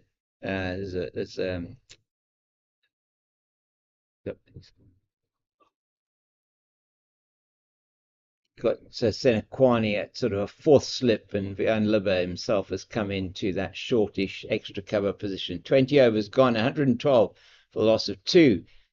Run rate 5.6 runs per over is what the team from Western Province is achieving in this chase of the 236 on the first innings, and their aim here to get as many runs as possible within the first 100 overs that we're batting. Western Province's aim here will be looking to try and bat only once. So 7 overs gone at the Wanderers, 64 for 2 are India, as there is a change of bowling. Michael Pretorius, the destroyer-in-chief, so far 2 wickets he's got for 28 or 6 overs, no maidens, and he's coming back into the attack. 27 minutes left in the day, 11 overs left. They won't get them all in, even though Senaran Mutasamy is warming up here underneath us. He's replacing Peters as Michael Pretorius, and that's played beautifully through the covers. A full toss for his first ball back, and Yassine Valley takes that wide half volley and just punishes it through the offside for 4. He's into the 40s, 116 for 2 after 20.1. And this is not an easy period at the moment for Northwest. Few changes in the field being made here. Northwest, the chatter is still there, but not as much as it perhaps was. 2 slips, the gully, backward point, extra cover, mid-off, mid-on, square leg, long leg. Oh, that squares him up. Beautiful delivery from Pretorius. My goodness, he has the ability to do that, doesn't he? That was a fantastic delivery. India, 64 for 2. Having been asked to bat at the Wanderers by South Africa in the deciding. Well, to decide when South Africa win this, they will win the series 2-0 with the one match that was rained out. That one in the first match in Durban, unfortunately, rained out. Oh, that's down the leg side. What does he get on that? He doesn't know what he got on that. It's buys. So it actually went all the way down the leg side. Prince didn't pick that one up in terms of the line, and Tom Mokorossi signalling buys. And so the extras moved to 19. The score moves to 128 no balls, 7 leg buys, and now the 4 buys. Michael Prince completely wrong-footed by that one. Didn't move away to his left at all, and it just flew down to the very fine leg boundary for 4. I feel it's going to be probably won't be Mungru again here. I think Mutasamy is going to come on from the Weinberg end. Still 3 balls left in the Michael Pretorius over. A beautifully run there by these two, and that's in easily is Beddingham and Valley. Good throw coming in from Peters as he comes in from his position at mid-on, but not before they're through for the run. Valley quickly off the mark, Beddingham responding, which is what you have to do. Not ball watching as that one went through to Peters on his favoured right arm. Good throw. Well backed up by Senequani from his position at 4th slip.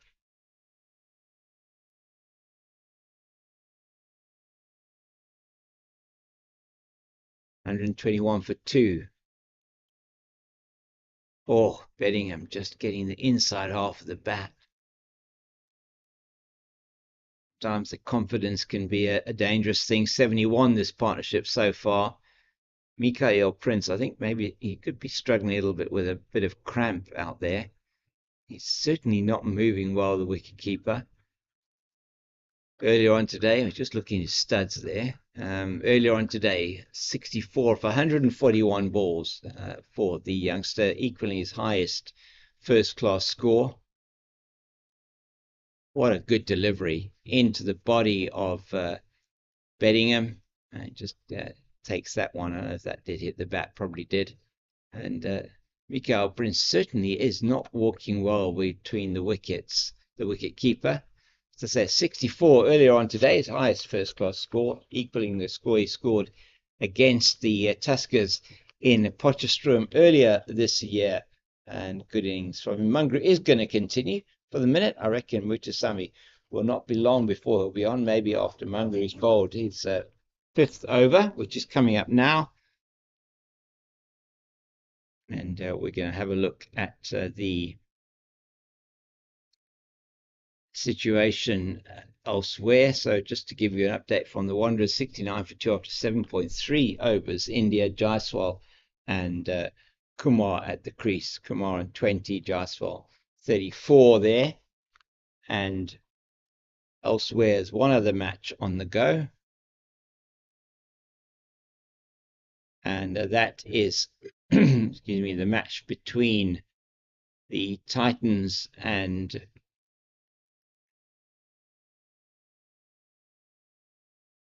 the Warriors. And the Titans at the moment, they've moved to 326 for the loss of 8.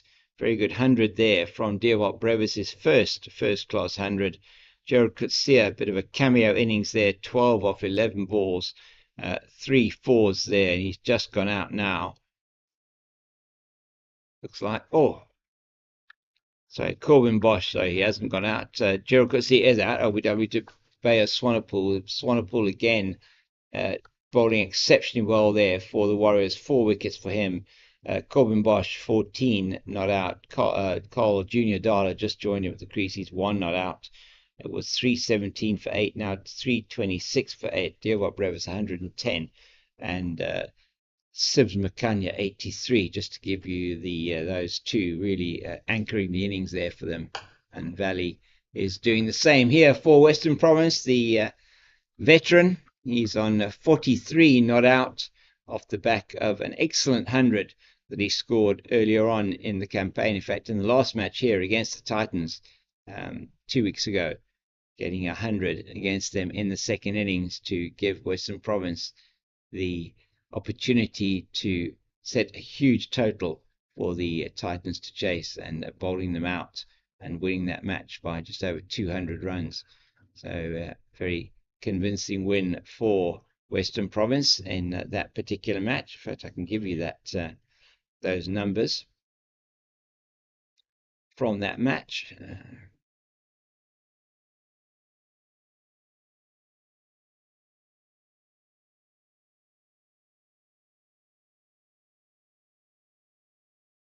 Get to that.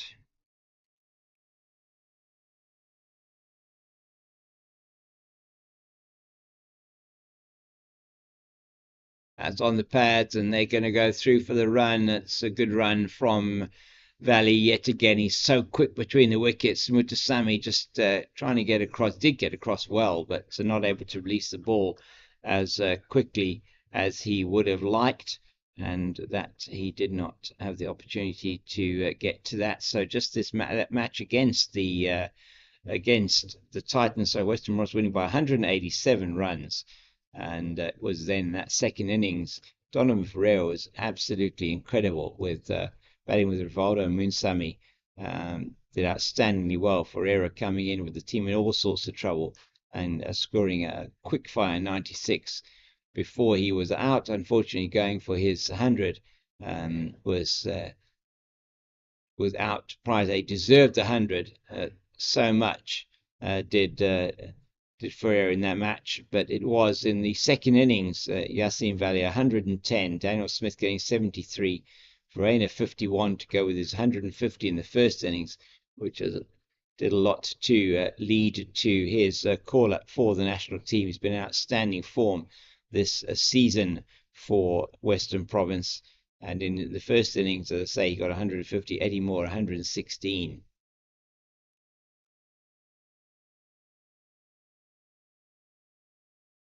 Trying to get through the overs quickly now are Northwest. 10 overs left in the day, 18 minutes. And they're definitely going to get 10 overs in 18 minutes. And especially not with Michael Pretorius bowling, but the light doesn't look like it's going to be a problem, as Pretorius gives his cap to umpire Tom Mokorossi. These two put on 72 for the third wicket after the loss of Eddie Moore with a score on 50. Daniel Smith, the first man to go.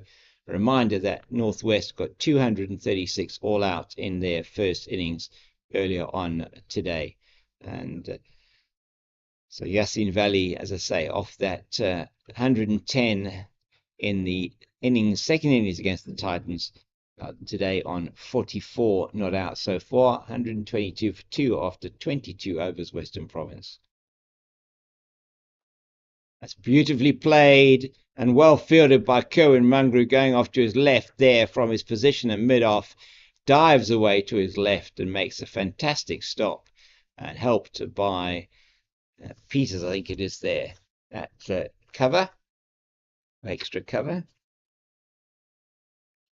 Yeah, so we've got Peters at extra cover. We actually got Swat now at backward point. In fact, that's Fantonda at extra cover. Peters is at mid-off. I mean mid-on, and he's going to field now as to his right-hand side. Bedingham goes through for the single. This time it is backed up properly by Mungrew, and they just take the one. To bring Valley back on strike on 45. Bedingham 28. Partnership 74. Pretorius 2 for 35 into his 8th over. This is the 3rd over of his second spell. Still the same ring field that he's had most of the day. Oh! And Valley will be upset with himself there. That's really not the kind of shot you should be wanting to play. Completely picked the wrong line. Maybe the ball moving away from him slightly, but doesn't want to give it away now. There's 16 minutes left in the day. So 45, eyeing another milestone. It'll be his 41st first-class 50. Yassin Valley. To go with 1600s. Got his 16th 100 in the previous match.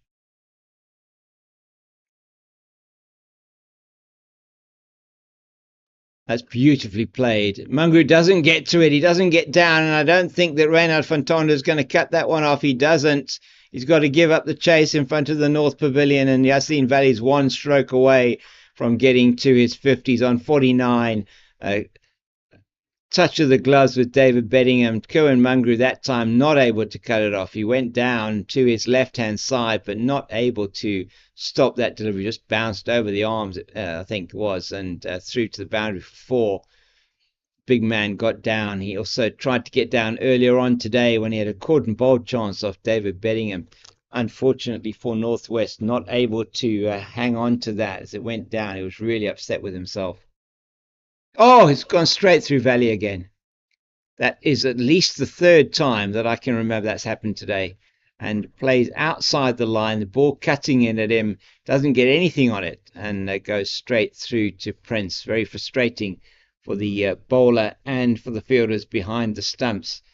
14 minutes left in the day. The deficit now only 108 to that first innings from the Dragons. Western Province batting very quickly, it must be said.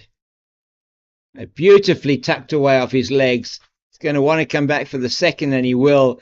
And it's an easy second for him. He gets to his 50, raises his bat to the dressing room, raises his bat to the crowd under the Oaks. It's 51 for Yasin Valley of 66 balls and 101 minutes with 9 fours. And very well done. Backs up his 110 from the previous match in the second innings. This 51, as I say, off 66 balls. He's been really batting at a very, very good rate. Here has Yasin Valley. The deficit now only 106, as Mungru's going to continue with his spell into his 6th over now. Kerwin Mungru from the Weinberg end of the ground. He's going to be bowling to David Bedingham. Bedingham just taking strike again. Looks like on middle and off stump. It could be middle, but probably middle and off. It looks like where he's putting his foot. Middle and off, just trying to negate any movement that may be there. Got his left foot placed slightly towards mid on, and that's played away into the boundary in front of the members' pavilion, just to the to what we see at the right of the Oaks. We're looking at the Oaks. We're looking from the Oaks. The left of the Oaks was short. It was sitting up, waiting to be hit. You can't bowl half trackers that aren't quick and around head height on this track. You're going to get hits. It's known to be a line and length pitch, and that one got the full treatment from Bedingham. He moves into the 30s with that. The deficit now 102, 134 for 2 Western Province. This time short and wide, and he plays full toll of that one through the offside, beats the extra cover, and Rowan de Swart, all he can do is actually go and fetch that one from in front of the railway stand, just between the railway stand and the South Pavilion, off to our left-hand side. We're here broadcasting and commentating from the Weinberg end of the ground in the South Pavilion, and looking at this beautiful setting in front of us.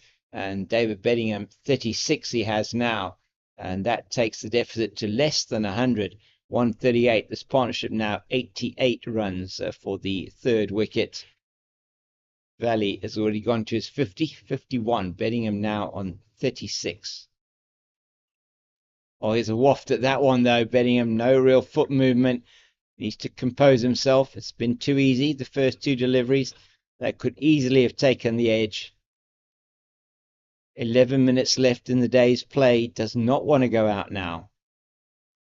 Don't want to give it away now after all the hard work that they've done. Came to the wicket at 50 for the loss of 2. Eddie Moore was looking so good for his 31. Not often you can say a batter in first-class cricket has got 31 with 7 fours, and that was it. He didn't hit his first single until he had 28. It was absolutely flaying the bowling to all parts at the beginning. At one stage, Western Province, after 4 overs, were going at 8 and over. Daniel Smith lost his wicket with a score of 19, and then it was Moore who lost his wicket at 50. Since then, these two put on 89 for the 3rd wicket. Well left by Valley. 10 minutes left in the day's play. Just a reminder that Bedingham was dropped twice in his innings so far. He's been dropped twice, once by Libber at slip. That was when his score was on 3, and score was 54 for the loss of 2 at that stage. And then when he was on 14, the score 85 for 2, he was dropped off his own bowling by Mungru, a couldn't bowl chance. My word, it's gone straight through him. He walked into that shot, held its line, in fact, straightened, went away from him outside the off-stump. Valley just thinking, what did he do there? A slight lapse in concentration, perhaps. He normally gets right behind those, and they didn't get anywhere near that one. And so a really, really a good opportunity. Twice in that over that there has been a situation where a wicket could potentially have fallen. Bedingham flashing at one outside the off stump. In that situation there, it was Valley that sort of walked into the ball. So no let up from an attack point of view for Northwest. They're not worried about the number of overs left. 7 left in the day. I don't think we're going to see more than 3 of those. We'll be short of 4 overs. Still Muchasamy warming up here. Maybe he'll have 1 over before the close. Long leg he is.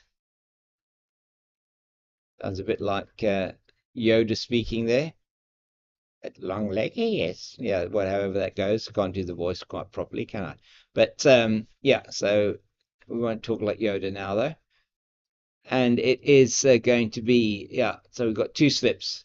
A man at gully got a point extra cover and a mid-on deep square and a long leg.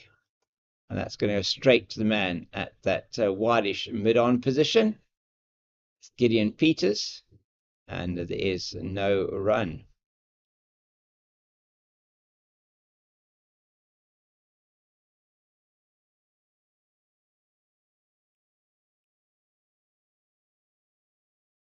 Bowling figures so far: Pretorius 8.2 overs, 2 for 41. De Swart 6 overs, 0 for 32. Peters 4 overs, 0 for 30. And Mungroo 6 overs, 0 for 25. So they've always been quite expensive. That's a lovely shot from Bedingham again, but this time straight to Mungroo. Not finding the gap.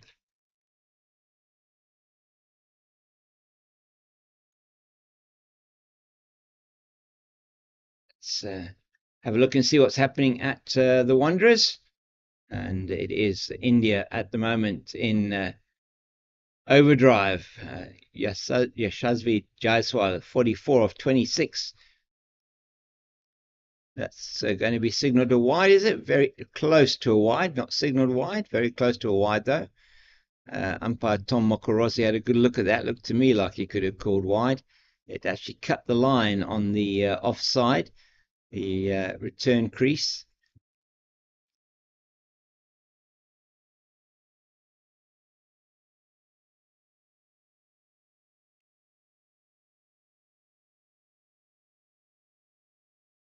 So 98 for 2 after 11 are India. Both wickets falling to Keshav Maharaj in his first over. Oh, that's edged down into the gully region. Ruan de Swart does the fielding. Squared him up a bit there, did Pretorius. Pretorius been by far and away the best bowler for the Dragons today. 6 minutes left on the stadium clock before we are going to the close of play for today. And one feels maybe 2 overs at the maximum that we're going to get in. Stadium clock is slightly fast. Just defensively played as the shadows do come across the ground again. We're almost completely in cloud and shadow now. But I don't think it's dark enough. Certainly not as gloomy as it was 2 weeks ago when the players were here and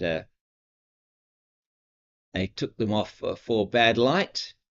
As it is Senaram Mutusami that is going to come on to bowl. He's going to have at least 1 over, potentially 2 before. No, he won't have 2 overs before the close of play. Definitely will be 1 over. He should get 1 in, and then there'll be 1 more. He's played in 104 matches, bowled 2,202 overs and 3 balls. 28 is his average exactly. 6,702 runs, 239 wickets, was the best of 7 for 36 for the Dolphins versus the Cobras at Oatswin in 1920 season. The 1920 season, not the 1920 season, the 2019-2020 season. Economy rate of 3 to the over in first class cricket. So he is a very seasoned campaigner. Senaram Mutusami played for the Proteas and moved to the Northwest a couple of seasons ago at the start of the new provincial system with Division 1, Northwest in Division 1, and certainly has proved to be an asset for them. As I tickle round the corner by Valley, could be off the pad, will definitely go through. No, they don't go through for 2. Probably a good call in the end. Was well fielded there by the man at that short leg position. And that is off the bat, says umpire Philip Fosler. So short leg in position as well, still for that for the man there who is David Bedingham at bat at the moment, and that short leg in position is that Peters. I don't know. Looks like it might be. That's played up and over and into the railway stand for 6 runs. Indeed it is. It's a great pickup from David Beddingham into the railway stand, into the Oaks, onto the grass bank, collected by a spectator over there. And he just picked that one up beautifully. It did Beddingham. Had the glasses on him there, and he just really played straight through that line on the leg side. He's now gone into 43. Partnership is 96, and he's not going to let Mutasamy settle. What he mustn't do from a Western Province point of view is give it away now in the last over, and he doesn't do that at all now. He's just all defence, maybe one would think far too experienced a campaigner to do that. Beddingham in his late 20s now has been waiting for his chance to get back to South Africa, and it's nicely played straight out to Fantonda at extra cover. There's a slip, backward point, deep cover, extra cover, long off, mid on, mid wicket. That's played to the man now, deep square. Was the other man on the leg side, and then that short leg, nobody backward square on the leg side. And he moves to 44, partnership to 97. We're going to have one more ball in the Mutasamy over, and then one more over before we close the proceedings for today.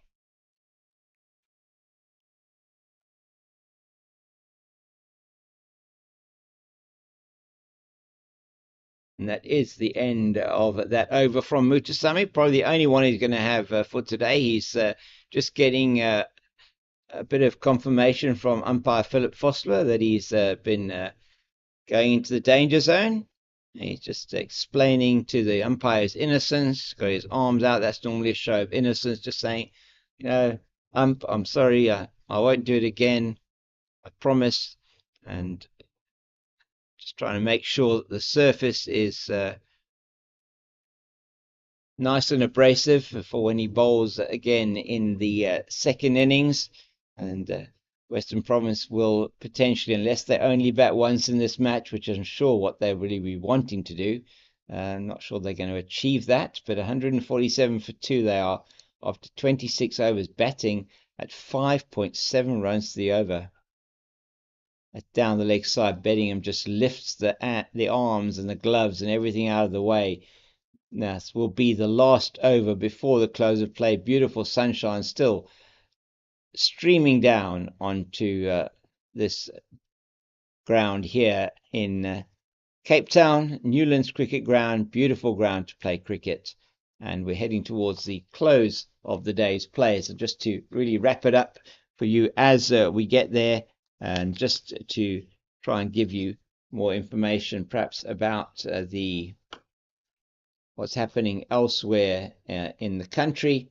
Just the one match that is still underway at the moment, and that is the Momentum Multiply Titans that are playing against the Dapperbet Warriors at Super Sports Centurion. And the Titans are 346 for the loss of 8 with 4.2 overs left in the day. They're not going to get those in either. Corbin Bosch 28 not out, so some good batting bonus points for the Titans there. 93.4 overs that have been bowled, and that's a good delivery from Pretorius again, inside edge onto the pad, and fielded by Senakwani from his position at fourth slip. So 346 for 8, the Titans playing against the Warriors, and they hope to go in at the end of play. In fact, there is the end of play, 346 for 8. Must have gone off for it is now 6 o'clock exactly. And then earlier on today, it was the G-Bets Rocks bowled out for 232. The Tuskers are 32 for the loss of 1. And then the Dolphins 245 for 9 declared. And that's a good shot from Beddingham, and he reads that well. Peters has to come around a long way from his position at mid-on, and he's through for the single. He's got off strike now, and maybe he can sort of rest on his bat at the other end. 3 balls left in the day's play here, as the Western Province team look like they're going to end up very close to that 150 at the end of the day's play. It's 148 for 2. In fact, 2 balls left in the day's play. That's all. Pretorius to bowl 2 Valley for those 2 deliveries. 88 is the deficit. 98 is the partnership here. Just defended into the offside. So 245 for 9 declared. The Dolphins 65 for 2 at the close. The Lions, and those are the scores from all around the country. And we will just give you an update, final update before we close from the match at the Wanderers. 119 for 2 are India batting at nearly 10 and over against South Africa. This is going to be an exciting game if South Africa are able to at least get another wicket or two now to stem the flow. Jaiswal on 58 off 38 and Surya Kumar Yadav of 45 off 31. It's the end of the day's play here. Western Province have ended on 148 for 2 after an outstanding bowling display earlier in the day. They could have had the Dragons out for a lot less than the 236. If it wasn't for an outstanding partnership from the Michael Pretorius and Michael Prince, the two of them putting together 124 for the 8th wicket to at least get the Dragons to a respectable score of 236. In reply, Western Province have lost Daniel Smith for 1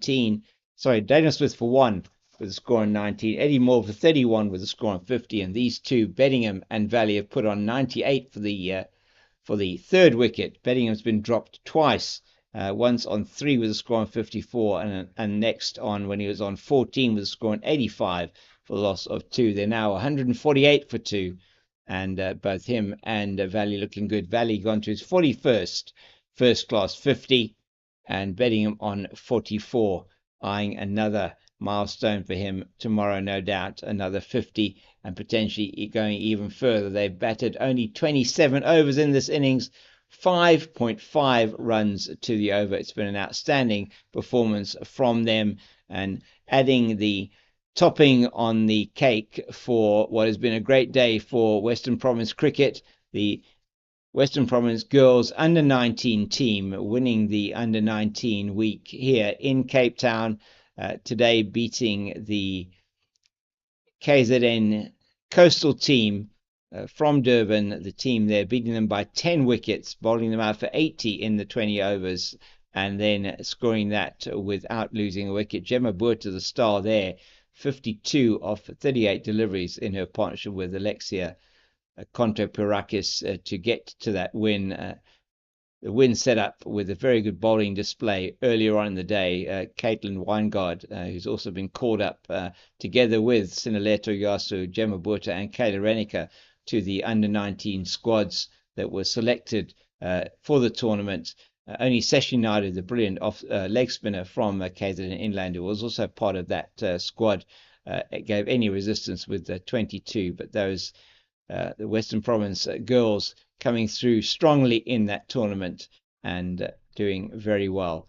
As we will say now, with Western Province here doing very well in this game, Western Province in the advantage position, one would say, at the end of day one, 148 for 2, trailing only by 88 as we go into the second day on what looks like a very good batting track.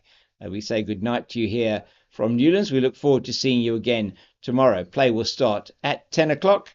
We're hoping for another excellent day of 4-day cricket. Good night from me, James King, the Cape Fox, from CSA YouTube channel, and for our production team here on Pitch Vision, Sherry and Bandile. Thank you for listening.